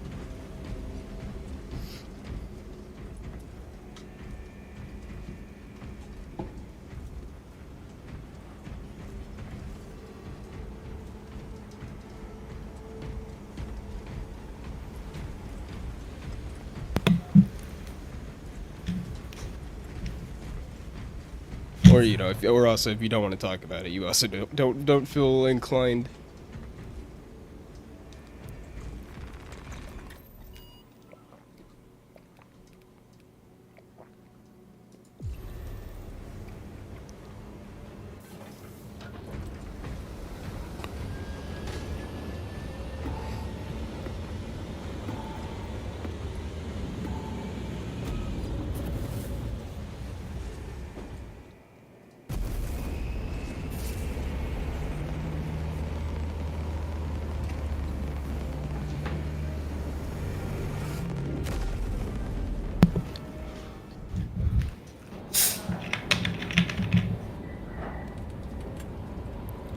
Holy shit! We got 10 live viewers right now. That's just crazy. Even though it's not that many people, that's just crazy that there's 10 people willing to listen to you and talk and chat. That's Yeah, cool. just keep growing the channel. I'm sure more people will join in. You get synth numbers in like 2 years. That's been my favorite part so far, is building a little community. Like, it's just cool knowing there's other people out there with similar interests that feel the same way you do about like the state of things or certain games, you know, and actually being able to talk to them live like this. Not to sound like a boomer, but don't forget I'm only like a month and a half into this, so I'm still getting used to the whole streaming thing. Filled with ancient splendor, brimming with power undimmed. Not fitting in where you're at. I am authorizing Talassa to Well, commandeer I the wish you the large best for getting out of operation. whatever rut you're in. Then be returned to your care. Like I just got done rambling about. I'm still not fully where I need to be, so I wish you luck in your own journey. Assist the Adeptus Mechanicus in launch preparations and await our targeting guidance, Talassa. We should be on the ground shortly. Make sure that battle barge is ready. The Imperium shall be sated, Lieutenant. Active camouflage charge. Oh yeah, sorry for not asking you, Tyrant. You've been active in chat. But yeah, what you up to in terms of making a living right now?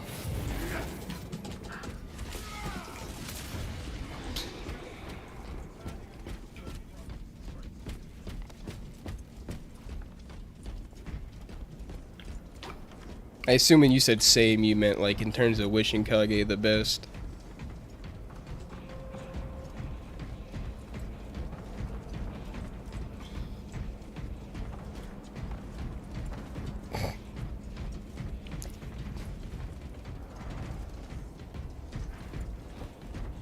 Yeah, like I said, I don't talk shit about people for dating. I just like I couldn't like if I was to get fired, then I would go find another like warehouse style job, you know what I mean? And it's not because like I crave work or anything like that, but because well, I do think work builds you a valuable set of skills, but like I'm just not in a position where I could. Like there is no needing for me. My dad would not like nobody who like neither my grandfather or father would allow me to live with them if I wasn't at least working.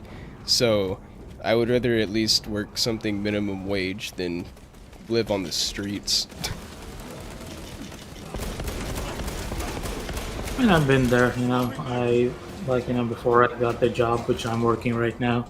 Yeah, I was in need too because I was coming out of the not being able to find a job after COVID and shit. You know, it was hard. So still hard, man. Doug Walker, channel awesome. No, I can't say I've heard of channel awesome, but if you're not memeing right now, then I'll look it up. I think I've seen it or heard of it. I just don't remember. I'm not gonna lie, I have a little bit more energy than I thought I would at this time. So while this will probably still be my last game, I might like hang out for a bit and talk with you in chat. Maybe take some chat. I don't want to say advice. Bring up some videos that chat recommends. Griffin? Suffer your poor aim for only so long, brother. But I'm definitely gonna smoke another bowl before I do that. Before I watch some fucking slop, I know you guys are gonna recommend me. Fresh, be ready.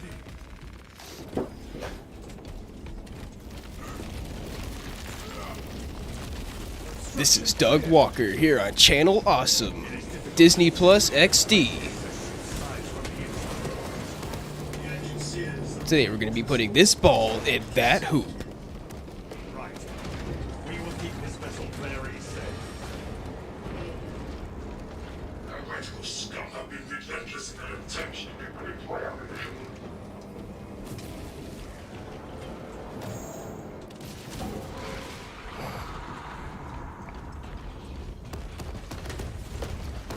Damn, it seems like everyone in synth chat's in the same boat. I mean, I'm basically in the same boat. The only difference is that I work at a warehouse.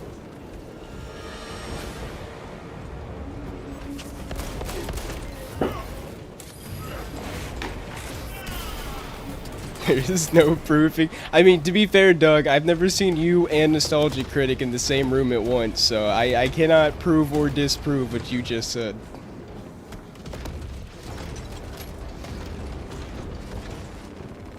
My war gear is satisfied. Oh, Tyrant, if you want to be an animator, so I assume you draw, right? I don't draw near as much as I used to, but I like to draw a bit more like animated characters and anime characters. So if oh, I got you. But yeah, if you want to add me on Discord, I would it'd be cool if you send over some of your drawings or animations. Yeah, Tyrant, if you are an animator, yeah, I do need a 3D animator, so if you do, like, yeah, send me your info too. You can find my email on my channel, so maybe I can take a look. And Yeah, I'd be happy to check it out for both entertainment, and I can give you some feedback as a viewer. does he do 3D or 2D? Yeah, good question. Do you draw 2D or do you do 3D animation?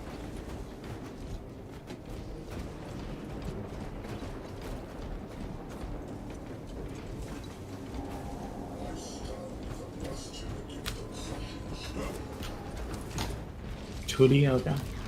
I also feel you with the whole being a neat thing as an animator, because I feel like that's kind of a hard job, because it's like, how do you live on your own and make money on a regular basis animating while you're also trying to build your portfolio up as an animator to get a real career job? I'd imagine that's quite difficult. Oh, 2D? Yeah, dude, in that case, you definitely gotta send some over. I love 2D animation. I need a 3D though, because I don't want to work on 2D right now, and that's the main thing. It's just I would much rather, if I'm going to do it, I'll do 3D. It's just it can cover a lot of ground when it comes to like making video games. So yeah, that's the thing with me. Well, I need a good 3D animator. Yeah. Well, Tyrant, I assume you still have some drawings, right? Because, obviously to do 2D animation, you gotta draw. So, yeah, even if you don't have any animations, I'd still like to check out some drawings. I'll send you... Honestly, I only have one of my drawings right now, because I either give them all to friends, or I simply lost them while moving.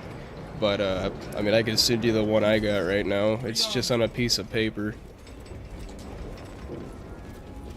I draw like one big drawing maybe like once every 3 to 4 months. I don't know. Unfortunately, my passion for drawing has like gotten less and less the older I get. Yeah, I don't draw anymore, man. Like, I also gave up on drawing. The only thing I drew was for concept art when I was in university for projects and shit. That's it. But I just gave up on drawing. I need to maybe like get another like system or stuff like that in order to draw digitally, because that's more easier now than drawing by hand. Yeah, Tyrant, I that's how I draw too, is on paper. That's the only way. I only like drawing with pencil and paper. I do not like trying to draw digitally. It just does not feel right to me.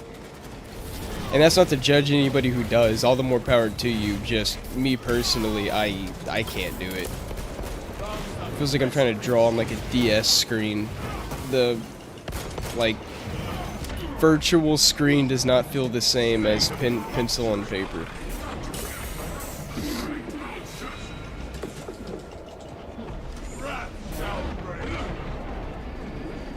An eternal gratitude to whomever locates the second console.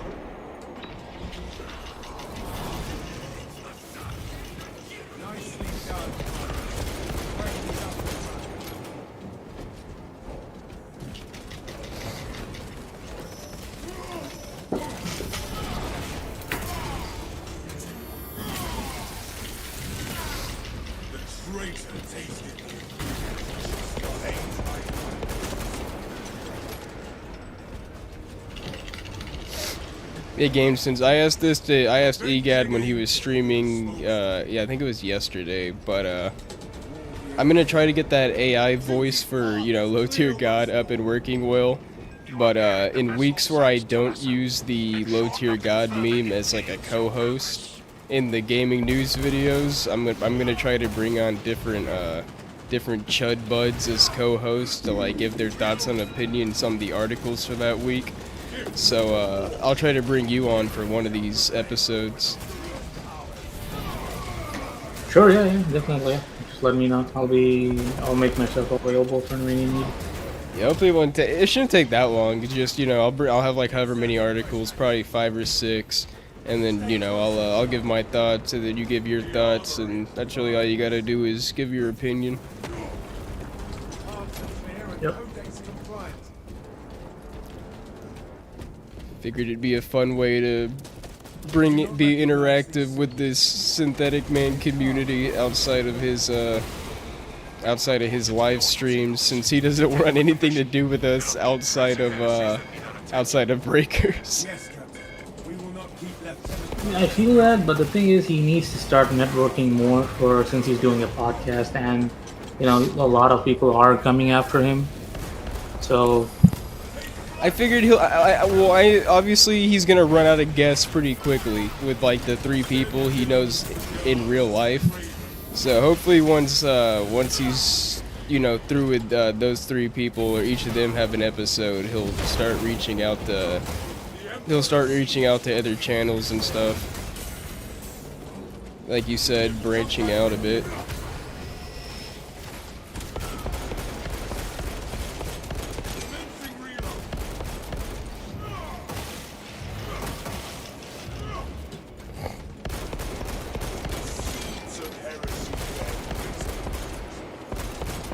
Oh, that's cool, Doug. It's nice to see nice to see someone else keeping up with it.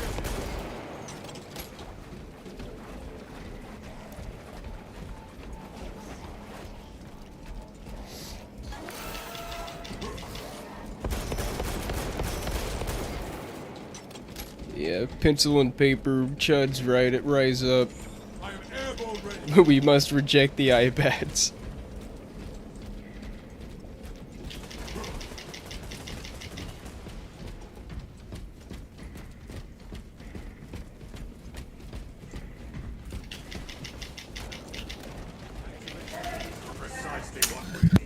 By the way, I'm gonna say right now. I'll wait for you. yeah, sorry, go ahead, bro. I was just gonna say, because I'm gonna obviously have to bring up my my YouTube to like react to videos with chat. So no judging my recommended videos, because my YouTube account is over 10 years old, and I am subscribed to over like 1,000 channels. All right, like 1,000, because it's literally everybody I've ever subscribed to since I was like 15. and I am too lazy to go back and filter who I'm subbed to. So if you see some channels pop up, just know that I do not watch all these people. I have just not filtered my sub channel in 10 years.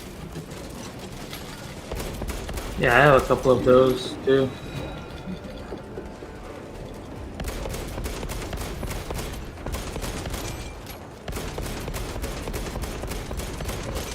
The traitor tasted the Imperium's justice.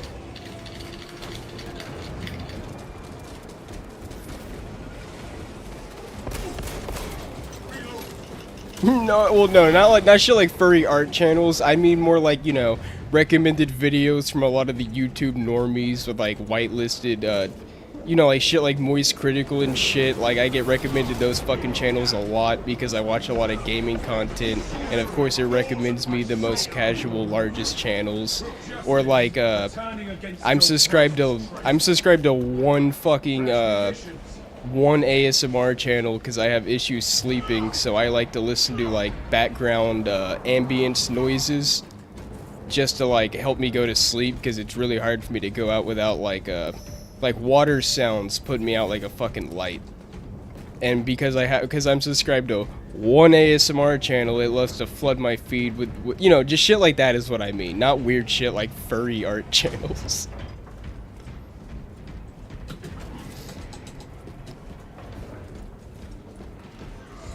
To be fair though, I should do that one of these weekends. Just go back and unsubscribe from a lot of these normie channels I don't watch anymore, or people who I no longer agree with and stuff. It's just so goddamn many. I'm probably gonna wind up being subscribed to like 10 channels when I'm said and done with it all. I have like a couple in the hundreds, I guess, from my thing. I'm just like, okay, I'll just. I don't watch some of them, but yeah, maybe I should like just, you know, unsub from them too. It's like it's no point. Yeah, I'm subscribed to a lot of smaller channels too, just cause like, you know, try to help people grow a bit. No, Doug. You're speaking of criminal activity.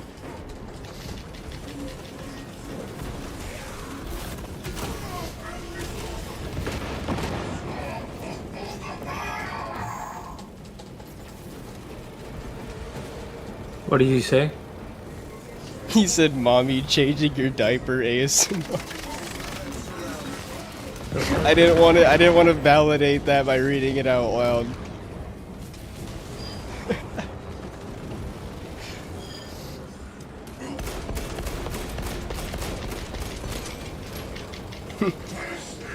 I would Kage, but when I watch people play Yu-Gi-Oh, I actually kind of wind up getting invested in like the hands they're playing and the decks they're playing, so I would wind up listening too much.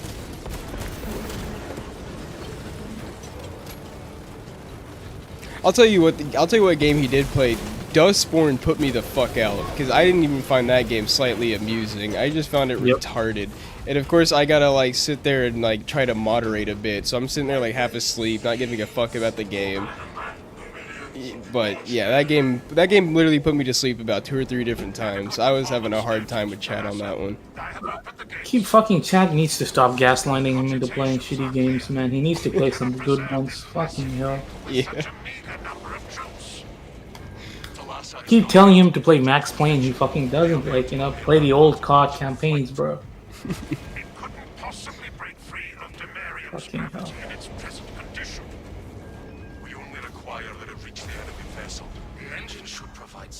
I don't need any yet, just because I mean there's not enough people to the point where I couldn't manage it on my own.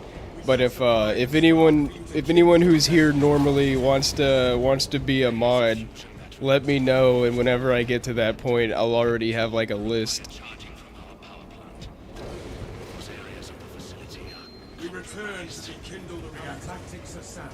Because yeah, as of right now, I'm still able to read all the messages and talk with everybody, so I have no problem if somebody does say some shit.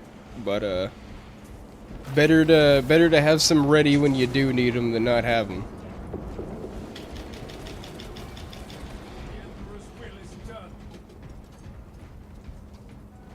Tracks ahead look misaligned. He's making me laugh. That's what I'm saying. It's like the majority just want to see Sin suffer through cringe.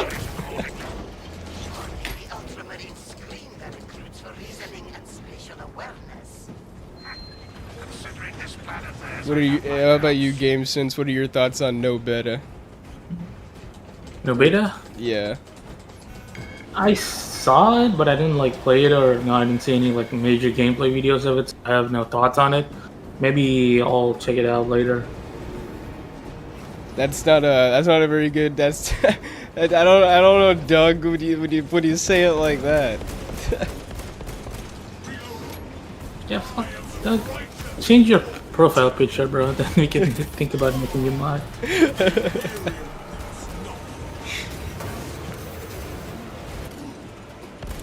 You having that profile picture is like, you know, making you a troll.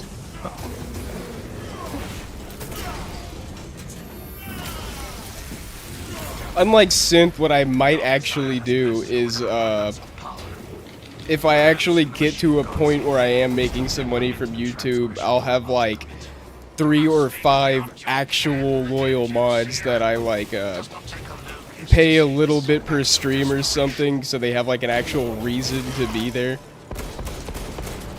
But obviously to do that, I need to get to a point where I can actually afford to do that first. Yeah, like you don't need to do that. Like when you just have like, when you have more than 500,000 subs and you're making like bank, yeah. Then Well, yeah, exactly. That's what I mean. I'm just talking future here. because like I'm not gonna like expect to have like people there consistently every stream doing a job for like absolutely free. Yeah, I know, Doug. Yeah. I said the same thing like when Synth first mentioned your profile picture and he said it's an edited picture. I clicked on your channel and I was like, that's not an edited picture.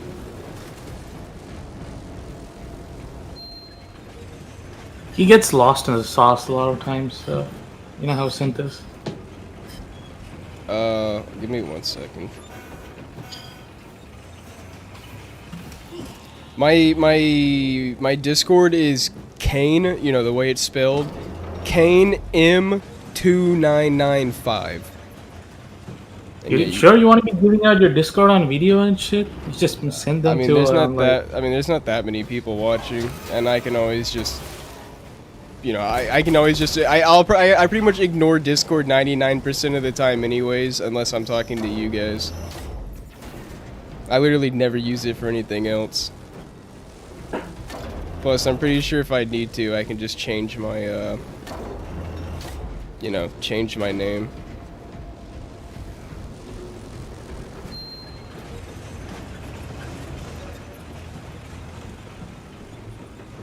Nah, you're good. Don't worry about it, Tyrant. Like I said, I almost never use Discord, so I'm pretty much just gonna ignore any friend requests that aren't one of you guys. I specifically, you know, I specifically send it to, and I can always change it if I need to.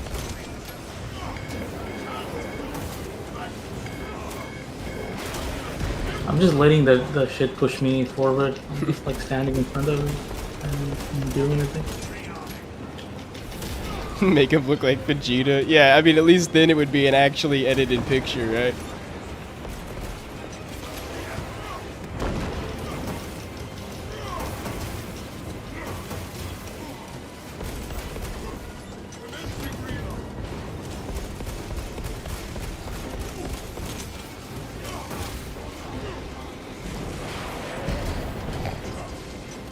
Charging sequence initialized. 0.01% and rising.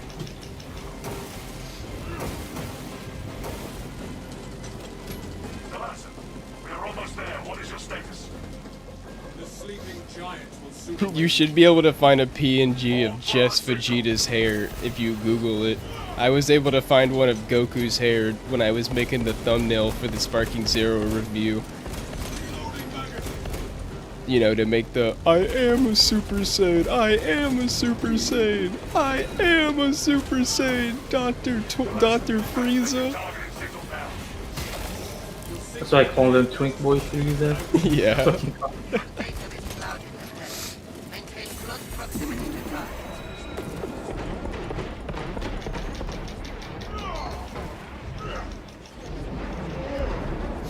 I can't take him seriously anymore after the Super Broly movie, where the reason why he wants to get the Dragon's Ball is just to make himself 5 centimeters taller. Like, fuck that. That's just fucking dumb.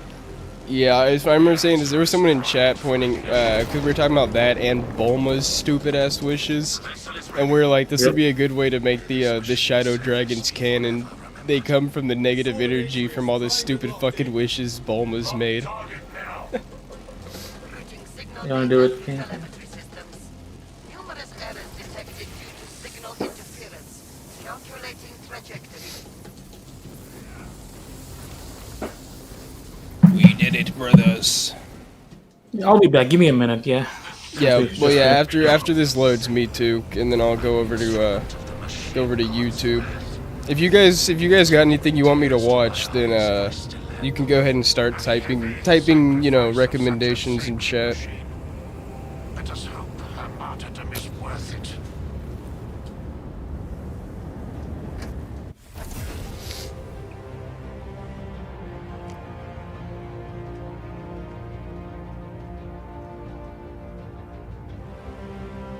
If none of you guys have any ideas, I have one thing I think I'll start with, but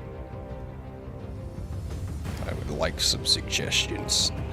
if you want to have anything to talk about, that or we could just yap. Cause I don't think I could go to sleep right now, even if I tried.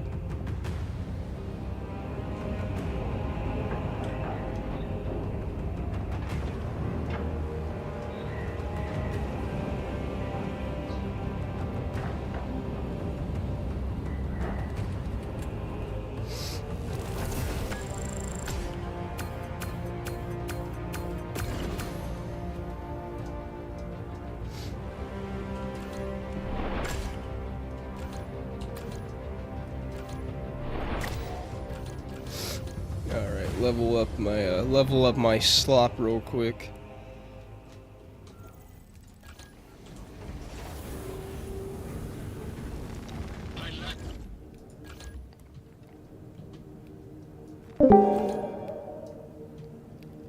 It's a wild game since. That or he just left. No, I'm here. I'm here. Oh, I just okay. had to reset the call.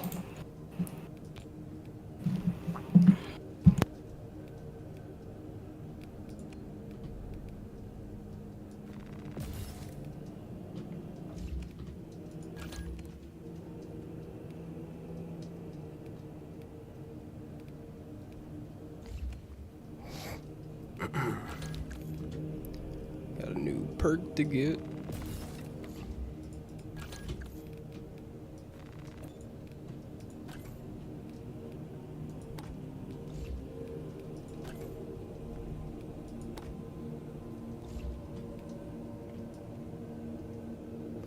We are looking pretty fresh in our assault class.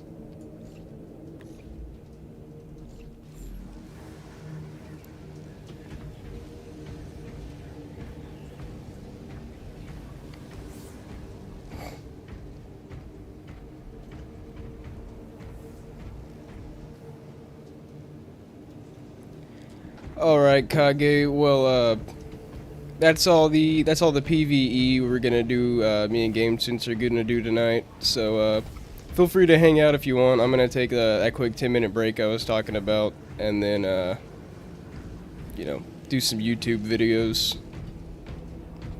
But you're more than welcome to join down whenever I'm streaming Space Marines 2, or even if I'm not streaming, I'll add you on Discord. So yeah, I'll be right back. I'll leave it on this screen so at least it's not just a black screen. Ooh, shoulder pop.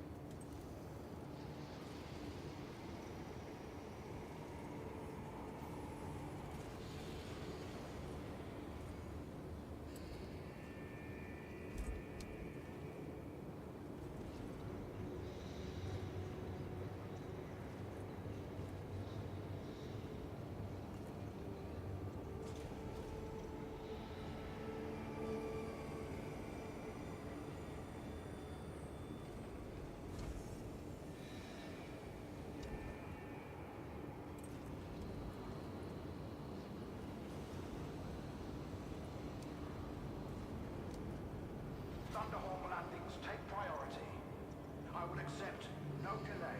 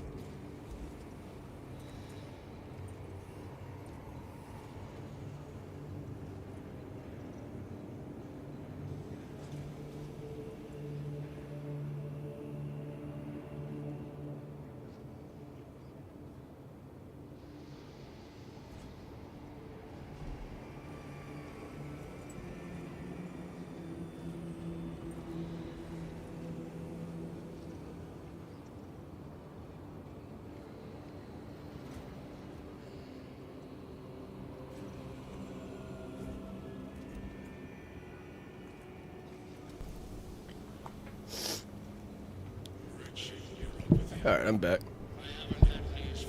Yeah, Doug Walker, 5 viewers. We have gone from a mighty kingdom of 10 to a weaker kingdom of 5. It's only a matter of time till the Mongolians come in.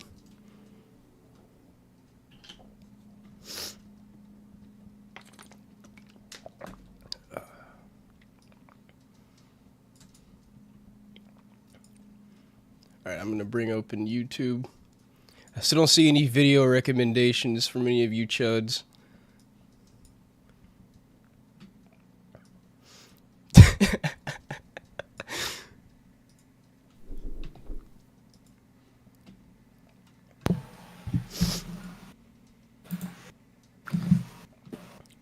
Alright, so what I'm gonna... So until one of you guys give a recommendation, or until I find something else, I'm gonna start with EGAD's latest video, both to spread the love to his channel and to and also because I haven't seen his latest video. Well, I saw the... Hold on, let me bring it up in OBS.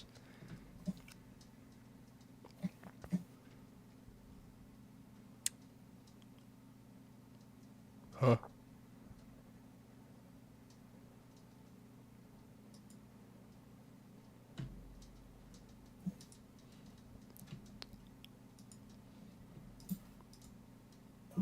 Why is it not popping up on the screen?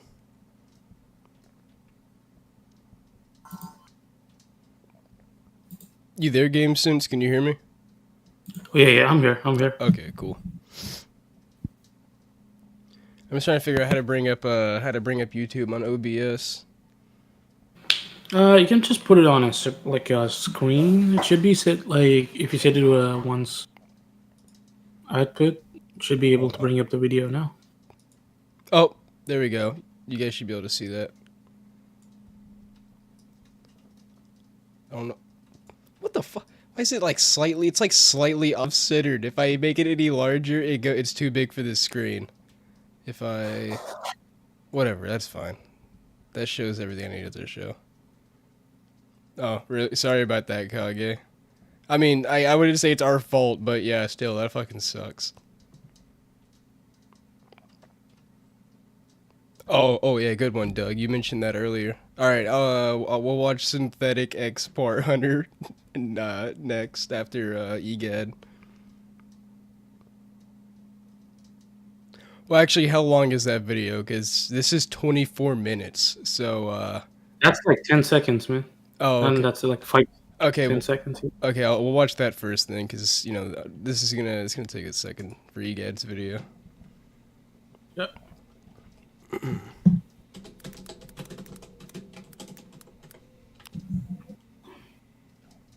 Yeah, there we go. I was a little scared as to what was gonna pop up. If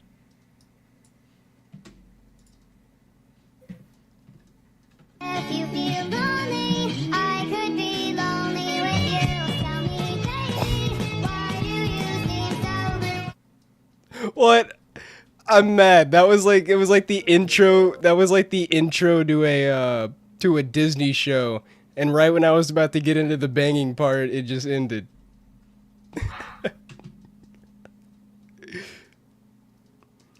That would piss him off if he saw that. Yeah, I'm sure he'll get it recommended. I'm It is, sure he like, will. In fact, I wouldn't be surprised if he's already seen it.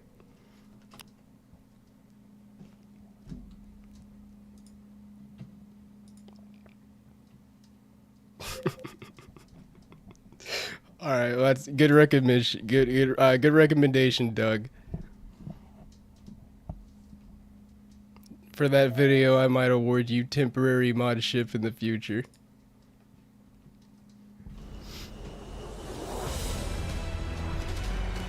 If Doug comes here to him with his main account, then you can give him a mod. Wait, Between wait. what does it get right? This what's your main account? Is it a name that we know or no? Do you know what it is, GameSense? He said it was like Channel Awesome, so, but I don't know if he's Yeah, telling the truth or what. Yeah, I don't know. Channel Awesome doesn't sound real. Yeah. Yeah, okay, that's what I thought. This is his main.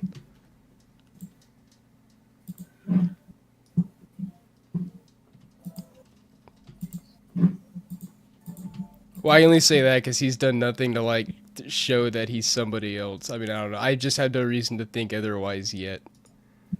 All right, enough yapping. Let me get in the video.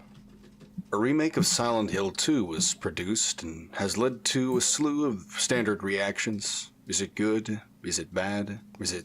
Hold on, can you guys hear it good? I can turn the volume up a little bit. Yeah, I'll just turn the volume up a little bit because whenever I talk, I'll pause it.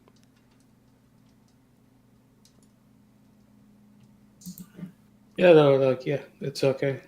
You can hear it fine in the video.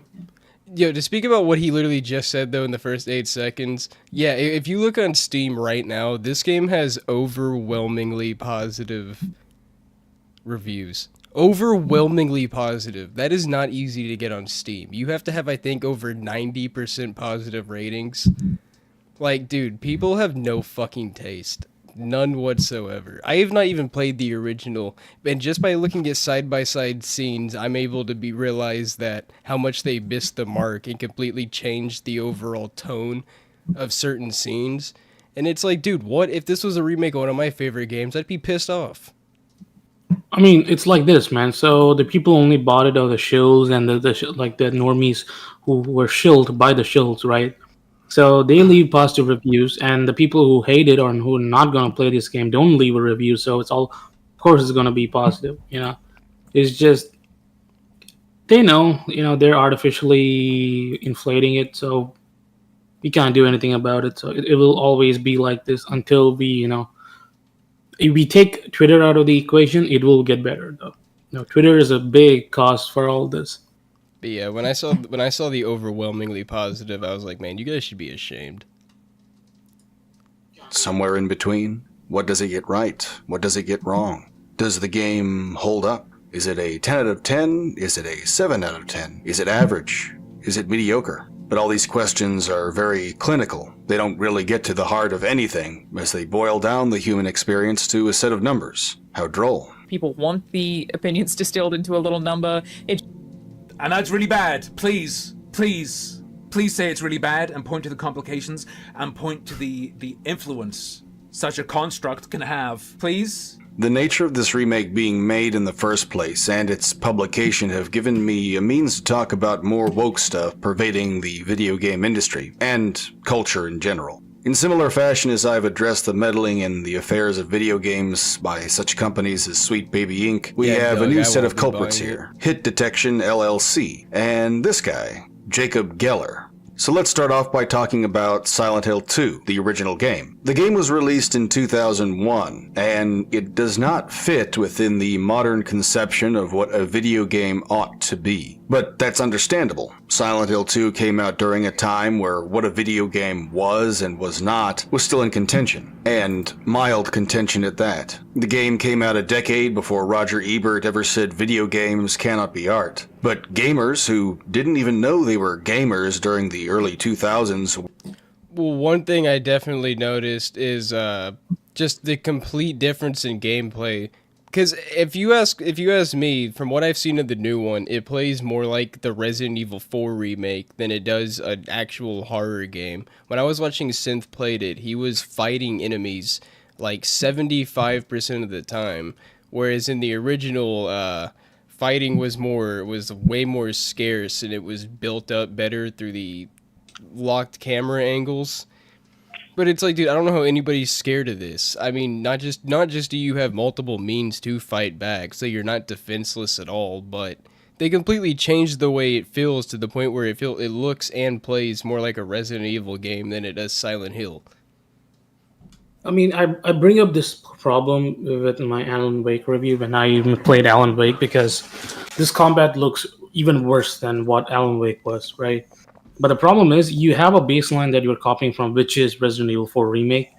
But the reason why it works for Resident Evil is because they found this sweet spot where they make the combat engagements fun and the shooting really tight enough to make it if you're just using the pistol the whole game in Dead Space or RE for a remake, it's fun. It's still viable. The game system is viable, but in this game, it doesn't feel like that. You can Mic on. Mic feedback off. and just keep doing that. You can evade in Resident Evil, but that is also timed, right? Yeah. So that's also a skill check. Here, there's no skill check at all. You can just do it infinitely, and it's just stupid. And that's me saying that this is worse than Alan Wake when I finished Alan Wake the whole game. So yeah. I mean, dude, half the time he was dodging, it looked like that game that came out, the fucking Callisto Protocol, where you're just constantly spamming dodge to the left or right to avoid an obviously telegraphed attack. Yep. Yeah. We're not out and about engaging in any hyper-analytical discussions about what the mechanics in a game were or should have been, and the people who were playing video games at that time were also a lot more patient and more attentive. There was no need to make sure that every element of the game appealed to dwindling attention spans or lack of critical thought. Sometimes I go back and play Star Wars Knights of the Old Republic, and I cannot help but think about how slow and methodical it is compared to a lot of games we have nowadays. In KOTOR, Knights of the Old Republic is so fucking good. If you like Star Wars at all and you like RPG games, you gotta check out Knights of the Old Republic. I replayed the second one recently and I have it installed. But if you play it, make sure you have the extended content mod, because it really brings the game together. But that's one of the best Star Wars games out there, and that's why I really hope this remake doesn't get made and it continues in development hell, because I know for a fact if it gets made, they're gonna change the story, they're gonna race change characters, they're gonna change the combat system, they're gonna take half the RPG aspects about it, they're gonna change the canon into the new Disney shit. I don't want to see the remake. But yeah, since EGAD showed footage for it, I just wanted to give a shout out to KOTOR. Or you have to wade through multiple dialogue trees and listen to what various characters have to say, all in a grand effort to piece things together and decide what to do next. Such titles allow you to break the galaxy into light and dark, categorize it. Games like Deus Ex and System Shock also function that way. And they were released to an audience that was willing to sit down and figure things out. For a second. Mic feedback off. Games obviously don't mesh well with an audience who is used to being told what to do and where to go every step of the way. I'm not about to waste half an hour or more doing 3 of these puzzles that I've already done 15 times before. Why am I still playing this? It's been 8 hours already. It's been 8 hours. I'm lost. I'm confused, and I don't know what I'm supposed to be doing. Now, Obviously, he needs more Subway Surfers footage in the left right of his screen. Obvious fix. Actually, this all leads one to the conclusion that re-releasing the game as a remake to a, quote, modern audience was never going to recapture the essence of what Silent Hill 2 was. The artistic value of Silent Hill 2 is necessarily tied to the time in which it was made and the young people, like yours truly, who would have played it. And that's not even a criticism of the remake in particular. It's actually a good thing, because this means that Silent Hill 2 made such a huge impact on the artistic side of the industry that it cannot be replicated. That is what uniqueness is. Funnily enough, I mentioned this concept in a video I published a while back concerning the 2020 remake of Digimon Adventure. 20 years ago, the folks at Bandai and Toei Animation were allotted a singular point in history where they could capitalize on the imaginations of children who were growing up at the turn of the millennium. But those particular sentiments are no longer relevant today. And there I said a remake would never recapture the same feelings of wonderment that the original show had, because the people watching it would not be the same people. The original show worked because it was a commentary about the advancement of digital technology and handheld devices. However, nowadays we've made the internet and cellular phones facets of our daily lives. And so that same wonderment that we had in the early 2000s would not exist in 2020. The value that art has is necessarily tied to moments in time, and those moments can be recaptured in memory, but not through technology. That's another thing I feel like a lot of these franchises fail to do when they bring back a franchise from 10 plus years ago, is that they just fail to grow and adapt with their audience. And they fail to realize what we loved about said franchise in the first place as kids growing up. And that's one reason I respect the final season of Samurai Jack, because Samurai Jack, at least, however you feel about the final season, it at least attempted to grow with its audience. It was obviously made for a more mature audience, since people who watch Samurai Jack as a kid are grown ass adults now with their own lives, possibly their own kids. So yeah, it's like you at the end of the day, you cannot bring back a franchise if it's not gonna be made by people who liked it to begin with, because those are the only people that are gonna realize what the show needs to continue on with an older audience. That's the case in all video game studios nowadays, because these are not the people who are working in these studios are not the ones who grew up playing those games, so they have no attachment to it. So the way they make these games are indicative. It shows in their work, right? And you can see how much if Neil Cuckman, like, he touches Jack and Daxter, he's gonna ruin it. We just know he's gonna do all the stuff he did with The Last of Us 2, because there's no one to keep him in check, and that's the problem. When during The Last of Us 1, at least Bruce Straley was there, so he had this sense of idea of cohesion, trying to tell a story, trying to keep the game in a pacing where it's playable. But you don't see that anymore. These people are left unchecked. It's just like the people who make decisions is like filled with these people. So of course you're gonna get shit. Because games nowadays are not made to appeal to the fan bases. They're just made in mind with how to make as much money as humanly possible. I mean, it's not even money, bro. Like, money as greed, I understand, right? If they want to make loot boxes, microtransactions, that's all fine. It's at the end of the day, that's an individual choice of people spending their money. But I don't mind microtransactions in general if a game needs it to continue on. My problem is with the pricing of said items. Yeah, that's true. That's true. Well, but when you see like games, again, I'm bringing this up. Games like Dustborn, right? It didn't sell at all, and they're ready to making another game. The guy who made the Tales of Kenzaro Zal, like, he's been throwing a hissy fit on Twitter. He's making another game already. He already has art. And it's easy when you have that BlackRock funding.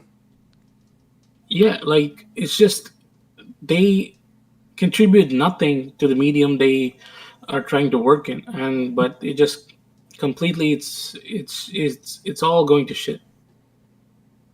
2, there are things about its presentation, about its art, that cannot and never will be replicated. For example, the vocal performance of Guy Seehee, a man who had gone through his own divorce and, inevitably, brought that into his characterization of James Sunderland. I started weeping as I was reading the lines, and I was visibly shaking. And I think they understood that I could tap into that level of sadness and remorse at will. And it was because of my difficult first marriage I was just coming out of. Guy's performance feels far more real and impactful because of this. Mary's gone. She's dead.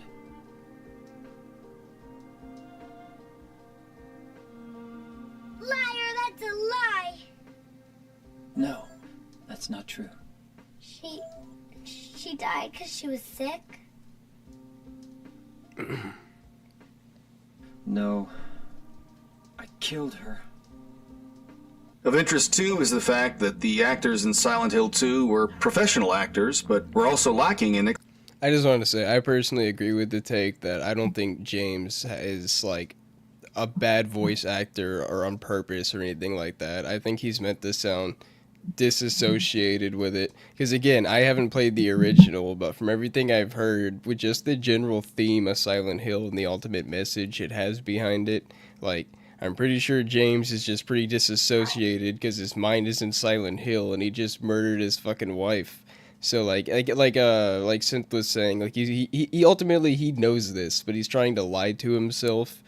So his voice acting makes a lot more sense when you look at it like that. And in the new one, it's like like he doesn't sound disassociated at all. If anything, he sounds like, it sounds like a performance. It's, like they just told the voice actor to put all that he had into it, which he's not a bad voice actor. I don't know the guy's name, but just like I was saying before, like it completely changes the whole tone of everything and just misses the mark of the original. I think Egad was saying in the yesterday's stream was that these voice actors were theater actors, so that's why it sounds a little bit weird the way they're doing it, because they had no experience doing voice acting. So that's why you don't get that sense of like they had this like connection that you would with other seasoned voice actors like Nolan North or Troy Baker. Yeah. Experience. So the developers hit this sweet spot where they had people who were going to give an awkward performance no matter what they did. And for a world as strange as Silent Hill, this only added to the unsettling aspects about it. Regardless of all that, we know that Silent Hill 2 has become the most...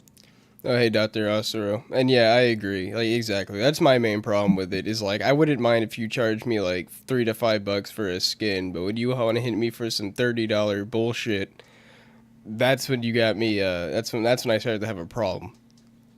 Most renowned game of the Silent Hill series. And what's telling here is that this whole attempt at remaking things for a modern Luke audience, Roberts, as we are often told, didn't start with the first game. Instead, they started with the second game. This is not an artistic endeavor. It is a means of marketing nostalgia. But that's only the first part. The second part is deconstruction. Practically speaking, the industry could have easily re-released the old game or the remastered version of the old game on a newer system. This way, modern audiences would experience the game as originally intended and laid out by the game's original developers. But that is not the goal of remakes. And so we go back to Jacob Geller. Jacob's website describes him as a writer, a video essayist, a podcast host, and a general art enthusiast. Jacob and the company Hit Detection LLC are credited as being part of the Silent Hill 2 Remake's consultation team. The obvious question here is, why does a game that came out in 2001 need a consultation team today? And the answer to that is postmodernism, or more appropriately, pop postmodernism. Nice, and then,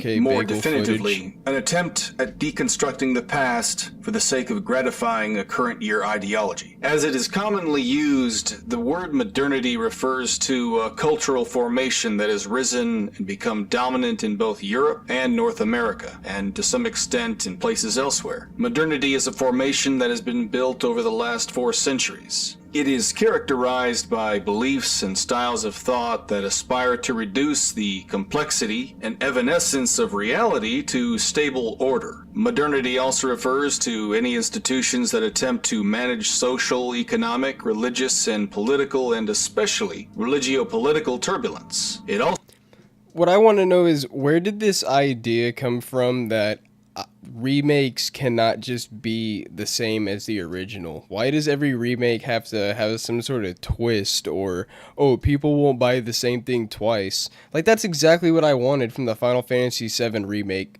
Like, I just wanted the same game, but remastered, from non-polygon graphics, because, we look at what we have now with graphics. There is nothing wrong with just making the same game. In fact, I would argue that that's what most people want when they hear that a game they love is being remade. Like, oh, cool, this game I love from the PS1 is gonna be made, with today's beautiful graphics. That's pretty cool. But every single remake wants to have some sort of fucking unique twist and either change the gameplay, change something about the plot, change something else. And it's like, no.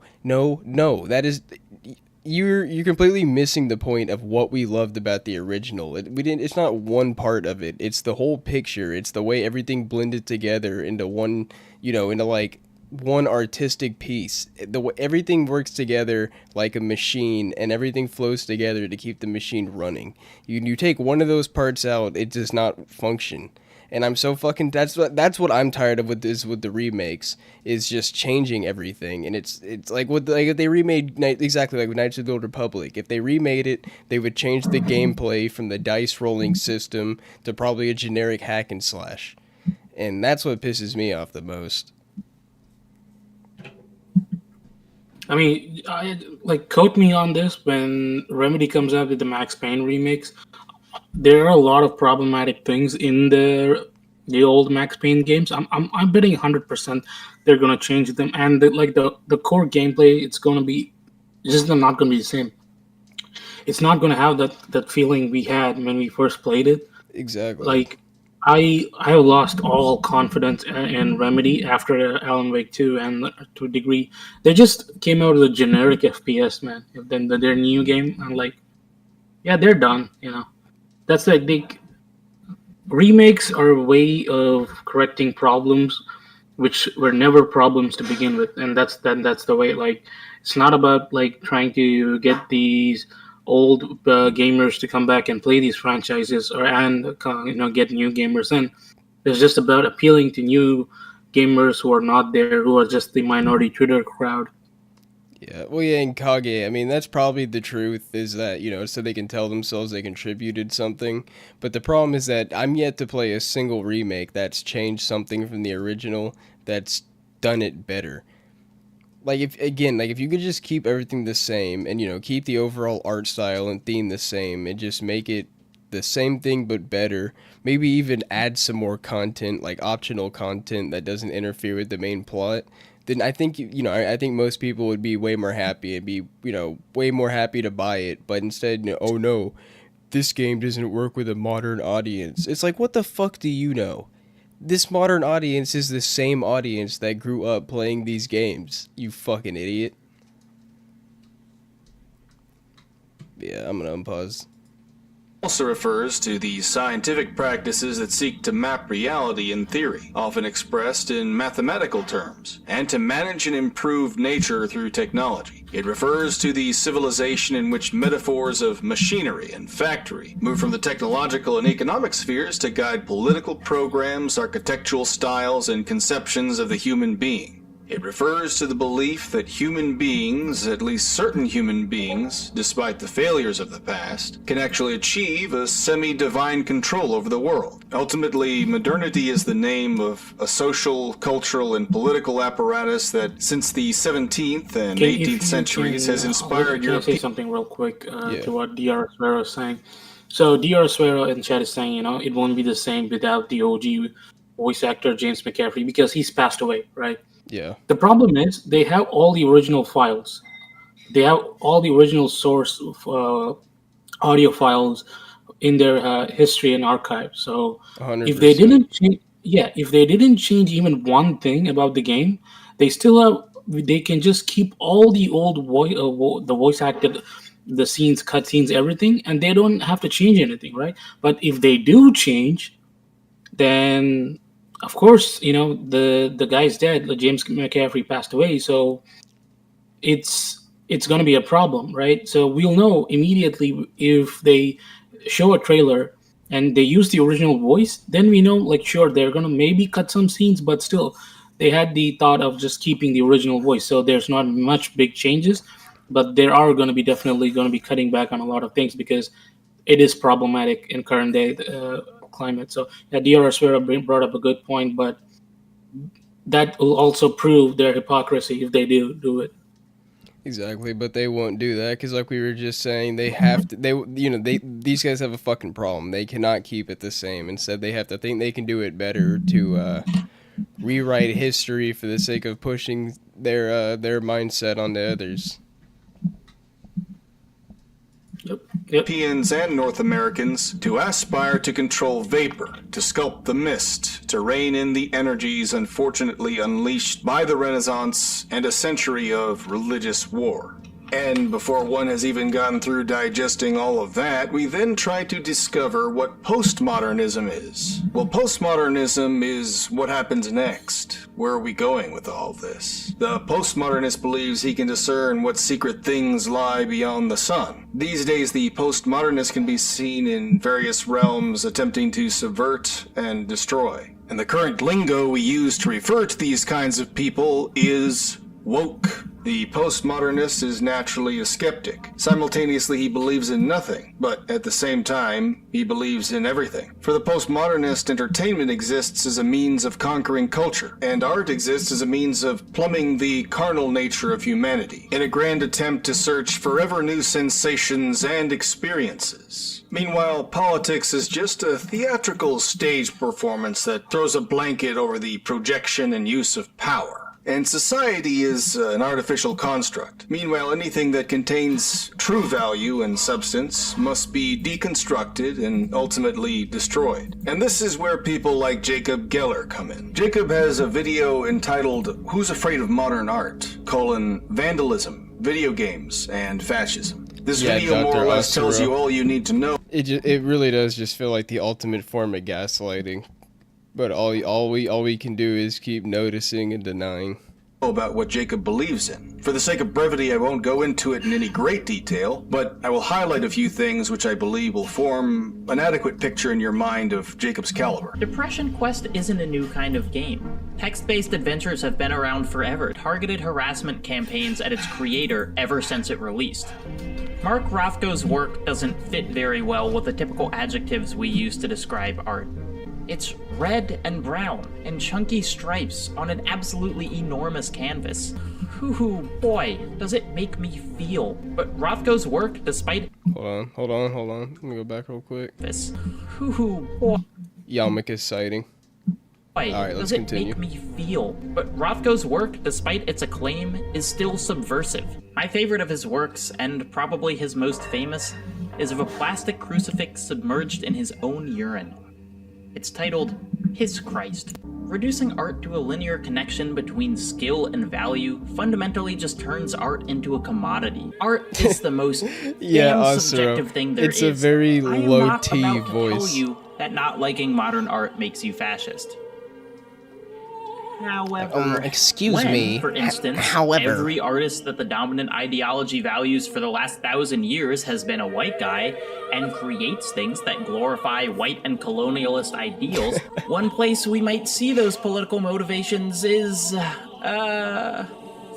Nazis. Nazis. Hoo boy, does it make me feel.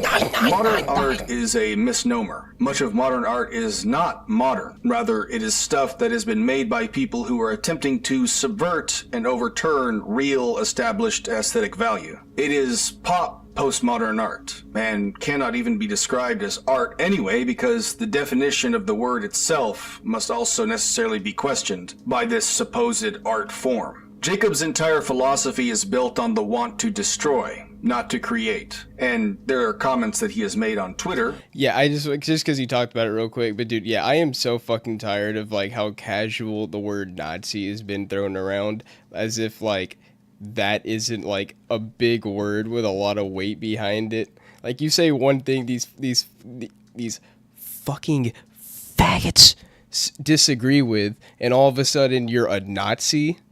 Really? Oh, I'm a Nazi. The people that, you know what I mean? The people that are trying to conquer the world because I disagree with you. It's just, it is way too, dude, it's like it's not even just that. It's basically any word. It's basically any word that has some sort of ist or phobe at the end of it. It's like, you cannot be throwing around these words this casually without not expecting it to lose the weight behind it. I mean, I wish someone would say that to my face and they would get their shit kicked out of them. Dude, luckily I haven't had anybody, I've never had anybody get mad at me for that shit in real life yet. I mean, I haven't really said anything in real life for people to get mad at me for. I mean, the only thing I might say in public is, like, retarded. But even then, like, let's be honest, everybody says that. Retarded hasn't been erased from anybody's vocabulary. This is a real thing that happened. One of my friends, right, he was Russian. So he was in a bar with his people from his college. Apparently he said the word retarded. People just stopped, like 10 people just stopped what they were doing and just looked at him. Like he said something really bad. What state does he live in? He's in California. Oh, there's your answer. Yeah. Which can be taken as evidence of that as well. Now, if I am to be charitable to Jacob here, I do know what that intent is, to bring about some woke utopia. Jacob is only doing what many within the postmodern realm have been taught to do, bring about the new but destroy the past. As a greater example of what I'm talking about, what was the first thing that Disney did when they created these? Well, sorry, I'm sorry for pausing the video, but like, Sir, it's funny though, it's because like, I have never used, you know, the F slur towards any actual homosexual ever. Not even online. Well, at least not that I know of. I don't know if someone's gay through the microphone, but you get my point. Like, I've never actually used that word against somebody in that terms of meaning. I've basically, the only time, in fact, 99% of the time I use the word, it's in context, like that South Park episode where they called the bikers faggots, not because they're gay, but because, you know, they're like trying to be as loud and obnoxious as possible to like get people's attention. It's like, if you're gonna, like, you know, again, if you're gonna call people Nazis and homophobes and racist on the drop of a fucking dime, like these words don't have weight behind them, then alright, guess what? These slurs don't have as much weight behind them either. Sequel trilogy to Star Wars, but we know that Han and Leia are divorced and their only child is estranged. And these things are a reversal of the Star Wars Legends canonicity, which was established in the 1990s. We also know that Luke Skywalker has banished himself and his successor is a woman. All these things a subversion, a reversal. And they're all done because the past needs to die because it supports the present. Let the past die. Kill it if you have to. Hey, they said it themselves in The Force Awakens. Not even trying to hide it. Traditional norms are the basis for true modernity, but there are things in the past that are left unreconciled. So what do artists do? Well, some ideologues passing themselves off as artists have sought to bring about a postmodern state. Since the past is the only thing holding us back from reaching that utopian ideal, the past and everything that has been established by it must be eradicated in some way. The past is scary. It's full of war, slavery, sickness, starvation, and death. Obviously, all things which we would prefer to avoid and not have to deal with. Yet within a godless society, we would like to conceive of some kind of intellectual system as a means of dealing with pain and suffering in the here and now and reconciling with the sins of the past. A godless society does not acknowledge that we already have a heroic figure who has already taken on the sins of the past, present, and the future. For people like Jacob, the sins of the past are appropriated with the term fascism. But what is fascism? The way he and others of his caliber use this word does not attend. Oh yeah, sorry. Yeah, yeah, exactly, Soro. Like what I say, what I say in my own house is what I say in my own house, and I would never actually say that to somebody as like an insult. But when I just use it as a substitute for another word because it's fun to say, like, don't let anybody try to call you like a homophobe for using something out of context like that. Like, get the fuck out of here. But yeah, like, what you want to say in the sanctuary of your own house is what you want to say.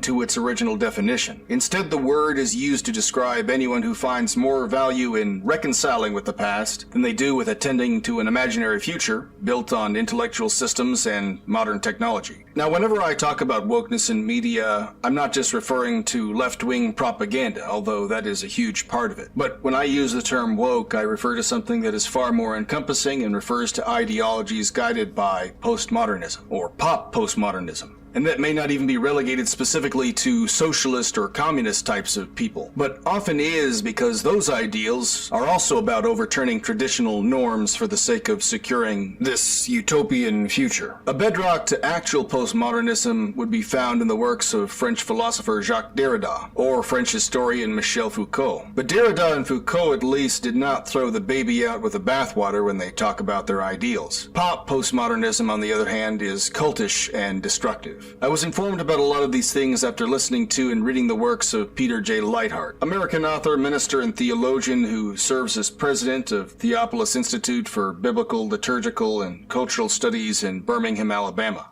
The modern world is founded basically on a boundary that's drawn by modern people between primitive them and the mature and up-to-date us. It's a sacred boundary, as it were, drawn in time. Everyone outside that boundary is profane. Everyone outside that boundary is primitive. Some of those primitive peoples coexist with us in time. We can find tribes that are not Twitter modern, users, but they're on the other side of their boundary. That's them, and we're us. We're on the right side of history. For example, we don't want their way of life to infiltrate ours. Their way of life is religiously formed. We don't want that to infiltrate our way of life. We don't want our way of life to be, as moderns, we don't want our way of life to be formed and molded by religious concerns. We want to have it free. We want to maintain this sacred boundary between the way of life that we have and the way of life that they used to have. Leithart has a very interesting book about Dungeons and Dragons, by the way, but that's only peripherally relevant to this topic given Leithart talks about the concept of vocations there. To the point, the categories that Leithart has used to explain postmodernism come from the book of Ecclesiastes in the Hebrew Bible. When we think of both modernity and postmodernity, we should think of King Solomon's image of the world as vapor. Everything is vapor, and every man-made achievement is just a means of shepherding wind, a metaphor for our lack of control. Modernity, as Leithart describes it, is a collection of cultural, institutional, and political structures that, for the past several centuries, have attempted to bring both technical and political control to the world through various means. The goal being to reduce everything to an intellectual system. While modernity is an effort to shepherd wind, postmodernity is the recognition that this entire project of controlling reality through technology and intellect has been far from successful. There are gaps in every human theory left unaccounted for, and those gaps reveal that human knowledge is not as global and totalizing as modernists tend to believe it is. And by the way, this is even where we develop the concept of Deus Ex Machina, God out of the machine. Because writers cannot account for the concise occurrence of all things within a story, they therefore leave it to God to resolve everything in the end. But postmodernity is an effort to reconcile the failures and incompletion of modernity. With that in mind, postmodernity is not inherently corrupt in its machinations because there are problems with modernity that ought to be addressed, and there ought to be established venues for that. Venues that do not seek to destroy, but to create. But instead, what we are encountering right now within the woke sphere of political and social meddling is something that Leithart describes as pop postmodernism. While there are serious thinkers within the postmodern realm like Derrida and Foucault, many ideas have gotten filtered down to the popular level, where various ideological tenets have been shook loose, and this is what we describe as wokeism. Wokeism is a knee-jerk relativism that refuses to acknowledge any absolute standards or any final truth. Take that as your definition going forward. Wokeness is manifested by anyone who tries to tell us there are no such things as better or worse aesthetically, and so is an attempt to reverse and subvert traditional norms. One of the key aspects of wokeness, which is widely recognized, is the uglification of various characters in media. And like these are the same people that'll show you a bucket of human fecal matter reeking at the brim, and then show you some fine art piece, something that took somebody like a year to paint, like something that they put their heart, soul, and their passion into, and act like one is not subjectively better than the other because they'll look at that bucket of shit and try to make some sort of nonsensical fucking meaning out of it instead of appreciating what's right in front of you before your very eyes.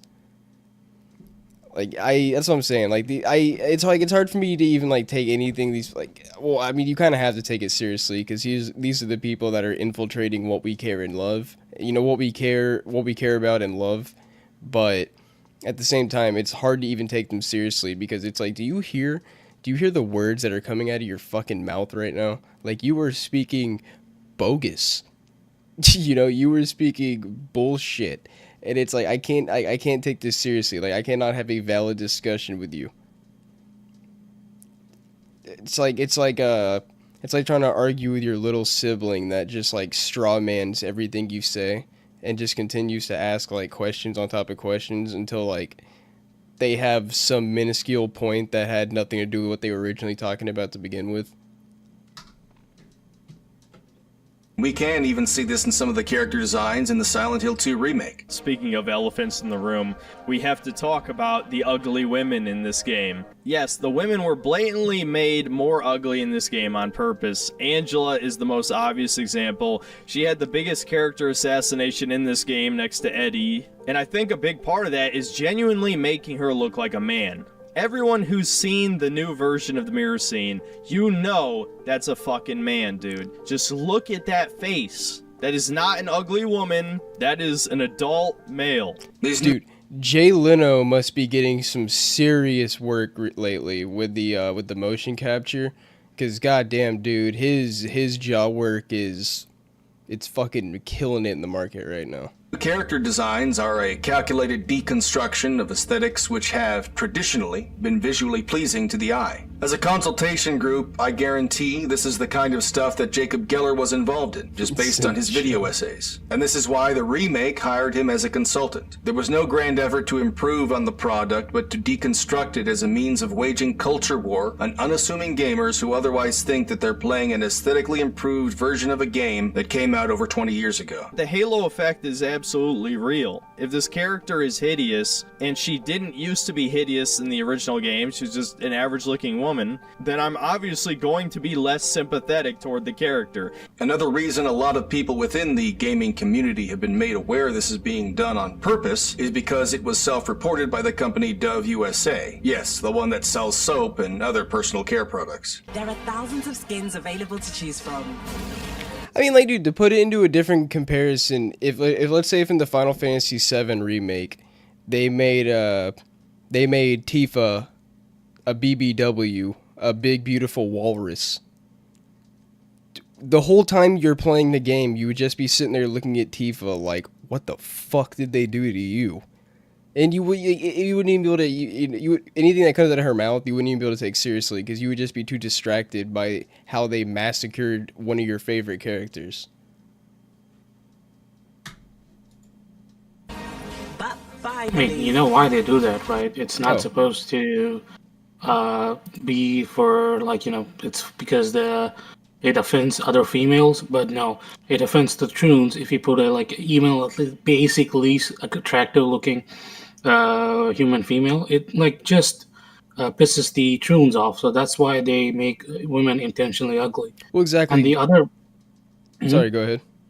No, go ahead. Oh, I was just gonna say it's exactly because most like sensible women don't actually like this shit. So like, but of course, like, you know, look at Dragon Guard, the Dragon Age Veilguard, how you got top and bottom scars, and how we have body types. Like, yeah, you think that body type bullshit is to appeal to women. No, it's to appeal to like the truths. Another reason someone gave to me for the reason why Angela looks the way she does in the remake is because apparently since she's a victim of a sexual assault, that's why she has put on weight to make herself look unattractive. So this is a real argument someone said on like Twitter for the reason, and she wears baggy clothes. That's why she's feel like a little bit more weight. She put on a little bit more weight so that she's unattractive to people. Like what? I don't understand, man. Like you're like inserting modern political like psychobabble bullshit in order to sound some pseudo intellectual a niche, and like you're saying all these like false things. No, like this is how they come up with excuses. Like whatever like factual evidence you show them or say this is the reason why something is this way, they will have a completely baseless, disingenuous answer for waiting for you, because that's who they are in their core being. And that's why these people should be ignored.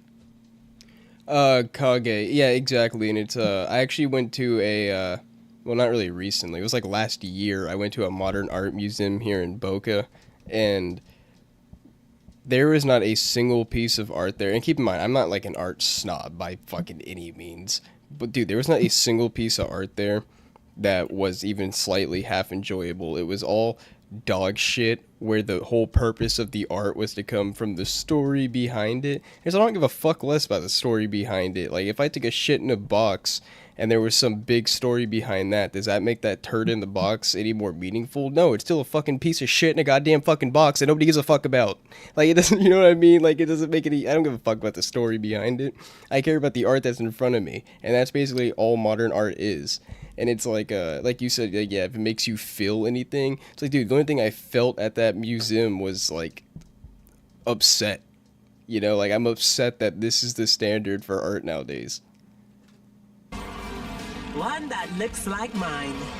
But regardless of self-reporting, we can all see it for what it is. And it all helps explain why there is indeed a culture war pivot on aesthetic appeal and design. The push for a change in aesthetic design is obvious and egregious, easily spotted in such games as Horizon Zero Dawn, Spider-Man 2, or Star Wars Outlaws. In the Silent Hill 2 remake, the changes are just as obvious. And again, based on the involvement of Hit Detection LLC, these changes are definitely part of an ongoing deconstruction of objectively good aesthetics. And by the way, the main reason anyone will deny this is going on is because they would otherwise have to address the ideological angle as to why this is even being done in the first place. So if you're one of these "it's not happening" people, you are entitled to just turn your brain off, stop noticing things, and enjoy your pig slop. Or as Synthetic Man often puts it, just turn off the pattern recognition part of your brain. But just be aware that you will also be recognized as a patsy for people who hate the medium you pretend to enjoy.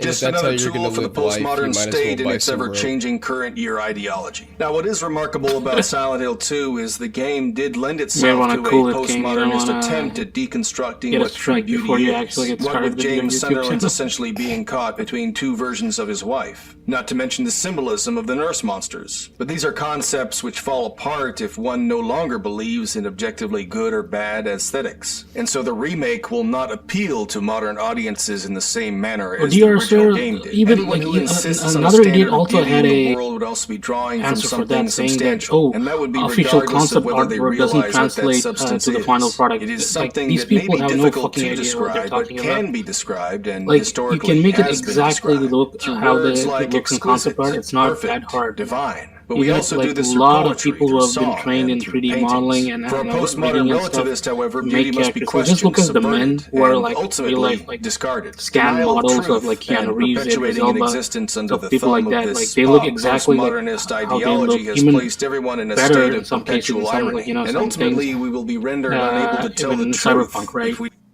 Yeah, it's disingenuous, bro. So don't even like try to like talk with these people.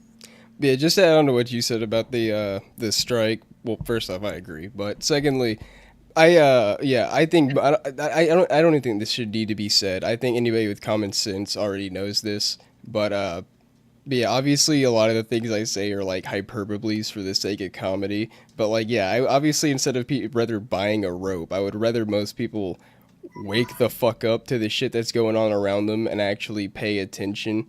But it's like, dude, I don't know. It's like the fact that people even have to say shit like this is just dumb. I mean, I don't know about you, but at one point in the internet, it was like, obviously what people say online is a little different than the shit they say in real life. But it's, I don't know. That's a different rant for a different day. But I just figured I'd add on to that a little bit. Yeah, we can't say anything we want. You know, it's just like 10 years ago, 15 years ago, YouTube was a different place. Now it's just full of cucks. Exactly, but appreciate it. I'll look out though. We deny ourselves the ability to make such distinctions as beautiful and ugly. Yet our current world would bid us lie to each other and lie to ourselves, and to always question everything. As such, everything becomes very artificial, and the internet, or social media, only lends itself to that ongoing delusion. Peter Lightheart explains that we are conscious of how artificial a lot of aspects of our lives are. If we're unable to acknowledge the unattractive things in our world, the damaged things, the broken things, then how will we know how to fix them? How will we know how to make them good and beautiful again? What is even the point of living if not to make the world around us all the more glamorous and alluring? Anyway, the overall purpose and the whole point of talking about all of this is that after we have destroyed the old concepts of beauty and ugliness, somehow we will arrive at something entirely new and unthought of by our current psyches. Yeah, and it's called a dystopia, where nobody gives a fuck about anything except themselves, and the art is dead, and the closest thing you have to art is a Google advertisement pushing some sort of new mind firmware onto you. That's what these people want. That's the future you get to look forward to if these people ultimately win and take over. That is the ultimate goal, enlightenment. Our third eye will somehow be opened, and until then, we just need to fill all our media with black lesbians and Incidentally, this is also why people are constantly led down rabbit holes of more and more pernicious forms of get down! other forms Mr. of President, addiction. get The down! desire is to see and to experience something new, something that has not been experienced before, because once you've seen and experienced one thing, that and everything like it becomes stale and stagnant. But that's just like these remakes, isn't it? The corporations that regularly produce our slop have some peripheral understanding about our cultural dilemma, enough that they readily exploit it. Rather than fight the current cultural degradation, these corporations continually develop new ways of marketing classical cultural experiences to us in the present. And this is all a grand attempt to peek beyond the sun, to leave us with the false promise of something original, something new. And what does that turn into? Vanity projects like turning all white men black, female, and gay. This is all a very short road leading nowhere, and I'm not certain as to how long things will remain this way. Not forever, of course. But what I do know is that as we get older and wiser, what will become more and more apparent to us is that there is indeed nothing new under the sun.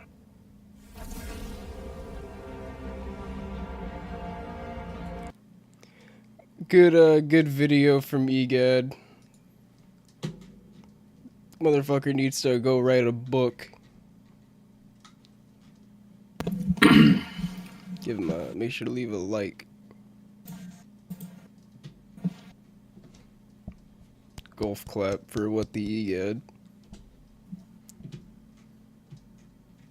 But yeah, exactly though. I wouldn't even, like I said, I wouldn't even mind remakes as much if they were just an exact copy with, you know, updated, but that's too much to ask for. Instead, we get demakes, and that's about all. These people think they can do it better when they don't. They can't. They barely have what it takes. These people don't have what it takes to make an original game with an original story, let alone remake something as good as like Silent Hill 2 or Final Fantasy 7 and do it better. It's disgusting. But yeah, if I do end up playing the original Silent Hill 2, I'll make sure to stream it. Yep.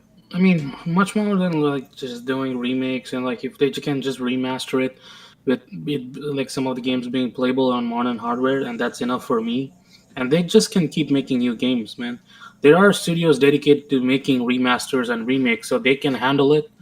Just make it so that give them a strict mandate that they can't change anything from the original, no matter what freedom they have. So they have to follow everything exact to a T, and let these studios just make something new. There's nothing new that you can like build as a franchise anymore. Like in the last 10 years, what is like a big franchise which just really translated well and good? Pretty much nothing. Yep. Do you guys have... I mean, I think the Dead Space one would have been pretty good if it wasn't for the stupid fucking changes they made. Like Troon bathrooms and the advertisements. They made one of the pilots a female, black female, for no reason. Like, I don't understand, man. Why? Why does it change? You're just adding... She's gonna die anyway, so she didn't add anything of significance. They just put it there for the sake of a checkbox, so... That in itself is propaganda, and I'm happy it failed. Dead Space died a second time, so... Does anybody have... it's getting pretty... Goddamn, yeah, it's almost 1 a.m. I gotta get up for work Yeah, at 6. nah, just like, so, I mean... Anybody have yeah, one yeah. more... Anybody have one more recommendation? Preferably something short and funny to end on a positive note?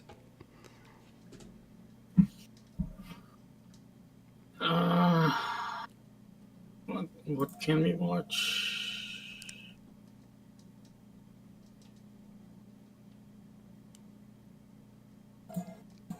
Exactly, Doug. Because these people don't give a fuck about the art of the game or what made it good.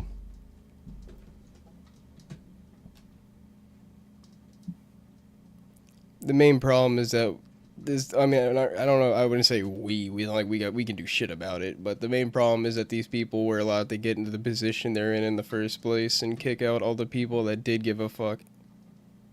Yeah, Tyrant Inferno says J Daddy Monster Under the Bed. Is that a video suggestion, you saying? That's the only one we got, so that's what we're going with. Don't make me disappointed in you, Tyrant, please.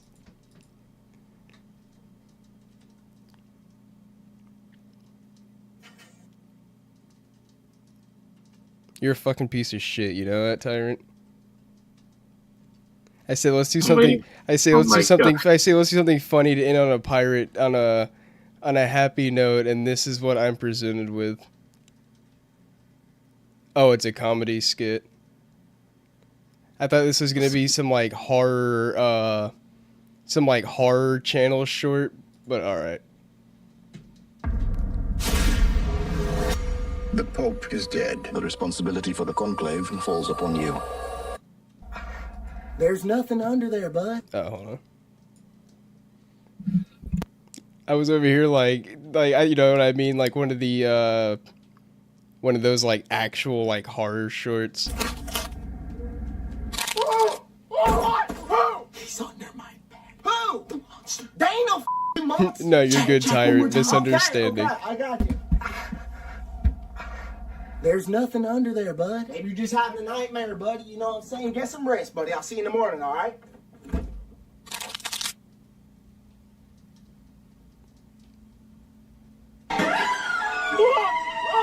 Son, what the f***? The closet. He's in the closet. We gotta go in here, buddy. Yep. I don't see anything, buddy. Nope, nope. Nobody in here, buddy. Oh, guys, got me. Son, help. Look at your dumb little face. You gonna shut that up, close them eyes, and go to bed, boy.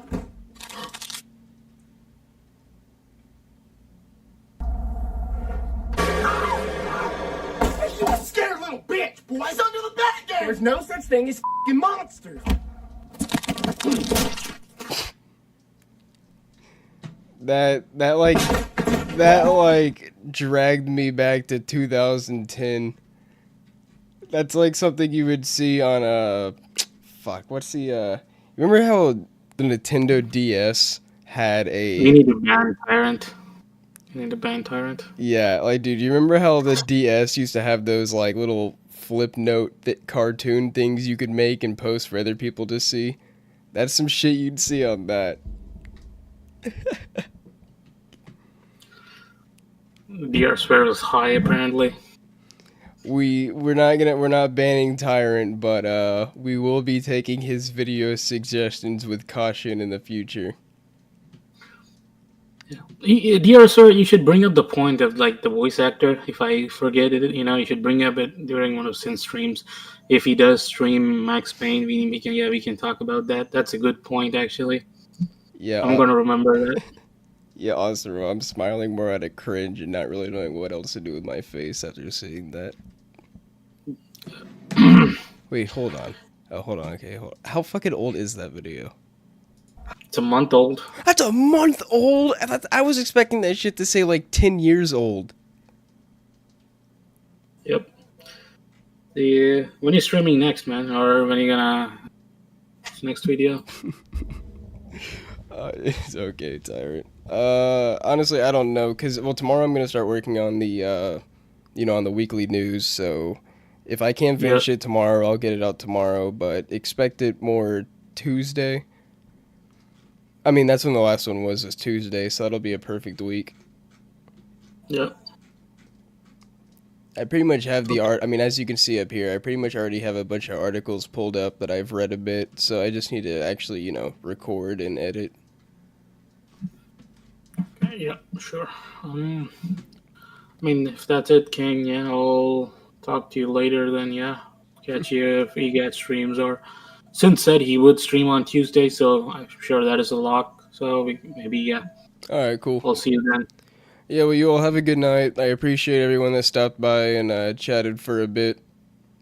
I'll probably see you guys at Sin's next stream, and check out the next gaming news, because give me some feedback on the improvements I've made. Hopefully it'll look a bit better. Yep. Yeah, good night, man. Good night, chat. And dear sir, I'll see you in Griffin's stream, maybe if I log in there. Yeah. Good night, guys. Yeah.